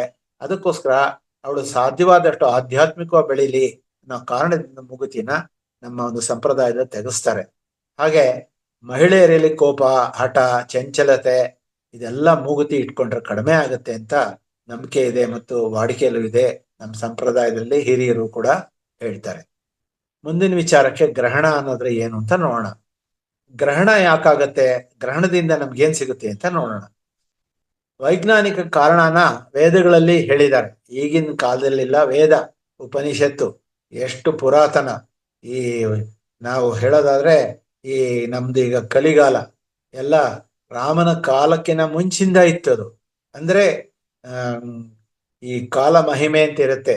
ಆ ಹಿಂದಿನ ಕಾಲಗಳು ಏನಿದ್ವೋ ಒಂದು ಸುಮಾರು ಲಕ್ಷಾಂತರ ವರ್ಷಗಳು, ಆ ವರ್ಷಗಳಿಂದನೂ ಕೂಡ ಈ ಗ್ರಹಣದ ಬಗ್ಗೆ ನಮಗೆ ಒಂದು ಸಂಪ್ರದಾಯ ಇದೆ. ಅದೇನು ಅಂತ ನೋಡೋಣ. ಹುಣ್ಣಿಮೆ ದಿನ ಚಂದ್ರಗ್ರಹಣ ಆಗುತ್ತೆ, ಅಮಾವಾಸ್ಯೆ ದಿನ ಸೂರ್ಯಗ್ರಹಣ ಆಗುತ್ತೆ. ಇದನ್ನ ನಾವು ವೈಜ್ಞಾನಿಕವಾಗಿ ನೋಡ್ಬೋದು. ಸೂರ್ಯಗ್ರಹಣ ಖಗೋಳಶಾಸ್ತ್ರದ ಅದ್ಭುತ ಘಟನೆ ಆಗಿರುತ್ತೆ. ಅದು ಆರೋಗ್ಯಕ್ಕೆ ಅಷ್ಟೇ ಮುಖ್ಯ. ಯಾಕೆಂದ್ರೆ ಖಗೋಳದಲ್ಲಿ ಶೈಲಿ ಸೂರ್ಯಗ್ರಹಣ ಆದಾಗ ನಮಗೆ ಅನಾರೋಗ್ಯ ಆಗುವಂಥ ಅವಕಾಶಗಳಿರುತ್ತೆ. ಅದಕ್ಕೋಸ್ಕರ ಆರೋಗ್ಯಕ್ಕೂ ಖಗೋಳಶಾಸ್ತ್ರದಲ್ಲಿ ನಡೆಸುವಂತಹ ಈ ಸೂರ್ಯ ಚಂದ್ರ ಗ್ರಹಣಗಳಿದೆಯೋ ಅದು ನಮಗೆ ತೊಂದರೆ ಆಗುತ್ತೆ ನಮಗೆ ಅನ್ನುವಂತಹ ಅನುಭವ ಹೇಳುತ್ತೆ. ಸೂರ್ಯ ಮತ್ತು ಚಂದ್ರ ಈ ಎರಡೂ ಮಧ್ಯದಲ್ಲಿ ಭೂಮಿ ಅಥವಾ ಸೂರ್ಯ ಮತ್ತು ಭೂಮಿ ನಡುವೆ ಚಂದ್ರ ಬಂದಾಗ ಸೂರ್ಯನ ಬೆಳಕನ್ನ ಸಂಪೂರ್ಣವಾಗಿ ಅಥವಾ ಭಾಗಶಃ ನಿರ್ಬಂಧಿಸಿದಾಗ ಸೂರ್ಯಗ್ರಹಣ ಆಗುತ್ತೆ. ಸೂರ್ಯ ಚಂದ್ರ ನಡುವೆ ಭೂಮಿ ಬಂದಾಗ ಬೆಳಕನ್ನ ಭಾಗಶಃ ನಿರ್ಬಂಧಿಸಿದಾಗ ಚಂದ್ರಗ್ರಹಣ ಆಗುತ್ತೆ. ಸೊ ಶತಮಾನಗಳಿಂದಲೂ ಗ್ರಹಣಗಳ ಬಗ್ಗೆ ಅನೇಕ ಪುರಾಣ ನಂಬಿಕೆ, ಮೂಢನಂಬಿಕೆನೂ ಇದೆ. ವಿಜ್ಞಾನಿಗಳು ಖಗೋಳ ವಿದ್ಯಮಾನ ಅಂತ ನಂಬ್ತಾರೆ. ಆದಾಗ್ಯೂ ಸಾಂಸ್ಕೃತಿಕ ಮತ್ತು ಸಾಂಪ್ರದಾಯಿಕ ನಂಬಿಕೆಗಳಲ್ಲಿ ಆರೋಗ್ಯದ ಮೇಲೆ ಗ್ರಹಣಗಳ ಪರಿಣಾಮ ಬಗ್ಗೆ ಹೆಚ್ಚು ಮಾತಾಡ್ತೀವಿ ನಾವು. ಅದನ್ನ ತಿನ್ಬಾರ್ದು, ಊಟ ಮಾಡಬಾರ್ದು, ಬರೀ ಹೋಟೆಲ್ ಇರಬೇಕು, ಆ ಟೈಮ್ ಒಳಗಡೆ ಸಾಧ್ಯವಾದಷ್ಟು ಇದು ಮಾಡ್ಬೋದು, ಸ್ನಾನ ಮಾಡಬೇಕು, ಈ ಥರ ಎಲ್ಲ ನಮ್ಮ ಒಂದು ಸಂಪ್ರದಾಯದಲ್ಲಿ ನಮ್ಮ ಒಂದು, ಯಾಕೆಂದ್ರೆ ಆಹಾರ ತಿಂದ್ರೆ ನಮಗೆ ಒಳ್ಳೇದಲ್ಲ ಅನ್ನೋ ಭಾವನೆ ಪ್ರತಿಯೊಬ್ಬರಿಗೂ ಇದೆ. ಭಾರತೀಯರು ಜ್ಯೋತಿಷಿಗಳು ಗ್ರಹಗಳನ್ನ ನಂಬಿಕೆ ಅಡಿಯಲ್ಲಿ ಅದನ್ನ ಧಾರ್ಮಿಕ ಪದ್ಧತಿಯಾಗಿ ಪ್ರಾಮುಖ್ಯತೆಯನ್ನು ಕೊಡ್ತಾರೆ. ಆದರೆ ಭಾರತೀಯರು ಸೂರ್ಯಗ್ರಹಣ ದಿನದ ದಿವಸ ಅನೇಕ ಸಂಪ್ರದಾಯಗಳನ್ನ ಕಡ್ಡಾಯವಾಗಿ ಆಚರಿಸ್ತೀವಿ ನಾವು. ಗ್ರಹಣದ ದಿನ ಹೊರಗೆ ಹೋಗ್ಬಾರ್ದು, ಗ್ರಹಣದ ದಿನ ಅಡಿಗೆ ಮಾಡಬಾರ್ದು ಅಥವಾ ತಿನ್ಬಾರ್ದು, ಗ್ರಹಣ ಸಮಯದಲ್ಲಿ ಅಡಿಗೆ ಮಾಡಬಾರ್ದು, ತಿನ್ಬಾರ್ದು, ಗರ್ಭಿಣಿಯರು ವಿಶೇಷವಾಗಿ ಹೊರಗಡೆ ಬರಬಾರ್ದು. ಇದೆಲ್ಲದೂ ನಮ್ಮ ಒಂದು ಪದ್ಧತಿಗಳ ಸಂಪ್ರದಾಯದಲ್ಲಿ ಇದೆ. ಬೆಳಕಿನಲ್ಲಿನ ಹಠಾತ್ ಬದಲಾವಣೆ ಆಗುತ್ತಲ್ಲಿ ದೇಹದ ನೈಸರ್ಗಿಕ ಕ್ರಿಯೆಗಳು ಗೊಂದಲಕ್ಕೊಳಗಾಗುತ್ತಾಗ. ಯಾಕೆಂದ್ರೆ ನಾರ್ಮಲ್ ಡೈಜೆಷನ್ ಆಗಲ್ಲ, ರಕ್ತ ಹರಿಯಲ್ಲ, ನಿದ್ರೆ ಬರೋಲ್ಲ, ಕಿರಿಕಿರಿ ಆಗುತ್ತೆ, ಹಾರ್ಮೋನ್ ಮಟ್ಟದಲ್ಲಿ ವ್ಯತ್ಯಾಸ ಆಗುತ್ತೆ. ಇದೆಲ್ಲದನ್ನು ಗ್ರಹಣದ ಸಮಯದಲ್ಲಿ ನಾವೇನು ಅದನ್ನ ಸೂತಕದ ಸಮಯ ಅಂತ ಕರಿತೀವೋ ಆ ಟೈಮಲ್ಲಿ ಆಗುವಂತ ಇದೆಲ್ಲದಕ್ಕಿಂತ ಹೆಚ್ಚಾಗಿ ಗ್ರಹಣ ಹಿಡಿದಾಗ ಮಾನಸಿಕ ಪರಿಣಾಮ ಆಗುತ್ತೆ. ವೈಯಕ್ತಿಕ ಮಾನಸಿಕ ಸಮಸ್ಯೆಗಳು ನಮಗೆ ಹುಟ್ಟುತ್ತೆ. ಆ ಟೈಮಲ್ಲಿ ನಕಾರಾತ್ಮಕ ತರಂಗಗಳು ಜಾಸ್ತಿ ಆಗುತ್ತೆ. ನಮ್ಮ ಮನಸ್ಸಿನಲ್ಲಿ ಕೆಟ್ಟ ಆಲೋಚನೆಗಳು ಬರುತ್ತೆ. ಜೊತೆಗೆ ನಮ್ಮ ಚಡಪಡಿಕೆಗೆ ಬಲಿ ಆಗ್ತೀವಿ. ಗ್ರಹಣ ಸಮಯದಲ್ಲಿ ಕೆಲವರಿಗೆ ಭಯ ಆಗುತ್ತೆ, ಕೆಲವರು ವಿಚಿತ್ರವಾದಂತಹ ಬುದ್ಧಿಮಾಂದ್ಯರಿಗಂತೂ ತಲೆ ಕೆಟ್ಟಂಗಾಡ್ತಾರೆ, ಹುಚ್ಚು ಜಾಸ್ತಿ ಆಗುತ್ತೆ. ಸೊ ಇದೆಲ್ಲದನ್ನು ಹೇಗೆ ಈ ಪೌರ್ಣಮಿ ಅಮಾವಾಸ್ಯೆಯಲ್ಲಿ ಸಮುದ್ರನ ಅಲ್ಲಾಡತ್ತೋ, ಸಮುದ್ರ ಹೆಚ್ಚಿಗೆ ಬರುತ್ತೆ, ಅಲೆಗಳು ಬರುತ್ತೆ, ಅದೇ ತರ ನಮ್ಮ ಮನಸ್ಸಿನಲ್ಲೂ ಅಲೆಗಳು ಹುಟ್ಟುತ್ತೆ ಅಂತ ಹೇಳ್ತಾರೆ. ನಾಸಾ ರಿಸರ್ಚ್ ಮಾಡೋದ್ರ ಪ್ರಕಾರ ವೈಜ್ಞಾನಿಕ ವಿಶ್ಲೇಷಣೆ ತಗೊಂಡ್ರೆ ಗ್ರಹಣ ಸಮಯದಲ್ಲಿ ತಿಂದ್ರೆ ಏನ್ ಹೇಳುತ್ತೆ ಅಂದ್ರೆ ತಿನ್ಬಾರ್ದು, ತಿಂದ್ರೆ ಆಹಾರ ಕೆಡುತ್ತೆ, ನಮ್ಮ ದೇಹದಲ್ಲಿ ಪುಟ್ರಿಫಿಕೇಶನ್ ಆಗುತ್ತೆ, ಕೊಳೆಯುತ್ತೆ, ಅದು ಪಚನ ಆಗೋಲ್ಲ ಅಂತ, ವಿಕಿರಣಗಳಿಂದ ಹಾಳಾಗುತ್ತೆ. ಅದಕ್ಕೇನು ಏನಂದ್ರೆ X-rays, gamma race, ultraviolet race, infrared race ಇವೆಲ್ಲ ಉತ್ಪತ್ತಿ ಆಗುತ್ತೆ. ಅದನ್ನ ನಮ್ಮ ದೇಹದೊಳಗಡೆ ಇರುವಂತ ಆಹಾರನ ಕೆಡಿಸುತ್ತೆ ಅಂತ ಹೇಳ್ತಾರೆ. ಗ್ರಹಣ ಸಮಯದಲ್ಲಿ ಕಣ್ಣುಗಳನ್ನ ಜೋಪಾನ ನೋಡ್ಕೋಬೇಕು. ಬರಿಗಣ್ಣಿಂದ ಕಣ್ಣು ನೋಡಿದ್ರೆ ನಮಗೆ ಏನಾಗುತ್ತೆ, ಹಾನಿ ಆಗುತ್ತೆ, ಕುರುಡುತನ ಬರುತ್ತೆ. ಆದ್ರಿಂದ ಸಾಧ್ಯವಾದ್ರೆ ನೀವು ನೋಡ್ಲೇಬೇಕು ಅಂದ್ರೆ ಸೌರ ಕನ್ನಡಕನ ಉಪಯೋಗ ಮಾಡಿ. ಬರಿ ಕಣ್ಣಿಂದ ನೋಡ್ಬೇಡಿ, ಅದರಿಂದ ಕಣ್ಣಿನ ನರಗಳು ಸುಟ್ಟು ಹೋಗುತ್ತೆ ಅಂತ ಹೇಳ್ತಾರೆ. ಇದು ಸೂತಕ ಅಂತ ಹೇಳಿದೆ ಅಂದ್ರೆ ಗ್ರಹಣ ಹಿಡಿದಿರೋ ಸಮಯ ಇರುತ್ತಲ್ಲ, ಸೂತಕ ಅಂತ ಕರೀತಾರೆ. ಯಾವುದೇ ಸಮಯದಲ್ಲಿ, ಸೂತಕದ ಸಮಯದಲ್ಲಿ ಶುಭ ಕಾರ್ಯ ಮಾಡಬೇಡಿ, ಸೂತಕದ ಕಾಲದಲ್ಲಿ ಸೇವಿಸೋದನ್ನ ತಪ್ಪಿಸಿ, ಈ ಸಮಯದಲ್ಲಿ ಹಲ್ಲುಗಳನ್ನು ಸ್ವಚ್ಛ ಮಾಡ್ಕೋಬೇಡಿ, ಕೂದಲನ್ನ ಬಾಚಬೇಡಿ ಅಂತ ಈ ತರದೆಲ್ಲ ನಮ್ಮ ಸಂಪ್ರದಾಯದಲ್ಲಿ ಹೇಳ್ತಾರೆ. ಸೂತಕದ ಸಮಯದಲ್ಲಿ ಗರ್ಭಿಣಿಯರು, ಪ್ರೆಗ್ನೆಂಟ್ ವುಮನ್ ಹೊರಗಡೆ ಹೋಗ್ಬೇಡಿ, ಅದರಿಂದ ಒಳಗಡೆ ಇರುವಂತಹ ಹೊಟ್ಟೆಲಿರುವಂತಹ ಮಗು ಮೇಲೆ ಪರಿಣಾಮ ಆಗುತ್ತೆ, ಮ್ಯುಟೇಷನ್ ಆಗುತ್ತೆ. ಮ್ಯುಟೇಷನ್ ಅಂತಂದ್ರೆ ಜೆನೆಟಿಕ್ ಅಬರೇಷನ್ಸ್ ಆಗುತ್ತೆ. ಸಾಮಾನ್ಯವಾಗಿ ಹೊಟ್ಟೆಲಿರುವಂತಹ ನಮ್ಮ ಒಂದು ಏನು 46 ಕ್ರೋಮೋಸೋಮ್ಸ್ ಇದಿರುತ್ತೋ ಅಷ್ಟು ಕ್ರೋಮೋಸೋಮ್ಸ್ ಕೂಡ ಡ್ಯಾಮೇಜ್ ಆಗುತ್ತೆ. ಅದರಿಂದ ಮಗು ಅವಯವಗಳು ಕೆಡುತ್ತೆ. ಹೀಗಾಗಿ ಅಂಥದ್ದನ್ನ ಅದರಿಂದ ಹೊರಗೆ ಹೋಗ್ಬೇಡಿ. ಗರ್ಭಕೋಶದಲ್ಲಿ ಬೆಳೀತಾ ಇರುವಂತ ಮಗು ಮೇಲೆ ಗ್ರಹಣದ ಸಮಯದಲ್ಲಿ ವಾತಾವರಣ ಕೆಟ್ಟಿರೋದ್ರಿಂದ ಪ್ರಭಾವ ಆಗುತ್ತೆ, ಮಗುವಿನ ಆರೋಗ್ಯ ಏರ್ಪೇರಾಗುತ್ತೆ, ಜೆನೆಟಿಕ್ ಡಿಫೆಕ್ಟ್ಸ್ ಆಗುತ್ತೆ, ನ್ಯೂನ್ಯತೆ ಆಗುತ್ತೆ, ದೈಹಿಕವಾಗಿ ನ್ಯೂನ್ಯತೆ ಆಗುತ್ತೆ. ಗರ್ಭಿಣಿಯರಿಗೂ ಕೂಡ ಹೆರಿಗೆ ಸಂಬಂಧದಲ್ಲಿ ತೊಂದರೆ ಆಗುತ್ತೆ, ಕಷ್ಟ ಬರುತ್ತೆ. ಆ ದೃಷ್ಟಿಯಿಂದ ನೀವು ಗ್ರಹಣ ಸಮಯದಲ್ಲಿ ಹೊರಗೆ ಹೋಗ್ಬೇಡಿ ಅಂತ ಹೇಳ್ತಾರೆ. ಜೀರ್ಣಾಂಗ ವ್ಯವಸ್ಥೆ ತೊಂದರೆ ಆಗುತ್ತೆ ಅಂತ ಈಗಾಗಲೇ ಹೇಳಿದೆ, ನಾಸಾನು ಹೇಳಿದೆ ಅಂತ ಹೇಳಿದೆ. ಇದ್ರ ಜೊತೆಗೆ ಸಂಪ್ರದಾಯವಾದಲ್ಲಿ ನಾವು ಜನರಲ್ಲಿ ಸಹ ಗ್ರಹಣ ಸಂದರ್ಭದಲ್ಲಿ ಆಹಾರ ತಿನ್ನಬಾರ್ದು, ನೀರು ಕೂಡ ಕುಡಿಬಾರ್ದು ಅಂತ ಹೇಳ್ತಾರೆ. ಆ ಸಮಯದಲ್ಲಿ ಮನೆಯಲ್ಲಿ ಅಳಿದುಳಿದಿರುವಂತ ಆಹಾರ ಏನಾದ್ರು ಇದ್ರೆ ಆ ಪದಾರ್ಥಗಳಿಗೆ ನಾವು ದಿನಸಿ ಪದಾರ್ಥಗಳಿಗೆ, ನೀರಿನ ಟ್ಯಾಂಕ್ಗಳಿಗೆ ಗರಿಕೆ ಹಾಕಿ, ಗರಿಕೆ ಹುಲ್ಲೊಳಗಡೆ ಅದರ ಔರ ದೊಡ್ಡದಾಗಿರುತ್ತೆ, ಅದು ಈ ಒಂದು ನೆಗೆಟಿವ್ ಎನರ್ಜೀಸ್ನ ಸ್ಟಾಪ್ ಮಾಡುತ್ತೆ. ಸೊ ಎಲೆಗಳು ಆ ತುಳಸಿ ಎಲೆ ಹಾಕಿ, ದರ್ಬೆ ಹಾಕಿ, ಇದರಿಂದ ದುರ್ವಾಗ್ರಾಸ ಹಾಕಿ, ನಿನ್ನೆ ಹೇಳಿದ್ದೀನಿ, ಅದನ್ನೆಲ್ಲ ಉಪಯೋಗ ಮಾಡಿ, ಅದರಿಂದ ನಿಮ್ಮ ಆಹಾರ ಕೆಡೋಲ್ಲ ಅಂತ ಹೇಳ್ತಾರೆ. ಗ್ರಹಣ ಸಮಯದಲ್ಲಿ ಮೋಕ್ಷ ಆದ್ಮೇಲೆ, ಮೋಕ್ಷ ಅಂತಂದ್ರೆ ಮುಗಿದೋದ್ಮೇಲೆ, ಗ್ರಹಣ ಪೂರ್ತಿ ಬಿಟ್ಟ ಮೇಲೆ ಸ್ನಾನ ಮಾಡಿ ಶುಚಿರ್ಭೂತರಾಗಿ ದೇವ್ರಿಗೆ ಪ್ರಾರ್ಥನೆ ಮಾಡಿ ಅನಂತರ ಆಹಾರ ತಗೊಳ್ಳಿ. ಇದರಿಂದ ನಮ್ಗೆ ಒಳ್ಳೇದು ಅಂತ, ನಮ್ಮ ಒಂದು ಪಚನ ಶಕ್ತಿ ನಾರ್ಮಲ್ ಆಗುತ್ತೆ, ಆಗ ತಗೋಬಹುದು ಅಂತ ಹೇಳ್ತಾರೆ. ಆಕಾಶದಲ್ಲಿ ನಡೆಯುವಂತ ಗ್ರಹಣ ಸಂದರ್ಭ ಅಲ್ಲೆಲ್ಲೋ ನಡೆಯುತ್ತೆ, ಇಲ್ಲಿ ಯಾಕೆ ನಾವು ಒದ್ದಾಡಬೇಕು, ನಾವಿರೋದು ಭೂಮಿ ಮೇಲೆ ಅಂದ್ರೆ, ಈ ಸೂರ್ಯ ಚಂದ್ರ ಎರಡೂ ಕೂಡ ನೇರವಾಗಿ ನಮ್ಮ ಒಂದು ಮನಸ್ಸಿಗೆ ಸಂಬಂಧಪಟ್ಟಿದ್ರಿಂದ ನಮ್ಮ ಮನಸ್ಸು ಕೆಟ್ಟೋಯ್ತು ಅಂದ್ರೆ ಎಲ್ಲ ಕಾಯಿಲೆ ಬರುತ್ತೆ.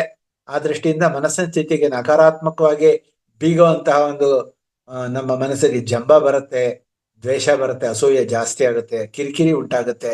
ಆದ್ರಿಂದ ಸಾಧ್ಯವಾದಷ್ಟು ಮನಸ್ಸಿಗೆ ಬೇಸರ ಆಗದಂಗೆ, ಆತಂಕ ಆಗದಂಗೆ, ಒತ್ತಡ ಆಗದಂಗೆ ಪರೋಕ್ಷವಾದಂತಹ ಒಂದು ಪರಿಣಾಮ ನಮ್ಮ ದೇಹದ ಮೇಲೆ ಬೀಳೋದ್ರಿಂದ ಗ್ರಹಣದ ಪ್ರಭಾವನ ನಾವು ಸಂಪ್ರದಾಯಬದ್ಧವಾಗಿ ನಾವು ಆಚರಣೆ ಮಾಡಿದ್ರೆ ನಮಗೆ ಏನು ತೊಂದರೆ ಆಗಲ್ಲ. ಮುಂದಿನ ವಿಚಾರ, ಈ ಒಂದು ಮದುವೆ ಆಗುತ್ತೆ, ಮದುವೆ ಸಮಯದಲ್ಲಿ ಹಾರ ವಿನಿಮಯ ಮಾಡ್ಕೋತಾರೆ. ಅಂದ್ರೆ ಹೆಣ್ಣು ಗಂಡಿಗೆ ಹಾರ ಹಾಕ್ತಾಳೆ, ಗಂಡು ಹೆಣ್ಣಿಗೆ ಹಾರ ಹಾಕ್ತಾನೆ.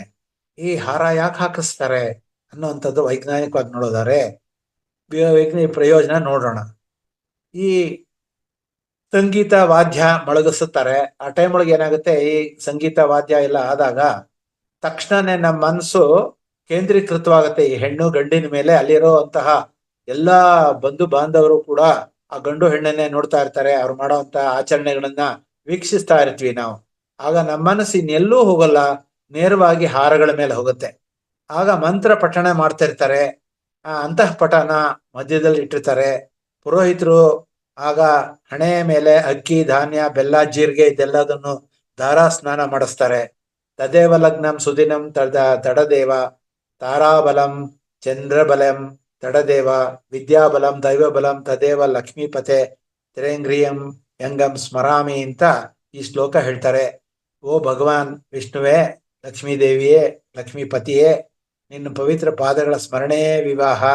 ಈ ಶುಭ ಮುಹೂರ್ತ ಸಮಯದಲ್ಲಿ ನಕ್ಷತ್ರಗಳ ಬಲ, ಚಂದ್ರನ ಬಲ, ಜ್ಞಾನದ ಬಲ, ದೇವತೆಗಳ ಬಲನ ಈ ಇಬ್ರು ಹೆಣ್ಮಕ್ಳು, ಈ ಮಕ್ಕಳಿಗೆ ನೀನು ದಯವಿಟ್ಟು ಕೊಡು, ಅವ್ರಿಗೆ ಆಶೀರ್ವಾದದ ಮೂಲಕ ಕೊಡು, ಈ ಹಾರದ ಮೂಲಕ ಕೊಡು. ಈ ಹಾರಗಳಲ್ಲಿ ನಿನ್ನ ಪ್ರಕೃತಿ ದತ್ತವಾಗಿ ಹೂವುಗಳಲ್ಲಿ ನೀನು ಅಡಗಿದೀಯಾ, ಆ ಅಡಗಿರುವಂತಹ ಒಂದು ಶಕ್ತಿ ಈ ಮಕ್ಕಳಿಗೆ ತಲುಪಲಿ ಅಂತ ಹೇಳ್ಬಿಟ್ಟು ನಾವು ಹಾರ ಹಾಕ್ತಿವಿ. ತಲೆ ಮೂಲಕ ಸಹಸ್ರಾರ ಚಕ್ರದ ಮೂಲಕ ಹಾಕ್ತಿವಿ. ಅದು ಹಿಂದ್ಗಡೆ ಚಕ್ರದ ಮೂಲಕ ವಿಶುದ್ಧ ಚಕ್ರಕ್ಕೆ ಬರುತ್ತೆ. ವಿಶುದ್ಧ ಚಕ್ರದಿಂದ ಹಾರದ ತುದಿ ನಮ್ಮ ಒಂದು ಅನಾಹತ ಚಕ್ರಕ್ಕೆ ಬಂದು ನಮ್ಮ ಒಂದು ಹಾರ್ಟ್ ಜಾಗದೊಳಗಿರುವಂತಹ ಆತ್ಮಕ್ಕೆ ತಲುಪುತ್ತೆ ಅನ್ನುವಂತಹ ಒಂದು ಅದ್ಭುತವಾದಂತಹ ಒಂದು ಸಂಪ್ರದಾಯದ ವೈಜ್ಞಾನಿಕ ಹಿನ್ನೆಲೆ ಇದೆ. ದಂಪತಿಗಳು ಒಬ್ಬರನ್ನೊಬ್ಬರು ಪ್ರೀತಿಯಿಂದ ನೋಡೋಕೆ ಹೇಳ್ತಾರೆ. ಒಬ್ರೊಬ್ರು ಮಖದಲ್ಲಿ ನೋಡಿ, ಹಾರ ಹಾಕ್ಬೇಕಾದ್ರೆ ಒಬ್ರು ಮಖ ಒಬ್ರು ನೋಡ್ಕೊಳ್ಳಿ ಅಂತ. ಯಾಕೆಂದ್ರೆ ಕಣ್ಣುಗಳಿಂದ ನಾವು ಪ್ರೀತಿನ ಒಬ್ರು ವಿನಿಮಯ ಮಾಡ್ಕೋತೀವಿ. ಸೊ ಇದ್ರ ಜೊತೆಗೆ ಪರಸ್ಪರ ಹಾರ ಹಾಕುವಾಗ ಸೂಕ್ಷ್ಮ ಪರಿಣಾಮಗಳು ಏನಾಗುತ್ತೆ ಅಂದ್ರೆ ಅದ್ಭುತವಾದಂತ ಒಂದು ವಿಚಾರ. ಈ ಪ್ರಕ್ರಿಯೆಯಲ್ಲಿ ಪರಸ್ಪರ ದೈವತ್ವನ ಅನುಭವಿಸ್ಬೇಕು ಅಂತ ಹೇಳ್ತಾರೆ. ಆಗ ಏನು ವಿಚಾರ ಮಾಡಬಹುದು? ವೈಜ್ಞಾನಿಕವಾಗಿ ಹಾರನ ಹಿಡಿದಿರೋರು ವಧು ತನ್ನ ಕೈ ಮೂಲಕ ದೇಹದಿಂದ ಪ್ರಕಾಶಿಸ್ತಿರುವಂತ ಪ್ರಭಾವಳಿನ ವರನ ಶಿರಸ್ಸಿಗೆ, ವರನ ಕುತ್ತಿಗೆಗೆ ಹಾಕ್ತಾಳೆ. ತನ್ನ ದೇಹದಿಂದ ಹೊರಹೊಮ್ಮುತ್ತಿರುವಂತ ಪ್ರಭಾವಳಿನ ವರನ ದೇಹದಿಂದ ಹೊರಹೊಮ್ಮೋ ಕಾಂತಿಯೊಂದಿಗೆ, ಅಂದ್ರೆ ಅವನು ಪ್ರಭಾವಳಿ ಜೊತೆ ಸಮ್ಮಿಳನಗೊಳಿಸ್ತಾಳೆ. ಅಂದ್ರೆ ಇಬ್ರು ಕೂಡ they are exchanging the aura. So ಇಲ್ಲಿ ಔರಾ ಎಕ್ಸ್ಚೇಂಜ್ ಆಗುತ್ತೆ, ಹಾರ ಎಕ್ಸ್ಚೇಂಜ್ ಅಲ್ಲ ಅನ್ನುವಂತ ವಿಚಾರನ ನಾವು ವೈಜ್ಞಾನಿಕವಾಗಿ ತಿಳ್ಕೊಬಹುದು. ಹೀಗೆ ವಧು ವರನಿಗೆ ಮಾಲೆ ಹಾಕಿದಾಗ ಶಿವತತ್ವ ಪೂಜಿಸ್ತಾಳೆ. ಅದೇ ತರಾನೇ ಶಿವತತ್ವ ಪ್ರಕಟ ಆಗುತ್ತೆ. ಅದೇ ತರಾನೇ ವರ ವಧುವಿಗೆ ಹಾರ ಹಾಕಿದಾಗ ಸ್ತ್ರೀ ದೇವತೆ ಅವಳಿಗೆ ತತ್ವನ ಪೂಜಿಸ್ತಾ ಆ ಶಕ್ತಿ ಅವಳಲ್ಲಿರೋ ಶಕ್ತಿ ನೀವನ್ ತಗೋತಾನೆ, ಶಿವಶಕ್ತಿನ ಅವಳು ಕೊಡ್ತಾಳೆ. ಇವಳು ಲಕ್ಷ್ಮೀ ಶಕ್ತಿ ಅದನ್ನ ಇವನ್ ತಗೋತಾನೆ. ಸೊ ಹೀಗೆ ಇಲ್ಲಿ ಸ್ತ್ರೀ ಮತ್ತು ಅಂದ್ರೆ ಇನ್ ಅಂಡ್ ಯಾಂಗ್ ಎಕ್ಸ್ಚೇಂಜ್ ಆಗತ್ತೆ. ಅಂದ್ರೆ ಸ್ತ್ರೀ ಪುರುಷ ಎರಡೂ ಕೂಡ ಒಂದು ಅಂತ. ಅವೆರಡೂ ಇಲ್ಲದೆ ಹೋದ್ರೆ ಮುಂದಿನ ಪ್ರಕ್ರಿಯೆ ನಡೆಯಲ್ಲ, ವಂಶ ಅಭಿವೃದ್ಧಿ ಆಗಲ್ಲ ಅಂತ ಅರ್ಥ. ಸೊ ಹಾಗೆ ಮಾಲ ಹಾಕುವಾಗ ನಮ್ಮಿಬ್ಬರಲ್ಲೂ ದೈವತ್ವ ಇದೆ ಅಂತ ಪ್ರೂಫ್ ಇದು, ಅಷ್ಟೇ, ಇನ್ನೇನು ಅಲ್ಲ.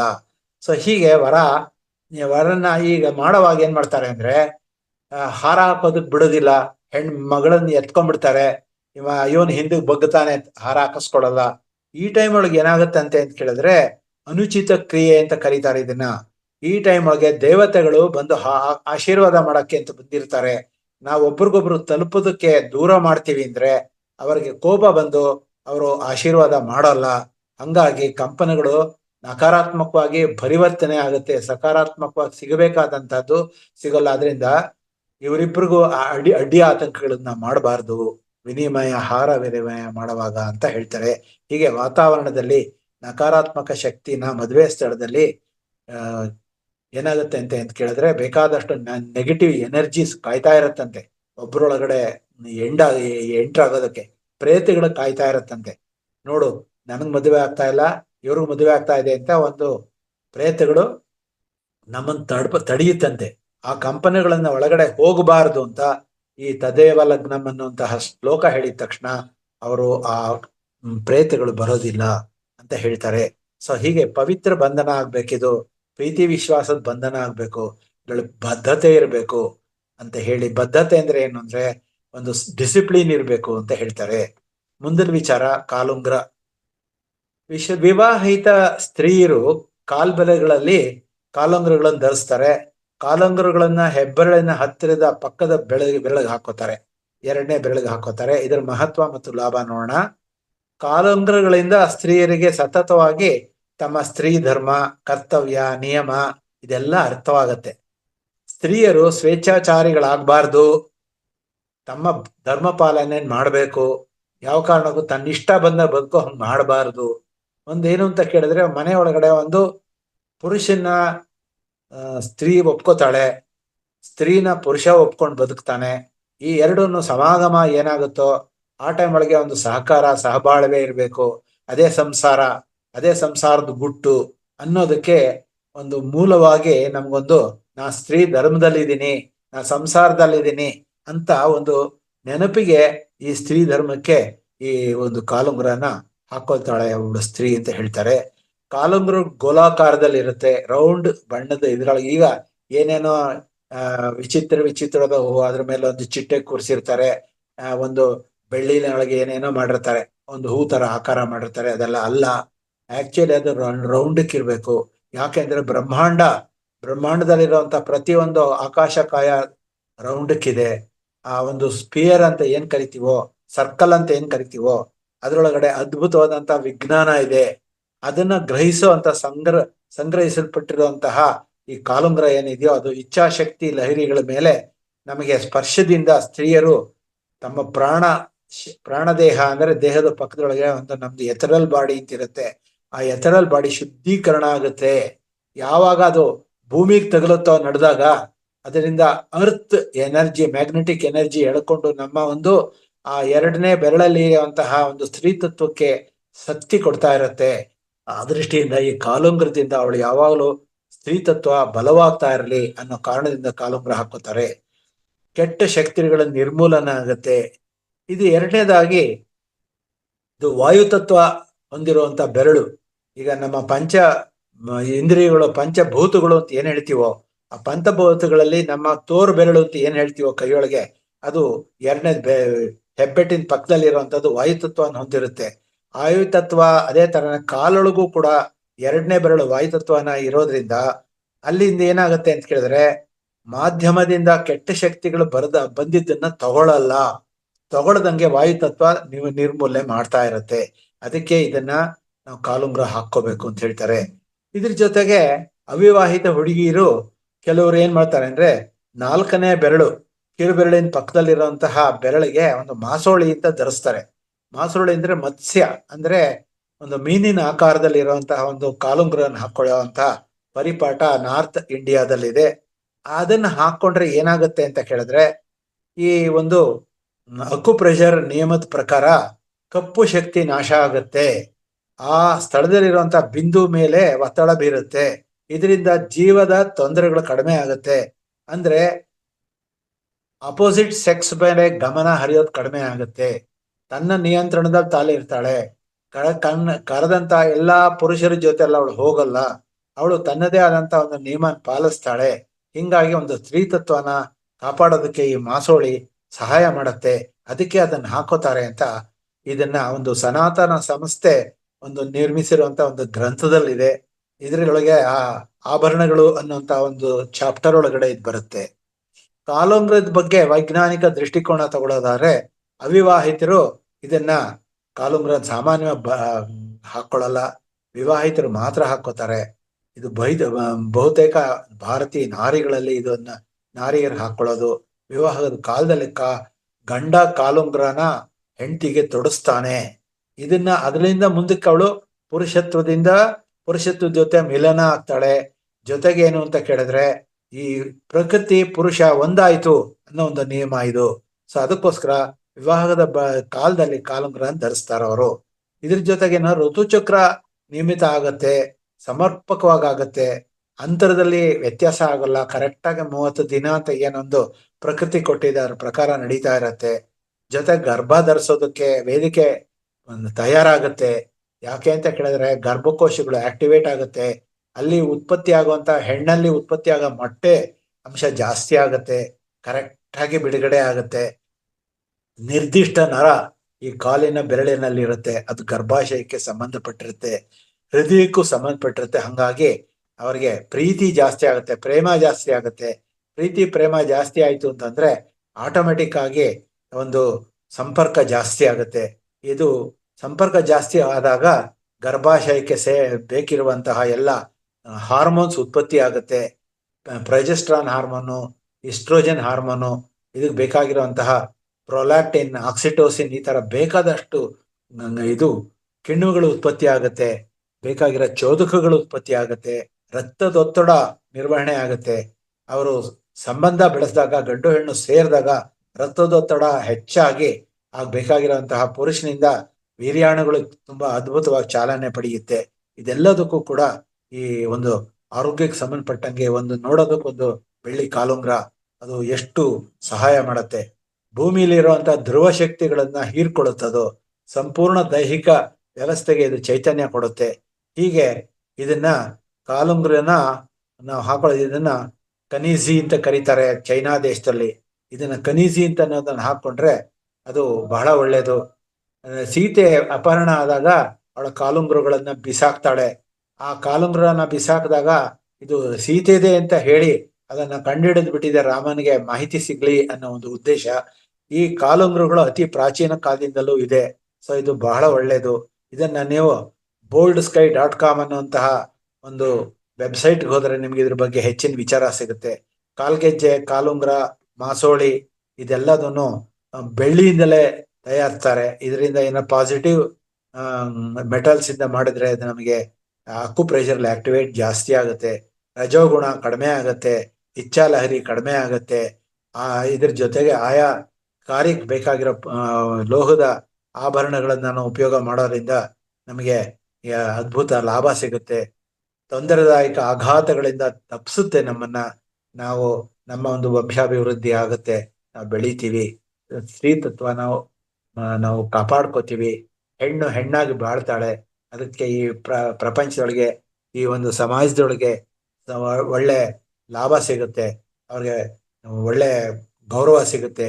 ಇದಕ್ಕೆ ನೋಡಿ, ಒಂದು ಸಣ್ಣದಾದಂತ ಒಂದು ಕಾಲಂದಲ್ಲಿ ಇಷ್ಟೆಲ್ಲ ವಿಚಾರಗಳಿದೆ.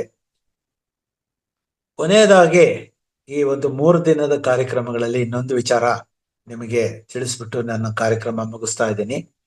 ಉಂಗುರನ ನಾವು ನಮ್ಮ ಕೈಯೊಳಗಡೆ ಉಂಗುರಗಳನ್ನು ಹಾಕೋತೀವಿ. ಸಂಪ್ರದಾಯದಲ್ಲಿ ಹೇಗೆ ಈ ಉಂಗುರಗಳನ್ನ ಯಾಕೆ ಹಾಕೋತೀವಿ, ಇದರಿಂದ ಏನ್ ಲಾಭ ಅಂತ ನೋಡ್ಬಿಟ್ಟು ನನ್ನ ಕಾರ್ಯಕ್ರಮನ ಮುಗಿಸ್ತೀನಿ. ವೈದಿಕ ಶಾಸ್ತ್ರದ ಪ್ರಕಾರ ನವರತ್ನದಿಂದ ಮಾಡಿದ ಉಂಗುರಗಳನ್ನ ನಿರ್ದಿಷ್ಟ ಬೆರಳುಗಳಲ್ಲಿ ಮಾತ್ರ ಧರಿಸ್ಕೋಬೇಕು ಅಂತ ಒಂದು ನಿಯಮ ಇದೆ. ಯಾವ ಒಂದು ನವರತ್ನನ, ಯಾವ ಒಂದು ಬೆಳ್ಳಿ ಅಥವಾ ಚಿನ್ನ ಇದರಿಂದ ಮಾಡಿರುವಂಥದ್ದು, ಈವನ್ ತಾಮ್ರನು ಹಾಕೋತಾರೆ. ಸೊ ಇದರಿಂದ ಮಾಡಿರುವಂತಹ ಈ ಒಂದು ಪದಾರ್ಥಗಳನ್ನ ಯಾವ್ಯಾವುದೋ ಉಪಯೋಗ ಮಾಡಬಾರ್ದು, ನಿರ್ದಿಷ್ಟವಾದಂತಹ ಮೆಟಲ್ಲೇ ಯೂಸ್ ಮಾಡಬೇಕು ಅನ್ನೋದಿದೆ. ಇದು ಯಾಕೆ ಅಂತ ನೋಡೋಣ. ಯಾಕೆ ಅಂದ್ರೆ ಉಂಗುರನ ಯಾವ ಬೆರಳಿಗೆ ಧರಿಸಬೇಕು ಅಂತ ಪೂರ್ವ ನಿರ್ಧರಿತವಾಗಿದೆ. ಈಗಾಗಲೇ ರಿಸರ್ಚ್ ಆಗಿದೆ ಇದ್ರ ಮೇಲೆ, ಯಾವ ಬೆರಳಿಗೆ ಯಾವ ಉಂಗುರ, ಯಾವ ಒಂದು ನವರತ್ನ ಹಾಕೋಬೇಕು ಅಂತ. ಅದ್ರ ಪ್ರಕಾರ ಧರಿಸಿದ್ರೆ ಮಾತ್ರ ಅದು ಪ್ರಯೋಜನ ನೀಡುತ್ತೆ. ನಿಮ್ಮ ರಾಶಿ, ನಿಮ್ಮ ಜಾತಕ ಆಧರಿಸಿ ಉಂಗುರನ ಧರಿಸಿದ್ರೆ ಯಾವ ಬೆರಳಲ್ಲಿ ಯಾವ ಒಂದು ಇದನ್ನ ನವರತ್ನ ಅಂದ್ರೆ ಕ್ರಿಸ್ಟಲ್ ಹಾಕೋಬೇಕು, ಯಾವ ಒಂದು ಹಾಕೋಬೇಕು ಅನ್ನುವಂತ ಮಾಹಿತಿ ಇದೆ. ಇದ್ರ ಬಗ್ಗೆ ಹೇಳೋಣ. ಉಂಗುರದ ಬೆರಳಿಗೆ ಶಾಶ್ವತವಾದ ಪ್ರೀತಿ, ಸೃಜನಶೀಲತೆ ಮತ್ತು ಸೌಂದರ್ಯ ಸಂಕೇತ. ಉಂಗುರದ ಬೆರಳು ಅಂದ್ರೆ ಅದರದೇ ಆದಂತಹ ಒಂದು ಶಾಸ್ತ್ರೀಯ ವಿಚಾರಗಳಿದೆ. ಶಾಸ್ತ್ರ ಪ್ರಕಾರ ಪ್ರೀತಿ, ಸೃಜನಶೀಲತೆ, ಸೌಂದರ್ಯ ಎಲ್ಲದಕ್ಕೂ ಉಂಗುರದ ಬೆರಳು ಕಾರಣ. ಎಡಗೈನ ಈ ಬೆರಳಿಗೆ ಹೃದಯದೊಂದಿಗೆ ನೇರ ಸಂಬಂಧ ಇದೆ ಅಂತ. ಎಡಗೈಯಿಂದ ಇಟ್ಕೆ ಹೆಣ್ಣು ಅಂತೀವಿ ನಾವು. ನಿಶ್ಚಿತಾರ್ಥ ಆಗ್ಬೇಕಾದ್ರೆ ಎಡಗೈಗೆ ಉಂಗುರ ಹಾಕೋದು. ಸೊ ಇದ್ರ ಅರ್ಥ ಏನು ಅಂತ ಕೇಳಿದ್ರೆ, ಹೆಣ್ಣನ್ನ ನಾವು ಗೌರವಿಸ್ತೀವಿ. ನಮ್ಮ ದೇಶದೊಳಗೆ first we give importance to femaleness, ಅಂದ್ರೆ ತಾಯಿ, ಭೂಮಿ ತಾಯಿ. ಆ ದೃಷ್ಟಿಯಿಂದ ತಾಯಿ ಕೊಡೋ ಅಷ್ಟು ಗೌರವ ನಾವು ಯಾವುದಕ್ಕೂ ಕೊಡಲ್ಲ. ಅದೇ ತರ ಎಡಗೈಗೂ ಕೂಡ ಅಷ್ಟೇ ಗೌರವ ನಾವು ಕೊಡ್ತೀವಿ. ಈ ಬೆರಳು, ಎಡಗೈನ ಬೆರಳು ಪ್ರೀತಿ, ಶಾಂತಿ, ಆಶಾವಾದನ ಪ್ರತಿನಿಧಿಸುತ್ತೆ. ಹೆಚ್ಚು ಜನರು ಉಂಗುರನ ಇದೇ ಬೆರಳಿಗೆ ಹಾಕೋತಾರೆ.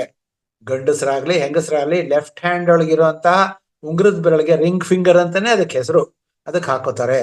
ಇದು ಗ್ರೀಕ್ ದೇವರು ಅಪೋಲೋ ಅನ್ನುವಂತಹ, ಈ ನಾವು ಪಾಶ್ಚಿಮಾತ್ಯ ದೇಶಗಳಿಗೆ ತಗೊಂಡ್ರೆ ಅವರು ಕೂಡ ಗ್ರೀಕ್ ದೇವರು ಅಪೋಲೋ ಕೂಡ ಇದೇ ಬೆರಳಿಗೆ ಹಾಕೊಳ್ಳಿ ಅಂತ ಹೇಳ್ತಾರೆ ಅಂತ ಅವರ ಒಂದು ಪುರಾಣಗಳಲ್ಲಿ ಹೇಳ್ತಾರೆ. ಈ ಗ್ರೀಕ್ ಸಂಪ್ರದಾಯ ನಮ್ದು ಕೂಡ, ನಮ್ಮ ಒಂದು ಭಾರತ ದೇಶದಲ್ಲಿ ಎಷ್ಟು ಹಳೆ ಸಂಪ್ರದಾಯ ಇದೆಯೋ ಅದೇ ತರ ಗ್ರೀಕ್ದವರು ಕೂಡ, ಗ್ರೀಸ್ ದೇಶದವರು ಅದನ್ನ ಫಾಲೋ ಮಾಡ್ತಾರೆ, ಈಗಲೂ ಕೂಡ ಫಾಲೋ ಮಾಡ್ತಾರೆ. ಆದ್ರೆ ಆ ಬೆರಳಿಗೆ ಪೂರಕವಾದಂತಹ ಸೂರ್ಯನ ಅದ್ಭುತ ಸಕಾರಾತ್ಮಕ ಲೋಹ ಕೂಡ ಇಂಪಾರ್ಟೆಂಟು. ಯಾವ ಒಂದು ಚಿನ್ನ ಬೆಳ್ಳಿ ಎರಡು ಬಿಟ್ಟು ಆ ಒಂದು ಬೆರಳಿಗೆ, ಒಂದು ರಿಂಗ್ ಫಿಂಗರ್ಗೆ ಇನ್ಯಾವ ಒಂದು ಇದನ್ನ ಲೋಹನ ಉಪಯೋಗ ಮಾಡಬಾರ್ದು. ಈ ಬೆರಳಿಗೆ ರತ್ನದ ಕಲ್ಲುಗಳು ಅಂದ್ರೆ ವಜ್ರ, ಜೇಡ್, ಚಂದ್ರಶಿಲೆ, ಮಾಣಿಕ್ಯ, ಈ ಅಮೆಥಿಸ್ಟ್, ಮೂನ್ ಸ್ಟೋನ್, ನೀಲಮಣಿ, ಈ ವೈಡೂರ್ಯ ಇಂಥದ್ದನ್ನೆಲ್ಲ ಹಾಕೊಳ್ಬೇಕು. ಇದನ್ನ ಬಿಟ್ಟು ಬೇರೆದನ್ನ ಹಾಕೋಬಾರ್ದು. ಅದರಿಂದ ನಮಗೆ ಲಾಭ ಸಿಕ್ಬೇಕು ಅಂದ್ರೆ ಈ ಮತ್ತೆ ಒಂದ್ಸತಿ ಹೇಳ್ತೀನಿ, ವಜ್ರ, ಜೇಡ್, ಚಂದ್ರಶಿಲೆ, ಮಾಣಿಕ್ಯ, ಅಮೆಥಿಸ್ಟ್, ಮೂನ್ ಸ್ಟೋನ್, ನೀಲಮಣಿ, ವೈಡೂರ್ಯ ಇವುಗಳನ್ನೇ ಬಳಸಬೇಕು. ಮಧ್ಯದ ಬೆರಳು ಜವಾಬ್ದಾರಿ, ಸಮತೋಲನ, ಆತ್ಮಶೋಧನೆ ಪ್ರತಿನಿಧಿಸುತ್ತೆ.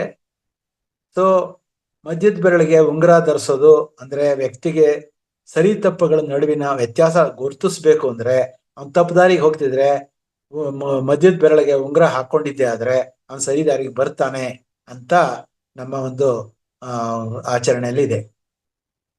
ಮಧ್ಯದ ಬೆರಳಿಗೆ ನಾವು ರತ್ನ ಶಿಲೆಗಳು ಯಾವ್ಯಾವ್ದನ್ನ ಹಾಕೊಳ್ತೀವಿ ಅಂದ್ರೆ ಸ್ಫಟಿಕ ಶಿಲೆ, ಅಮೆಥಿಸ್ಟು, ಹವಳ, ಅಕ್ವಾಮರಿನ್, ಗುಲಾಬಿ ಬಣ್ಣದ ಸ್ಫಟಿಕ ಶಿಲೆ, ಇದೆಲ್ಲದನ್ನು ಅಂದ್ರೆ ನಮ್ಮ ದೇಶದೊಳಗಡೆ ನಾವು 9 ನವರತ್ನಗಳು ಅಂತ ಕರೀತಾರೆ. ಅವುಗಳನ್ನ ನಾವು ಹಾಕೊಳ್ಳೋದ್ರಿಂದ ನಮಗೆ ಬೇಕಾದಷ್ಟು ಇದು ಲಾಭ ಸಿಗುತ್ತೆ ಅಂತ.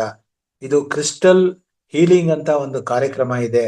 ಆ ಕ್ರಿಸ್ಟಲ್ ಹೀಲಿಂಗ್ ಕಾರ್ಯಕ್ರಮನ ನಾವು ರೈಕಿ ಕ್ಲಾಸ್ ಮಾಡಿದಾಗ 3rd ಡಿಗ್ರಿ ಒಳಗಡೆ ನಾವು ಹೇಳ್ಕೊಡ್ತೀವಿ.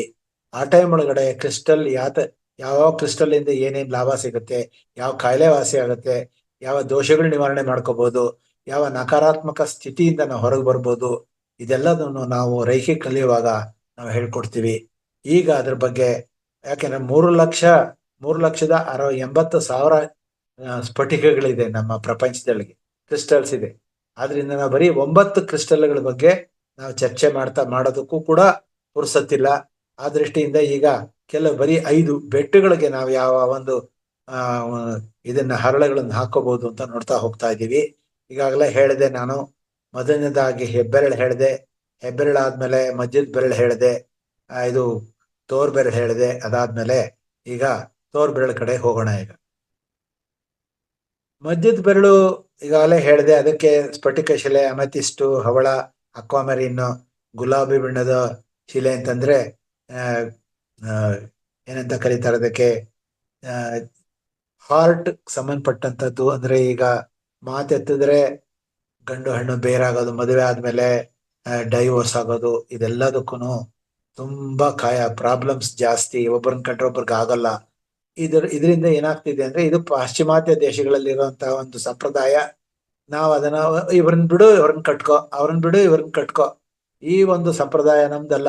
ಏಕಪತ್ನಿ ವ್ರತ, ಸಾಯ ತನಕ ಒಬ್ರೇ ನಾವು ಅಂದ್ರೆ ಇದು ಭಗವಂತ ಬ್ರಹ್ಮ ಸೃಷ್ಟಿ ಮಾಡಿರೋ ನಮ್ಮಿಬ್ಬರನ್ನ 7 ಜನ್ಮಗಳಲ್ಲಿ ನಾವೆಲ್ಲ ಒಟ್ಟಿಗೆ ಇರ್ತೀವಿ.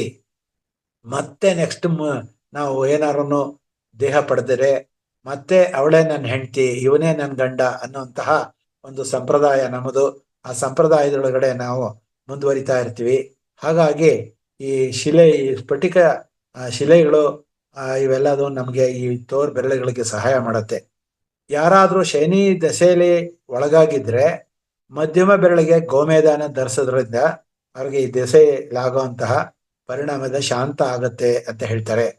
ನಮ್ಮ ತೋರ್ ಬೆರಳು ಮಹತ್ವಾಕಾಂಕ್ಷೆ, ನಾಯಕತ್ವ, ಅಧಿಕಾರ, ಆತ್ಮವಿಶ್ವಾಸ ಸೂಚಿಸುತ್ತೆ.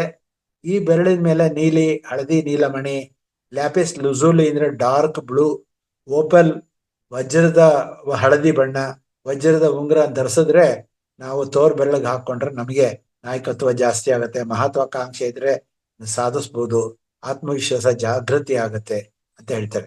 ಕಿರುಬೆರಳಿಗೆ ನಾವು ಹಾಕೊಂಡಿದ್ದೆ ಆದ್ರೆ ಚಿಕ್ಕ ಬೆರಳದು, ಇದು ಸಂಬಂಧಗಳನ್ನ ಪ್ರತಿನಿಧಿಸುತ್ತೆ.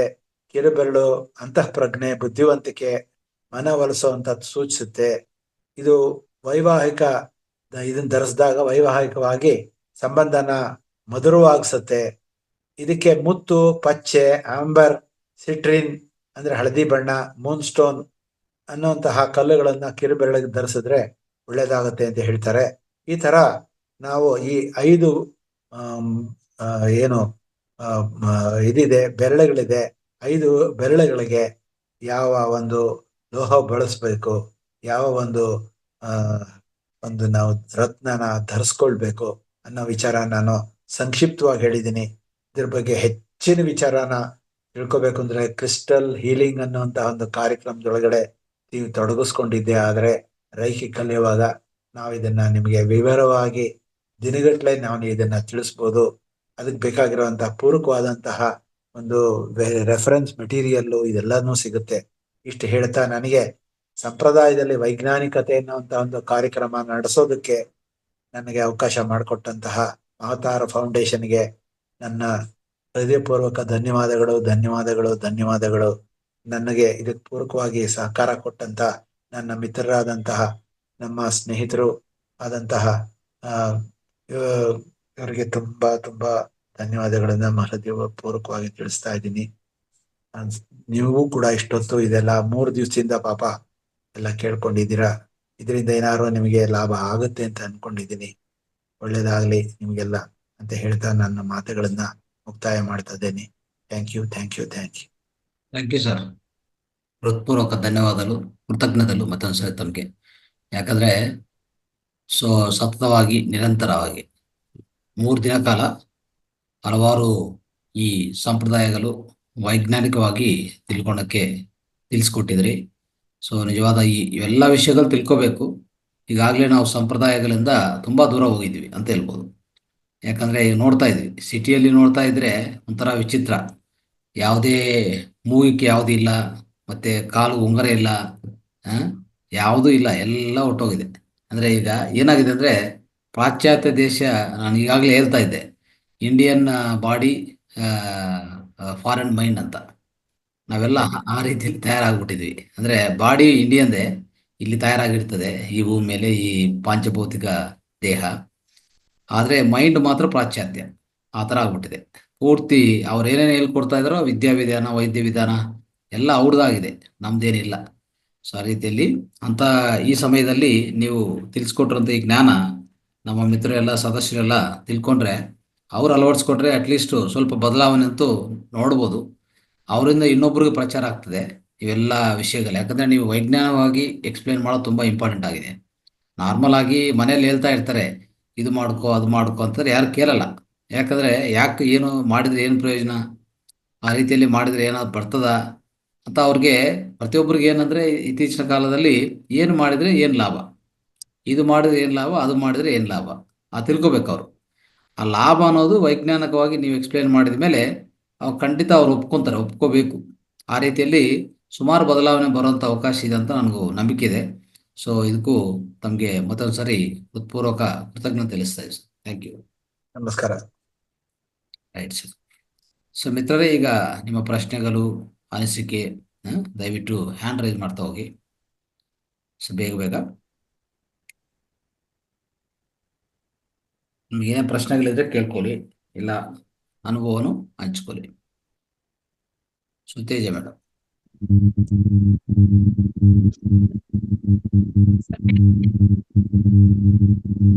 ಸೌಂಡ್ ಬರ್ತಾ ಇಲ್ಲ.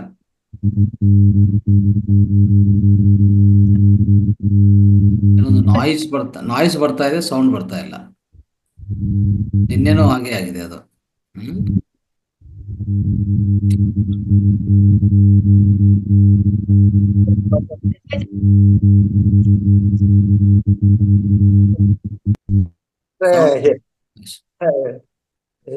ಇದು ಸಿಕ್ಕಲ್ಲ, ಅದೇ ಕಷ್ಟ. ರೈಟ್. ಎಸ್ ಮಿತ್ರರೇ, ಅನುಷ್ಯಕ್ಕೆ ಅಟ್ಲೀಸ್ಟ್ ಅನುಭವ ಕೊಡಿ, ಅನುಭವ ಹಂಚ್ಕೊಳ್ಳಿ. ಯಾರು ಕೈ ಎತ್ತಾ ಇಲ್ಲ, ಇನ್ನು ಯಾರು ಎದ್ದಿಲ್ಲ, ಏನು ಗೊತ್ತಾಗ್ತಾ ಇಲ್ಲ. ಎಸ್ ಸನೇಗೌಡ ಸರ್ ಮಾತಾಡಿ. ನಮಸ್ಕಾರ ಆತ್ಮ ಬಂಧುಗಳೇ. ನಮಸ್ಕಾರ. ಇವತ್ತಿನ ವಿಷಯ ನೋಡಿದ್ರೆ ಬಹಳ ಖೇದ ಅನಿಸ್ತಾ ಇದೆ ಜನಗಳು ಇರದೇ ನೋಡಿದ್ರೆ. ಯಾಕಂದ್ರೆ ಅತ್ಯವಶ್ಯವಾಗಿ ಬೇಕಾಗಿರ್ತಕ್ಕಂಥದ್ದು, ಅರ್ಥ ಬೇಕಾಗಿರ್ತಕ್ಕಂಥ ನಾಲೆಜ್ ಕೊಡ್ತಾ ಇದ್ದೀರಾ ಸರ್. ದಿನಾಲು 80-90 ಜನ ಇರ್ತಾ ಇದ್ರು ಈ ಸೆಷನ್ ನಲ್ಲಿ, ಇವತ್ತು 45 ಜನಕ್ಕೆ ಹೋಗ್ಬಿಟ್ಟಿದ್ದಾರೆ. ಅಂದ್ರೆ ಈ ಏಕೆ ಇವತ್ತಿನ ಆಸಕ್ತಿ ಕಡಿಮೆ ಆಗ್ತಾ ಇದೆ ಜನರಲ್ಲಿ? ಇಂತ ಅತ್ಯದ್ಭುತವಾಗಿರ್ತಕ್ಕಂಥ, ಅತ್ಯವಶ್ಯವಾಗಿರ್ತಕ್ಕಂಥ, ಸಂತೋಷದಾಯಕ ಜೀವನ ನಡೆಸಲಿಕ್ಕೆ ಬೇಕಾಗಿರ್ತಕ್ಕಂಥ ಜೀವನದ ಮೂಲ ತತ್ವಗಳು ಹೇಳ್ಬೇಕು ಅಂತಂದ್ರೆ ಇವನ್ನೇ ತಗೊಳಕ್ ನಾವು ಹಿಂದೇಟ್ ಹಾಕ್ತಾ ಇದೀವಿ ಅಂತಂದ್ರೆ, ಹಂಗಾರೆ ನಮ್ಮ ಜೀವನದ ಗತಿ ಯಾವ ಮಟ್ಟಕ್ಕೆ ಹೋಗಿದೆ? ಅದೋ ಗತಿ ಅಂತ ಹೇಳ್ತಾರಲ್ಲ, ಆತರ ಆಗ್ತದೆ. ಇವತ್ತೆಲ್ಲ ಕಷ್ಟ, ನೋವು, ಸಂಕಟ, ವ್ಯಥೆ ಆಗ್ತಾ ಇದೆ, ನಿರಾಶೆ ಆಗ್ತಾ ಇದೆ, ಹತಾಶೆ ಆಗ್ತಾ ಇದೆ. ಎಲ್ಲದಕ್ಕೆ ಕಾರಣ ಅರ್ಥ ಬಾಳ್ತಾ ಇಲ್ಲ, ನಾವು ತಿಳಿದು ಬಾಳ್ತಾ ಇಲ್ಲ. ಪೂರ್ವಜರು, ಹಿರಿಯರು, ತಜ್ಞರು ಏನ್ ಕೊಟ್ಟಿದ್ದಾರೆ ಅಟ್ಲೀಸ್ಟ್ ಕೇಳಕ್ ಕೂಡ ನಮ್ಗೆ ಒಂದು ಟೈಮ್ ಇಲ್ಲ ಅಂತಂದಾಗ ಇದು ಒಂಥರ ಖೇದ ಅನ್ಸುತ್ತೆ. ಅದ್ಭುತವಾಗಿರ್ತಕ್ಕಂತ ಜ್ಞಾನ ಸರ್. ಇದು ಸುಲಭವಾಗಿ ಒಂದೇ ಕ್ಷಣಕ್ಕೆ ಅಂದ್ರೆ ಅಳವಡಿಸೊಳಕ್ ಆಗದೆ ಇರ್ತಕ್ಕಂಥದ್ದು. ಬಟ್ ಪ್ರತಿ ಒಂದು ಸಂದರ್ಭದಲ್ಲಿ ಹಿರಿಯರು ಏನೋ ಮದುವೆ ಅಂತ ಯಾಕೆ ಮಾಡಿದ್ದಾರೆ, ಹಿಂಗೆ ಯಾಕೆ ಮಾಡ್ಬೋದು, ಹಂಗೆ ಯಾವಾಗ ಒಂದು ಹುಡುಗಿ ಇಷ್ಟಪಟ್ಲು ಅಂತಂದ್ರೆ ಅವ್ರನ್ನ ಹೋಗಿ ನೀವು ಕುಡ್ಕೊಂಡ್ ಹೋಗ್ರಿ ಅಂತ ಹೇಳ್ಬೋದೈತಲ್ಲ. ಬಟ್ ಈ ತರ ಒಂದು ಮದುವೆ ಸಂಪ್ರದಾಯ ಅಂತ ಹೇಳಿ ಮಾಡಿಕೊಡ್ತಾ ಇದಾರೆ. ಪ್ರತಿಯೊಂದಕ್ಕೂ ಕೂಡ ಏನ್ ಮಹತ್ವ ಇದೆ ಅನ್ನೋದನ್ನ, ಅದ್ರ ವಿಶೇಷತೆ ಏನು ಅನ್ನೋದನ್ನ ಸವಿಸ್ತರವಾಗಿ ನೀವು ಸಂಗ್ರಹ ಮಾಡಿರೋ ಸರ್. ಎಷ್ಟು ಪುಸ್ತಕಗಳಿಂದ ಇದನ್ನ ಸಂಗ್ರಹ ಮಾಡಿರೋ, ನಿಜಕ್ಕೂ ಕೂಡ ನಿಮಗೆ ಒಂದು ಹೃದಯಾಂತರಾಳದ ಧನ್ಯವಾದಗಳು ಗುರುವೇ. ಅತ್ಯವಾಗಿ ಬೇಕಾಗಿರ್ತಕ್ಕಂಥ ವಿಷಯ ಇದು. ನಾನಂತೂ ಇನ್ನೊಂದ್ಸರಿ ಇದನ್ನ ಮತ್ತೆ ಕೇಳ್ಬೇಕು ಅಂತ ನನಗೆ ಕ್ಯೂರಿಯಾಸಿಟಿ ಇದೆ. 3 ದಿನದ ಸೆಷನ್ ಅನ್ನ ಕೇಳಿದಾಗ ಅದು ಉಳಿಯುತ್ತೆ. ಯಾಕಂದ್ರೆ ಬರೀ ಒಂದ್ಸರಿ ಕೇಳಿ ಕೈ ಬಿಟ್ರೆ ಯಾವ್ದು ಉಳಿಯಲ್ಲ. ತಿಳಿಯದೆ ಹೊಳೆಯದು, ಹೊಳೆಯದೆ ಉಳಿಯದು, ಉಳಿಯದೆ ಇರಿಯದು ಅಂತ ಹೇಳ್ತಾರೆ. ಹಂಗ ಇರಿದಾಗ ನಮ್ಮ ಅಂತರಾಳದಲ್ಲಿ ಉಳಿಯುತ್ತೆ. ಅವಾಗ ಅಟ್ಲೀಸ್ಟ್ ನಾವು ನಮ್ಮ ಮುಂದಿನ ಪೀಳಿಗೆಗೆ ಹೇಳಬಹುದು, ಇದು ನಿಜಕ್ಕೂ ಬೇಕೇ ಬೇಕು. ಎಲ್ಲಿ ತನ ನಮ್ಮ ಸಂಪ್ರದಾಯಗಳು, ಈ ಒಂದು ಸಂಸ್ಕಾರಗಳು ಉಳಿತವೆ, ಅಲ್ಲಿವರೆಗೆ ಮಾತ್ರ ಈ ಜಗತ್ತು ಸುಭಿಕ್ಷವಾಗಿರ್ಲಿಕ್ಕೆ ಸಾಧ್ಯ ಅಂತಕ್ಕಂಥದ್ದನ್ನ ಹೇಳ್ಬೋದು ಗುರುಜಿ. ತಮ್ಮಂತವ್ರು ಬೇಕು, ಮಾರ್ಗದರ್ಶಕರು, ಅನುಭವಿಗಳು, ಜ್ಞಾನಿಗಳು ಇದ್ದಾಗ್ಲೇ ನಮ್ಮ ಮುಂದಿನ ಪೀಳಿಗೆಯ ಜೀವನ ಸುಸೂತ್ರವಾಗಿ ನಡೀಬಹುದು ಅಂತ ಹೇಳಿ ನನ್ನ ಒಂದು ಅನಿಸಿಕೆಗಳನ್ನ ಹೇಳಕ್ ಇಷ್ಟಪಡ್ತೀನಿ. ಅನಂತನದ ಧನ್ಯವಾದಗಳು ಗುರುಜಿ, ಹೇಳಿದ್ದಕ್ಕಾಗಿ. ಅವಕಾಶ ಕೊಟ್ಟ ತಮ್ಮೆಲ್ಲರೂ ಕೂಡ ಧನ್ಯವಾದಗಳು. Thank you, thank you. Mallappa ಅವರು ಮಾತಾಡಿ. ಎಲ್ಲಾ ಪರಮೋಚ್ಚ ಗುರುಗಳಿಗೆ ನನ್ನ ಅನಂತ ಕೋಟಿ ನಮನಗಳು. ಸರ್, ನಿಜಕ್ಕೂ ಕೂಡ ಪಾಶ್ಚಿಮಾತ್ಯ ಒಂದು ಸಂಸ್ಕೃತಿಯನ್ನು ಅನುಕರಣೆ ಮಾಡುವಲ್ಲಿ ನಾವಿವತ್ತು ಬಿರುಗಾಳಿಯನ್ನ ಏನ್ ಎಬ್ಸಿದೆ ಪಾಶ್ಚಿಮಾತ್ಯ ಸಂಸ್ಕೃತಿ, ಅದನ್ನ ನಾವು ಪಕ್ಕಾ ಒಡೆದೋಡಿಸ್ಬೇಕಂದ್ರೆ ತಾವ್ ಹೇಳ್ದಿರ್ತಕ್ಕಂಥ ಇವತ್ತು ಈ 3 ದಿವಸದಿಂದ ಏನ್ ತಾವು ಹೇಳ್ತಾ ಇದೀರಿ, ಅಮೃತ ಜ್ಞಾನ ಏನ್ ನಾವು ಕೊಡ್ತಾ ಇದ್ದೀರಿ, ಅಮೃತ ಸಮಾನವಾಗಿರ್ತಕ್ಕಂಥ ಜ್ಞಾನ, ನಮ್ಮ ಪ್ರಾಚೀನ ಸಂಸ್ಕೃತಿಯನ್ನ ಉಳಿಸಿ ಬೆಳೆಸುವಲ್ಲಿ ನಾವೆಲ್ಲರೂ ಕೂಡ ಇವನ್ನ ಪಾಲಿಸಿದ್ದೇ ಆದ್ರೆ 100ಕ್ಕೆ 100ರಷ್ಟು ನಾವು ಮತ್ತೆ ನಮ್ಮ ಭಾರತದ ಒಂದು ಹಿರಿಮೆಯನ್ನ, ಗರಿಮೆಯನ್ನು ಹೆಚ್ಚಿಸಬಹುದು ಅಂತ ಹೇಳ್ತಾ, ತಮಗೆ ಇಂಥ ಒಂದು ಅದ್ಭುತವಾದ ಜ್ಞಾನವನ್ನ ಕೊಟ್ಟಿರ್ತಕ್ಕಂಥ ಪರಮೋಚ್ಚ ಗುರುಗಳಿಗೆ ಮತ್ತು ಇದಕ್ಕೆ ಅವಕಾಶ ಮಾಡಿಕೊಟ್ಟಿರ್ತಕ್ಕಂಥ ಎಲ್ಲ ಆತ್ಮ ಬಂಧುಗಳಿಗೆ, ವಿಶೇಷವಾಗಿ ರಂಗನಾಥ್ ಸರ್ ಕೂಡ ನಾನು ಇಲ್ಲಿ ಅನಂತ ಕೋಟಿ ನಮನಗಳನ್ನು ಸಲ್ಲಿಸ್ತೀನಿ ಸರ್. ಧನ್ಯವಾದ ಸರ್ ಅವಕಾಶಕ್ಕಾಗಿ. ನಮಸ್ಕಾರ ನಮಸ್ಕಾರ ನಮಸ್ಕಾರ ಸರ್. ನಮಸ್ಕಾರ ಸರ್, ನಮಸ್ಕಾರ. Thank you. ಅಶ್ವಿನಿ ಮೇಡಮ್ ಮಾತಾಡಿ.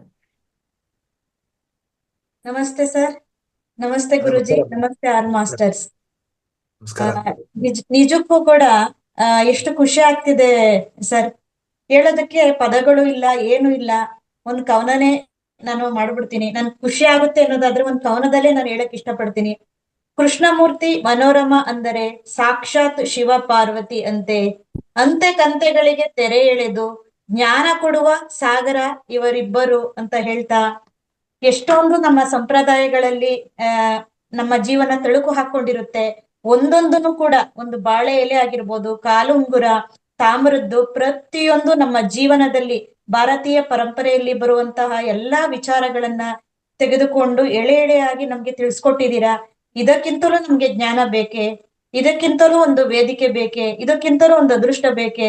ನಿಜವಾಗ್ಲೂ ಸರ್, ಒಂದು 2 ಪೇಜ್ ಅಷ್ಟು ಹೊಗಳಿಕೆ ಕೊಟ್ಟರು ಸಾಲದು. ನಿಮ್ಮ ಒಂದು ಕ್ಲಾಸಿಗೆ, ನಿಮ್ಮ ಒಂದು ಮಾತಿಗೆ, ನಿಮ್ಮಗಳ ಒಂದು ಜ್ಞಾನಕ್ಕೆ ನಿಜವಾಗ್ಲೂ ಸಾಷ್ಟಾಂಗ ನಮಸ್ಕಾರ. ಮನೋರಮಾ ಅಮ್ಮ ಮತ್ತೆ ನಿಮಗೂ ಕೂಡ thank you so much sir. Thank you, thank you, thank you madam. ಒಳ್ಳೇದಲ್ಲಿ ನಾವು ಹೇಳಿದ್ದನ್ನ ಖಂಡಿತವಾಗ್ಲು ಪ್ರತಿಯೊಬ್ರು ಮತ್ತೆ ಅದನ್ನ ನಿರ್ಜೀವ ಆಗಿರೋದಕ್ಕೆ ಜೀವ ತುಂಬಿ ಮತ್ತೆ ಅದನ್ನ ನಮ್ಮ ಒಂದು ಸಂಪ್ರದಾಯನ, ನಮ್ಮ ಒಂದು ಭಾರತೀಯತೆ ಮತ್ತೆ ವಾಪಸ್ ಬರ್ಬೇಕು ಅಂತ ನಮ್ಮ ಒಂದೆಲ್ಲ ಪ್ರಯತ್ನ. ಇದಕ್ಕೆ ಡಾಕ್ಟರ್ ರಂಗನಾಥ್ ಅವರು ಪಾಪ ನಮಗೆ ವೇದಿಕೆ ಮಾಡಿಕೊಟ್ಟಿದ್ದಾರೆ. ಇದರ ನಮ್ಮಲ್ಲಿರುವಂತ ಮಾಹಿತಿ ನಮ್ಮಲ್ಲೇ ಉಳ್ಕೊಳ್ಳುತ್ತೆ. ಇದನ್ನ ಜನಗಳಿಗೆ ಹಂಚಬೇಕು ಅನ್ನೋದು ಉದ್ದೇಶ. ಪಾಪ ಅವರು ಪ್ರಪಂಚಕ್ಕೆ ಹಂಚಬೇಕು ಅಂತ ಅವರ 24 ಗಂಟೆ ಸಾಲ್ತಾ ಇಲ್ಲ ನಮ್ಮ ರಂಗನಾಥ್ ಸರ್ಗೆ. ಅಷ್ಟು ಪ್ರಯತ್ನ ಮಾಡ್ತಾ ಇದ್ದಾರೆ. ಆದ್ರೆ ನಮ್ಮ ಜನಗಳು ಅಷ್ಟು ಸುಲಭವಾಗಿ ತಗೊಳಲ್ಲ. ಯಾಕೆ ಅಂತ ಕೇಳಿದ್ರೆ ಅವ್ರಿಗೆ 108 ಚಿಂತನೆ ಇರುತ್ತೆ, 108 ವಾತಾವರಣ. ಆದ್ರೂ ಕೂಡ ನಾವು ಜ್ಞಾನ ಪಡಿಬೇಕು, ಅಜ್ಞಾನಿಗಳಾಗಿರ್ಬಾರ್ದು.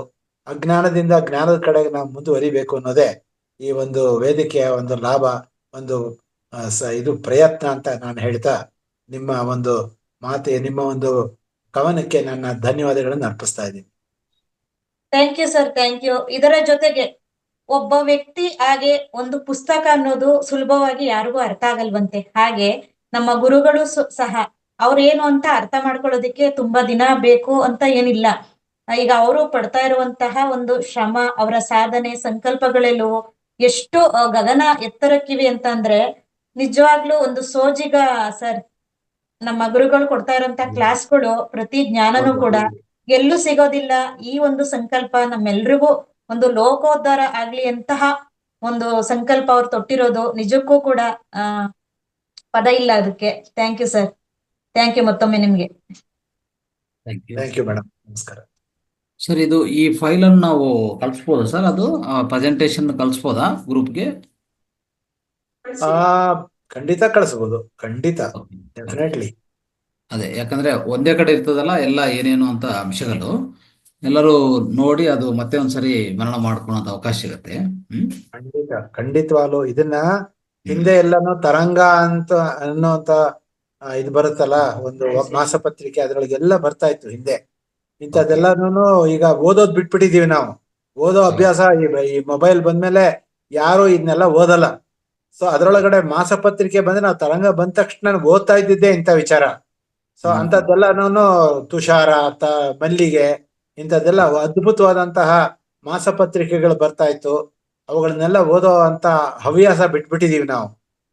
ಅದನ್ನೆಲ್ಲ ಅದ್ರೊಳಗೆಲ್ಲ ಎಷ್ಟು ಪ್ರಯತ್ನ ಮಾಡಿದ್ದಾರೆ ಹಿಂದೆ ಈ ಸಂಪ್ರದಾಯನ ಮತ್ತೆ ಹುಟ್ಟಾಕ್ಬೇಕು, ಮತ್ತೆ ತರಬೇಕು ಅಂತ ಬಹಳ ಕಷ್ಟಪಟ್ಟಿದ್ದಾರೆ ನಮ್ಮ ಪೂರ್ವಜರು.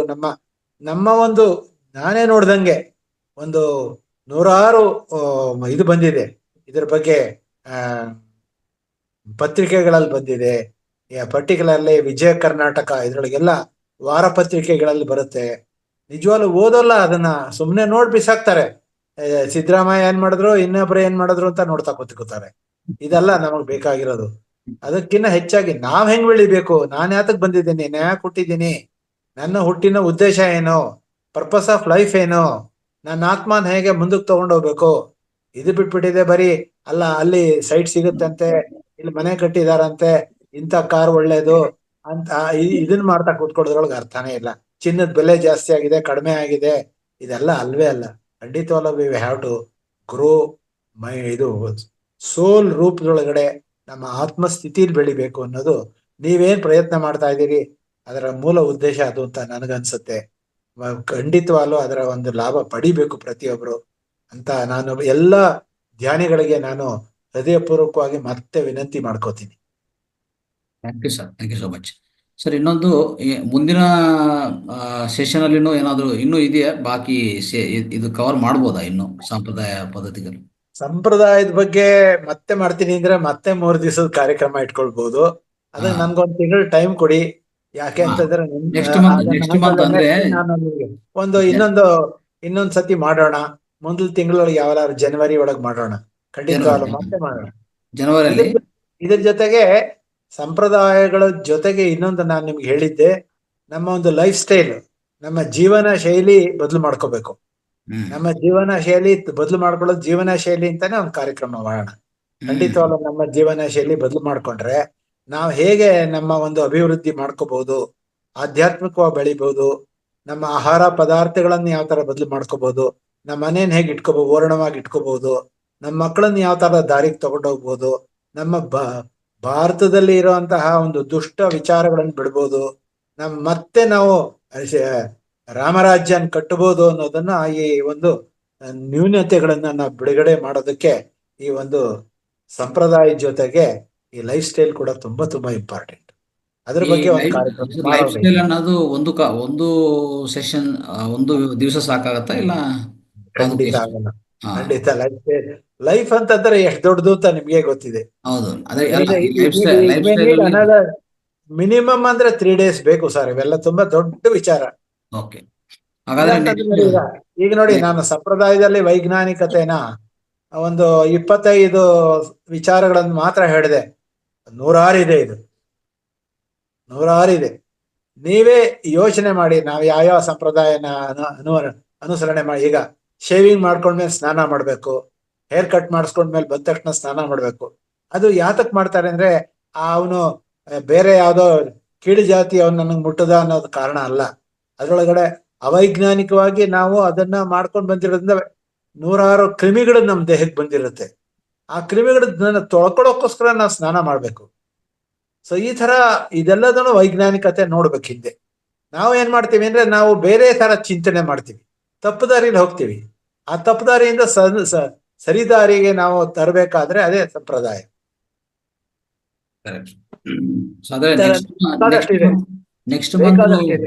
ನೆಕ್ಸ್ಟ್ ಮಂತ್ ಜೀವನ ಶೈಲಿ ಮಾಡ್ಬೋದು ಸರ್ ಹಾಗಾದ್ರೆ?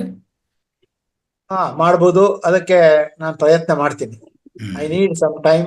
ಯಾಕೆಂದ್ರೆ ಅದೆಲ್ಲದನ್ನು ನಿಧಾನಕ್ಕೆ ಯೋಚನೆ ಮಾಡಿ ನಮ್ಮ ಮನಸ್ಸನ್ನ ಅದಕ್ಕೆ we have to put our efforts sir.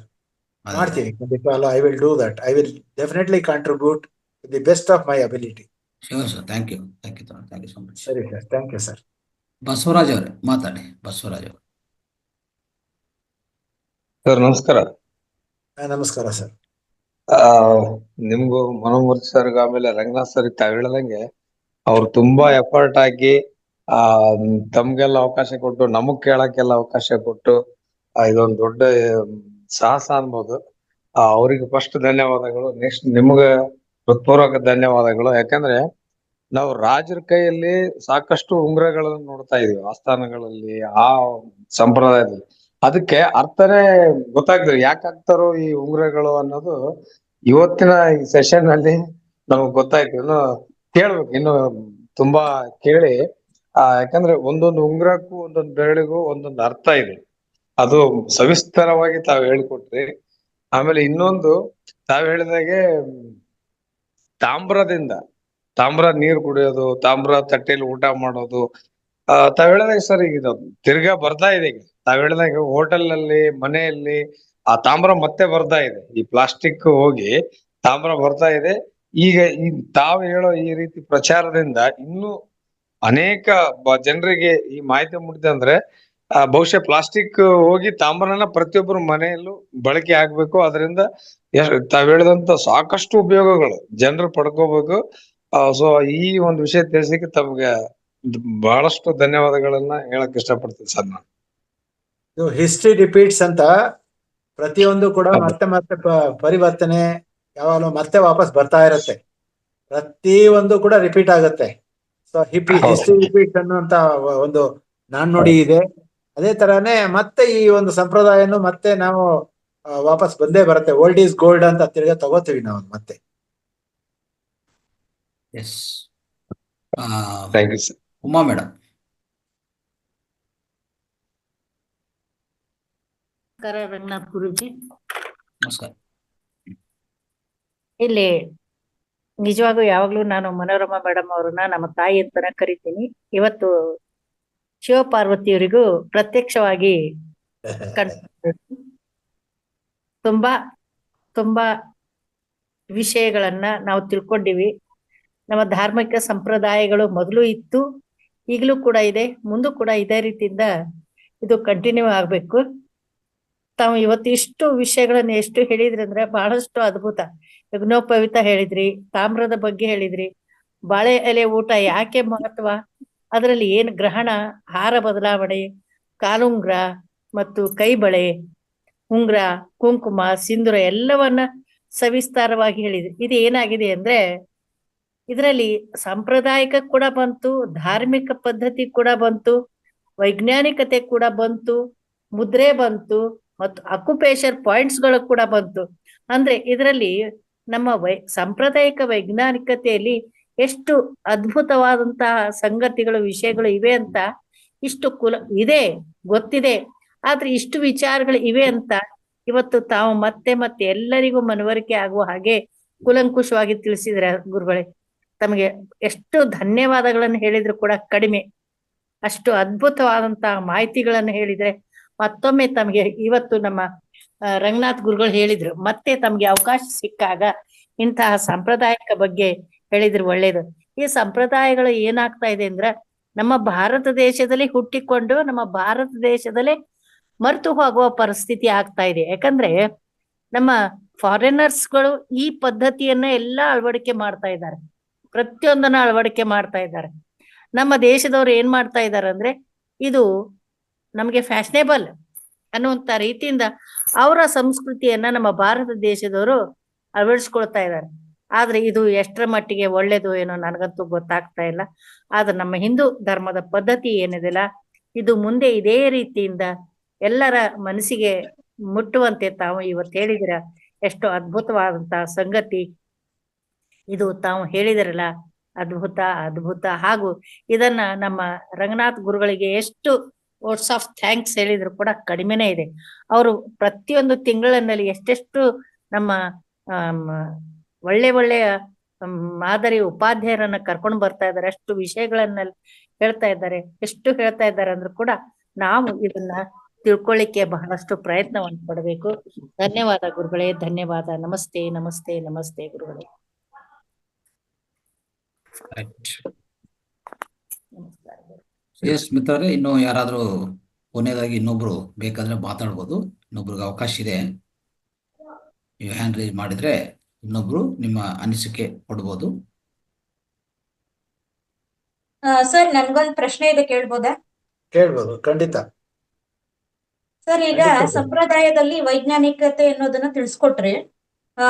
ಅತಿ ಧ್ಯಾನ ಮಾಡ್ತಾ ಇರ್ತಾರಲ್ಲ, ಅವ್ರಿಗೆ ಇದು ಅನ್ವಯಿಸುತ್ತಾ ಅಂತ ಒಂದು ಪ್ರಶ್ನೆ ಬಂತು. ಖಂಡಿತ. ಧ್ಯಾನನೂ ನಮ್ಮ ಸಂಪ್ರದಾಯ. ಧ್ಯಾನ ಅನ್ನೋದೇ ನಮ್ಮ ಪೂರ್ವಜರಿಂದ ಬಂದಿರುವಂತಹ ಒಂದು ಅದ್ಭುತವಾದಂತ ಕಲೆ. ಇವತ್ತಿನವರೆಗೂ ದೇವರು ಅಂದ್ರೆ ಏನು ಅಂತ ಪ್ರಶ್ನೆಗೆ ಉತ್ತರನೇ ಸಿಕ್ಕಿಲ್ಲ. ಆ ಉತ್ತರನ ಕಂಡುಹಿಡ್ಕೊಳ್ಳೋದಕ್ಕೆ ಒಂದು ಸಂಪ್ರದಾಯ ಏನು ಅಂತ ಕೇಳಿದ್ರೆ ಯೋಗ. ಯೋಗದೊಳಗಡೆ ಇರುವಂತಹ ಒಂದು ಅದ್ಭುತವಾದಂತಹ ಕಲೆ ಅಂತ ಅಂದ್ರೆ ಧ್ಯಾನ. ಯಾಕೆಂದ್ರೆ ಅಷ್ಟಾಂಗ ಯೋಗದೊಳಗಡೆ ಬರೋ ಅಂಥದ್ದು ಧ್ಯಾನ, ಸಮಾಧಿ. ಆ ಧ್ಯಾನ ಮಾಡ್ತಾ ಮಾಡ್ತಾನೆ ನಾವು ಸಮಾಧಿ ಸ್ಥಿತಿಗೆ ಹೋಗ್ತೀವಿ. ಸಮಾಧಿ ಸ್ಥಿತಿಗೆ ಹೋದ ತಕ್ಷಣ ಪರಬ್ರಹ್ಮನ ಒಂದು ರೂಪ ನೋಡ್ಬೋದು. ಅಂದ್ರೆ ಅದು ಒಂದು ಬೆಳಕು. ಅಂದ್ರೆ ಕೃಷ್ಣ ಭಗವದ್ಗೀತೆಯಲ್ಲಿ ಹೇಳಿದಾನೆ, ನೀನೇನಾರು ಸಾಧನೆ ಮಾಡ್ಬೇಕು ಅಂತಿದ್ರೆ ನಿನ್ನ ಆತ್ಮನ ನೀನೊಂದ್ಸತಿ ದರ್ಶನ ಮಾಡು. ನಿನ್ನೊಳಗಡೆ ಇರೋಂಥ ಆತ್ಮನ ಒಂದ್ಸತಿ ನೀನ್ ದರ್ಶನ ಮಾಡಿದ್ದೆ ಆದ್ರೆ ನಿನ್ನ ಹುಟ್ಟಿನ ಒಂದು ಸಾರ್ಥಕ ಆಗುತ್ತೆ. ಅದೇ ಕೊನೆ ಜನ್ಮ. ಇದಾದ್ಮೇಲೆ ನಿನಗೆ ಜನ್ಮ ಇರೋದಿಲ್ಲ ಅಂತ ಹೇಳ್ತಾನೆ. ಅದರಿಂದ ಅದು ಒಂದು ಸಂಪ್ರದಾಯ. ಧ್ಯಾನ ಅಂದ್ರೆ ನಮ್ಮ ಪೂರ್ವಜರು, ನಮ್ಮ ಋಷಿ ಮುನಿಗಳು ಎಲ್ಲ ವೇದ ಉಪನಿಷತ್ತು ಎಲ್ಲ ಹುಟ್ಟಿರೋದೇ ಧ್ಯಾನದಿಂದ. ಧ್ಯಾನ ಇಲ್ಲ ಅಂದ್ರೆ ಏನೂ ಇಲ್ಲ ಮೇಡಮ್. ಪ್ರಪಂಚದೊಳಗಡೆ ಇರೋದೇ ಧ್ಯಾನ. ಅದನ್ನೇ ಪೃಥ್ವಿಸರು ಎಲ್ಲಾ ತರ ಟ್ರೈ ಮಾಡಿ ಪ್ರತಿಯೊಂದು ಬುದ್ಧ ಕೊನೆಗೆ ಏನ್ ಹೇಳ್ಕೊಟ್ನೋ, ಓಶೋ, ರಜನೀಶ್ ಅವರು ಏನ್ ಹೇಳಿದ್ರು, ಪ್ರತಿಯೊಬ್ರು ಕೊನೆಗೆ ತಲುಪೋದೇ ಧ್ಯಾನಕ್ಕೆ ಮೇಡಮ್. ರಮಣ ಮಹರ್ಷಿಗಳು ಯಾರನ್ನಾರು ತಗೊಳ್ಳಿ, ಪ್ರತಿಯೊಬ್ರು ಈವನ್ ಪರಮಹಂಸ ಯೋಗಾನಂದ ಯಾರನ್ನಾರು ತಗೊಳ್ಳಿ, ಎಲ್ಲ ಧ್ಯಾನದಿಂದಲೇ ಆಗಿರೋದು. ಯುಕ್ತೇಶ್ವರಗಿರಿ, ಅದಾದ್ಮೇಲೆ ಲಹರಿ ಮಹಾಶಯ, ಯಾರನ್ನಾರು ಈವನ್ ನಾವು ಮಹಾತಾರ ಬಾಬಾಜಿ ಧ್ಯಾನದಲ್ಲೇ ಇರೋದು. ಧ್ಯಾನದಿಂದ ಅವ್ರಿಗೆ ಯಾವತ್ತೂ ಆಯ್ಸೇ ಮುಂದಕ್ಕೆ ಹೋಗಲ್ಲ. ಅವ್ರು ಯಾವಾಗಲೂ ಒಂದೇ ತರ ಇರ್ತಾರೆ ಅಂತ ನಾನು ಓದಿದ್ದೀನಿ. ಇದ್ರ ಅರ್ಥ ಏನು ಅಂತ ಕೇಳಿದ್ರೆ, ನಾವು ಧ್ಯಾನದಲ್ಲಿ ಯಾವಾಗಲೂ ಸಹಸ್ರಾರು ವರ್ಷಗಳು ಬದುಕಬಹುದು. ಇವಾಗಲೂ ಇದ್ರೊಳಗೆ ಮಾನಸ ಸರೋವರ, ಕೈಲಾಸ ಪರ್ವತದಲ್ಲಿ ಸಾವಿರಾರು ವರ್ಷಗಳಿಂದ ಈಗಲೂ ಧ್ಯಾನ ಮಾಡೋರು ಇದ್ದಾರೆ. ಅಲ್ಲೂ ಧ್ಯಾನ ಮಾಡ್ತಿದ್ದಾರೆ ಈಗ್ಲೂನು. ಅವರು ಆಕ್ಚುಲಿ ದೇಹ ಅಲ್ಲ, ಆತ್ಮ ಸ್ವರೂಪಿಯಾಗಿ ಈಗಲೂ ಇದ್ದಾರೆ, ಅಲ್ಲೆಲ್ಲ ಇರ್ತಾರೆ ಅಂತ. ಅವ್ರಿಗೆ ಒಂದೇ ಆತ್ಮ 10 ಕಡೆ ಇರುತ್ತೆ ಅಂತೆಲ್ಲ ಇರುತ್ತೆ. ಇದೆಲ್ಲ ಅತೀಂದ್ರಿಯ ಶಕ್ತಿಗಳು ಧ್ಯಾನದಿಂದ ಬರುತ್ತೆ. ಅದೆಲ್ಲ ಸಂಪ್ರದಾಯದಿಂದಲೇ ಸಾಧ್ಯ. ಸಂಪ್ರದಾಯ ಅನ್ನೋದು ಒಂದು ಹಾದಿ, ಒಂದು ಮೆಟ್ಟಲು. ಆ ಒಂದೊಂದು ಮೆಟ್ಟಲ ನಾವು ಹತ್ಕೊಂಡು ಕೊನೆಗೆ ತಲುಪೋದು ಧ್ಯಾನ. ಧ್ಯಾನದಲ್ಲಿ ಕೊನೆಗೆ ತಲುಪೋದು ನಾವು ಏನಂತಾರೆ ಮುಕ್ತಿ. ಸರ್, ಈಗ ನನ್ಗೆ ಈ ಪ್ರಶ್ನೆ ಯಾಕೆ ಬಂತು ಅಂತಂದ್ರೆ, ಧ್ಯಾನ ಮಾರ್ಗಕ್ಕೆ ಬರೋಕ್ಕಿಂತ ಮುಂಚಿತವಾಗ್ಲಿ ಅಥವಾ ಧ್ಯಾನ ಮಾಡದೇ ಇರೋರು ಹೀಗೆ ದಾರಿಲಿ ಹೋಗ್ತಾ ಇದ್ದಾಗ 3 ದಾರಿ ಕೂಡಿದ್ದಾಗ ಅಲ್ಲಿ ಏನಾದ್ರು ನಿಂಬೆ ಹಣ್ಣು, ಮೊಟ್ಟೆ ಹೊಡೆದಾಕ್ದಾಗ ಅಯ್ಯೋ ನಾನು ತುಳ್ಬಿಟ್ನೆಲ್ಲ, ತುಳಿಬಾರ್ದು ಅನ್ನೋದು ತುಂಬಾ ಅವ್ರಿಗೆ ಭಯ ಇರುತ್ತೆ. ಅದೇ ಧ್ಯಾನಿಗಳಿಗೆ ಈ ತರದ್ದು ಭಯ ಇರೋದಿಲ್ಲ ಅಂತ ಒಂದು ಪ್ರಶ್ನೆ ಬಂದಾಗ ಇದು ಉಟ್ಕೊಳ್ತು. ಧ್ಯಾನ ಮಾಡೋದ್ರಿಂದ ಖಂಡಿತವಾಗ್ಲೂ ನಮ್ಮ ಒಳಗಡೆ ಇರೋಂತ ಆತ್ಮ, ಇದಕ್ಕೆ ಇನ್ನರ್ ಜರ್ನಿ ಅಂತ ಕರೀತಾರೆ. ಆತ್ಮನ ಹುಡುಕೋದೇ ಧ್ಯಾನ, ಇನ್ನೇನು ಅಲ್ಲ. ನಾ ದೇಹ ಅಲ್ಲ, ನಾನ್ ಮನ್ಸಲ್ಲ, ನಾ ಬುದ್ಧಿ ಅಲ್ಲ, ನಾನು ಅಹಂಕಾರ ಅಲ್ಲ, ನಾನು ಕೇವಲ ಆತ್ಮ ಅಂತ ಹುಡುಕೋದು ಧ್ಯಾನ ಆಗಿರುತ್ತೆ. ಅದರ ಭೌತಿಕ ಶರೀರ ಏನಿದೆ ನೋಡಿ, ಈ ಭೌತಿಕ ಶರೀರದಲ್ಲಿ 14 ಅಂಗಾಂಗಗಳಿದೆ. ಈ ಅಂಗಾಂಗಗಳಿಗೆ ತೊಂದರೆ ಆಗಲಿ ಅಂತ ಹೇಳ್ಬಿಟ್ಟು ಇವರ ಬೀದಿಲಿ ಎಲ್ಲ ಕಣ್ಣು ದೃಷ್ಟಿ, ವಾಮಾಚಾರ, ಈ ತರದ ಬಾನಾಮತಿ ಇದೆಲ್ಲ ಮಾಡಿರ್ತಾರೆ. ಯಾಕೆ ಮಾಡ್ತಾರೆ ಅಂದ್ರೆ ಅವ್ರಿಗಿರೋ ಅಂತ ಕಷ್ಟ ಇನ್ನೊಬ್ರು ವರ್ಗಾವಣೆ ಮಾಡೋದೇ ಅವ್ರ ಉದ್ದೇಶ ಆಗಿರುತ್ತೆ. ಈಗ ನೀವೇನ್ ಮಾಡ್ಬೋದು ಅಂದ್ರೆ, ನೆನ್ನೆ ನಾ ಹೇಳ್ಕೊಟ್ಟಂಗೆ 3 ಸತಿ ಉಗಿರಿ. 3 ಸತಿ ಅಂತ ಅದನ್ನ ದಾಟ ಬಿಟ್ರೆ 3 ಸತಿ ಉಗಿದು ಮನೆಗೆ ಬಂದ ತಕ್ಷಣ ಕಾಲ್ ತೊಳ್ಕೊಳ್ಳಿ, ಉಪ್ಪು ನೀರ್ ಸ್ನಾನ ಮಾಡಿ, ಎಲ್ಲ ಹೊರಟೋಗುತ್ತೆ. ಯಾಕಂದ್ರೆ ಅವರ ಏನಾಗಿರುತ್ತೆ, ನಮ್ಮ ಸುತ್ತೂರಂತಹ ಸೂಕ್ಷ್ಮ ಶರೀರಗಳೆಲ್ಲ ಹೊಂದ್ಕೊಂಡಿರುವಂತಹ ಆ 7 ಶರೀರದ ಆಚೆ ಇರುವಂತಹ ಪ್ರಭಾವಳಿ ಡ್ಯಾಮೇಜ್ ಆಗಿರುತ್ತೆ. ಆ ಡ್ಯಾಮೇಜ್ ಆಗಿರೋ ಪ್ರಭಾವಳಿ ಮತ್ತೆ ಸರ ಹೋಗ್ಬೇಕು ಅಂದ್ರೆ ಉಪ್ಪು ನೀರ್ ಸ್ನಾನ ಮಾಡಿ, ಕಾಲ್ ತೊಳೀರಿ, ಅಷ್ಟು ಮಾಡಿ ಸಾಕು. ಇದಾದ್ಮೇಲೆ ಪವಿತ್ರ ಸರ್ವವಸ್ಥಾಂಗತೋಪಿವ ಅಂತ ನಾನು ನೆನ್ನೆ ಶ್ಲೋಕ ಹೇಳಿದ್ದೆ.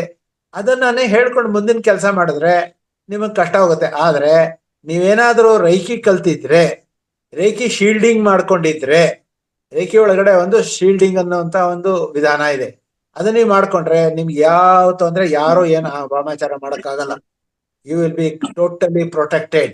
ಅದಕ್ಕೆ ಕಲಿಬೇಕು, ರೇಖೆ ಕಲಿಬೇಕು, ಕಲ್ತ್ಕೊಳ್ಳಿ, ನಿಮಗೆ ಲಾಭ ಆಗುತ್ತೆ. ನಾವೇ ಕಲಿಸ್ತೀವಿ, ಏನೂ ತೊಂದರೆ ಇಲ್ಲ. ಇದೇ ನಮ್ಮ ರಂಗನಾಥ್ ಸರ್ ಇದ್ರೊಳಗಡೆ ನಾವೇನು ಅವರ ಒಂದು ಇದ್ರೊಳಗಡೆ ಕಾಡುಗೋಡಿಲಿ ಏನೊಂದು ಮಾಡಿದ್ದಾರೆ. ಆ ಒಂದು ಒಳ್ಳೆ ಅದ್ಭುತವಾದಂತಹ ಒಂದು ಜಾಗ ಇದೆ. ಆ ಒಂದು ಸ್ಥಳದಲ್ಲೇ ನಾವು ರೇಖೆಯನ್ನು ಹೇಳ್ಕೊಡ್ತೀವಿ, ಕಲ್ತ್ಕೊಳ್ಳಿ.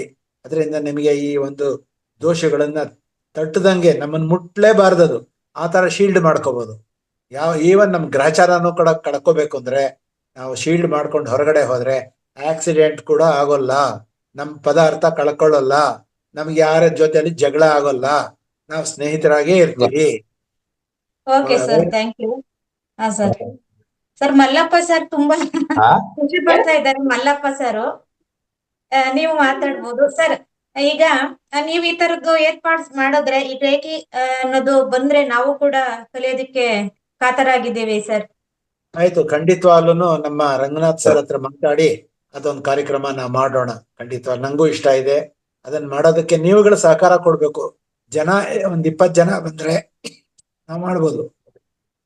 ಜನ ನೋಡಿ, ಇವತ್ತಿನ ದಿವಸ ಇಷ್ಟು ದೊಡ್ಡ ಕಾರ್ಯಕ್ರಮ, 40 ಜನ ಭಾಗವಹಿಸ್ತಾ ಇದ್ದಾರೆ ಅಂದ್ರೆ ಸಂಕಟ ಆಗತ್ತೆ. ಒಂದು 300-400 ಜನ ಬರ್ಬೇಕು ಎಲ್ಲ ಕಲೀಲಿಕ್ಕೆ. ಸೊ ಇದನ್ನ ಮತ್ತೆ ಇದನ್ನ ಯೂಟ್ಯೂಬ್ ಒಳಗೆ ಎಲ್ಲಾರು ಕೇಳಿಸ್ಕೊಂಡು ಲಾಭ ಪಡೀಲಿ ಅಂತ ನಾನು ಇಷ್ಟಪಡ್ತೀನಿ. Right. Thank you sir, thank you. ಇವಾಗ ಶಿವಕುಮಾರ್ ಅವರು ಮಾತಾಡಿ. ಗುರುಜಿಯವರೇ, ಅನಂತ ಕೋಟಿ ನಮಸ್ಕಾರ.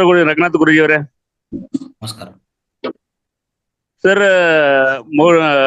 ಮೂರ್ತಿ ಸರ್, ಇದು ಸಿಟ್ಟಿಂಗ್ ಅನ್ನೋ ಶಬ್ದ ಇದೇನು ರೇಖಿದಾಗ ಬರ್ತದೆ ಸರ್ ಗುರುಜಿಯವರೇ? ಹೇಳಿ, ಏನೇನು ಮತ್ತೆ ಮಾತಾಡಿ, ಮತ್ತೆ ಹೇಳಿ. ಶಿಟ್ಟಿಂಗ್ ಅಂತಾರಲ್ಲ, ಧ್ಯಾನ ಒಳಗೆ ಶಿಟ್ಟಿಂಗ್ ಅಂತೇಳಿ. ಇಲ್ಲ, ರೇಖಿ ಇಸ್ ಡಿಫರೆಂಟ್. ರೇಖಿ ಅನ್ನೋದು ಒಂದು ಜಪಾನ್ ದೇಶದ ಒಂದು ಅದ್ಭುತವಾದಂತ ಒಂದು ಎನರ್ಜಿ ಹೀಲಿಂಗ್ ಮೆಥಡ್. ಅದು ಅಂದ್ರೆ ಶಕ್ತಿ, ಅದೊಂದು ದಿವ್ಯ ಶಕ್ತಿ, ಪರಬ್ರಹ್ಮ ಶಕ್ತಿ. ಆ ಪರಬ್ರಹ್ಮ ಶಕ್ತಿನ ನಾವು ಒಂದು ಇದು ಅಟ್ಯೂನ್ಮೆಂಟ್ ಅಂತ ಇರುತ್ತೆ, ಟ್ಯೂನಿಂಗ್ ಮಾಡ್ಕೋಬೇಕು. 18,000 ವೋಲ್ಟ್ ಎನರ್ಜಿ ಅದು. ಆ ಎನರ್ಜಿನ ನಮ್ಮ ದೇಹ ಈ ಭೌತಿಕ ಶರೀರಕ್ಕೆ ತಗೊಳ್ಕೊಳಕ್ ಶಕ್ತಿ ಇರಲ್ಲ, ನಮ್ಮ ಸೂಕ್ಷ್ಮ ಶರೀರಗಳಿಗೆ ಅಳವಡಿಸ್ಬೇಕು. ಆ ಒಂದು ಅಟ್ಯೂನ್ಮೆಂಟ್ ಮೆಥಡ್ ಯಾರು ಕೊಡ್ತಾರೆ ಅಂದ್ರೆ ರೇಖಿ ಮಾಸ್ಟರ್ ಕೊಡ್ತಾರೆ. ಆ ರೇಖಿ ಮಾಸ್ಟರ್ ಆದಂತ ನಾನು ಗ್ರ್ಯಾಂಡ್ ಮಾಸ್ಟರ್ ಆಗಿದ್ದೀನಿ, ನಮ್ಮಿಂದ ಪಡೆದಿದ್ದೆ. ಆದ್ರೆ ಅದೊಂದು ಅದ್ಭುತವಾದಂತ ಒಂದು ಕಲೆ, ಅದರಿಂದ ಲಾಭ ಆಗತ್ತೆ. ಅದು ಬಿಟ್ಟು ಇದೆಲ್ಲ ಪದ್ಧತಿಗಳಲ್ಲ. ಅದು ಇಟ್ ಈಸ್ ನಾಟ್ ಎ ಪದ್ಧತಿ, ಇಟ್ ಈಸ್ ಎ ಕಲಿಕೆ. ಅದೊಂದು ಕಲಿಕೆ, ಅದೊಂದು ವಿಜ್ಞಾನ. ಓಕೆ ಗುರು. ರಂಗನಾಥ್ ಗುರುಜಿಯವರೇ, ನಾವು ಇಬ್ರು ಬರ್ತಾ ಇದ್ದೀವಿ ರೈತರಿಗೆ, ನನ್ನ ಜೊತೆ ಮತ್ತೊಬ್ರಿಗೆ ಕರ್ಕೊಂಡು ಹೊಂಟೀನಿ ಗುರುಜಿಯವರೇ. ಬನ್ನಿ. ಓಕೆ, ಸಂತೋಷ. ಓಕೆ ಗುರುಜಿಯವ್ರು, thank you. Right. Yes, thank you sir, thank you so much. Thank you sir. ಈ ಸಂಪ್ರದಾಯಗಳ ಇಲ್ಲಿ ಇರುವಂತ ಈ ವೈಜ್ಞಾನಿಕತನು ತುಂಬಾ ಅದ್ಭುತವಾದ ರೀತಿಯಲ್ಲಿ ತಿಳಿಸ್ಕೊಟ್ಟಿದ್ರಿ. ನಾವೆಲ್ಲ ಜ್ಞಾನವಂತರು ಆಗಿದೀವಿ. ಈಗ ಇವೆಲ್ಲ ನಾವು ಅಳವಡಿಸ್ಕೊಂಡಕ್ಕೆ ನಾವೆಲ್ಲ ಸದಸ್ಯರು ನಾವೆಲ್ಲರೂ ಪ್ರಯತ್ನ ಮಾಡ್ತೀವಿ ಅಂತ ನಿಮ್ಗೆ ತಿಳಿಸ್ತಾ ಇದ್ದೀವಿ sir. Thank you so much. ಒಳ್ಳೇದು ಸರ್, ಒಳ್ಳೇದಾಗಲಿ. ಎಲ್ಲರೂ ಬಳಕೆ ಮಾಡ್ಕೊಂಡ್ರೆ ನಾವು ಹೇಳಿದ್ದಕ್ಕೂ ಸಾರ್ಥಕ ಆಗುತ್ತೆ. Yes sir. ಧನ್ಯವಾದಗಳು.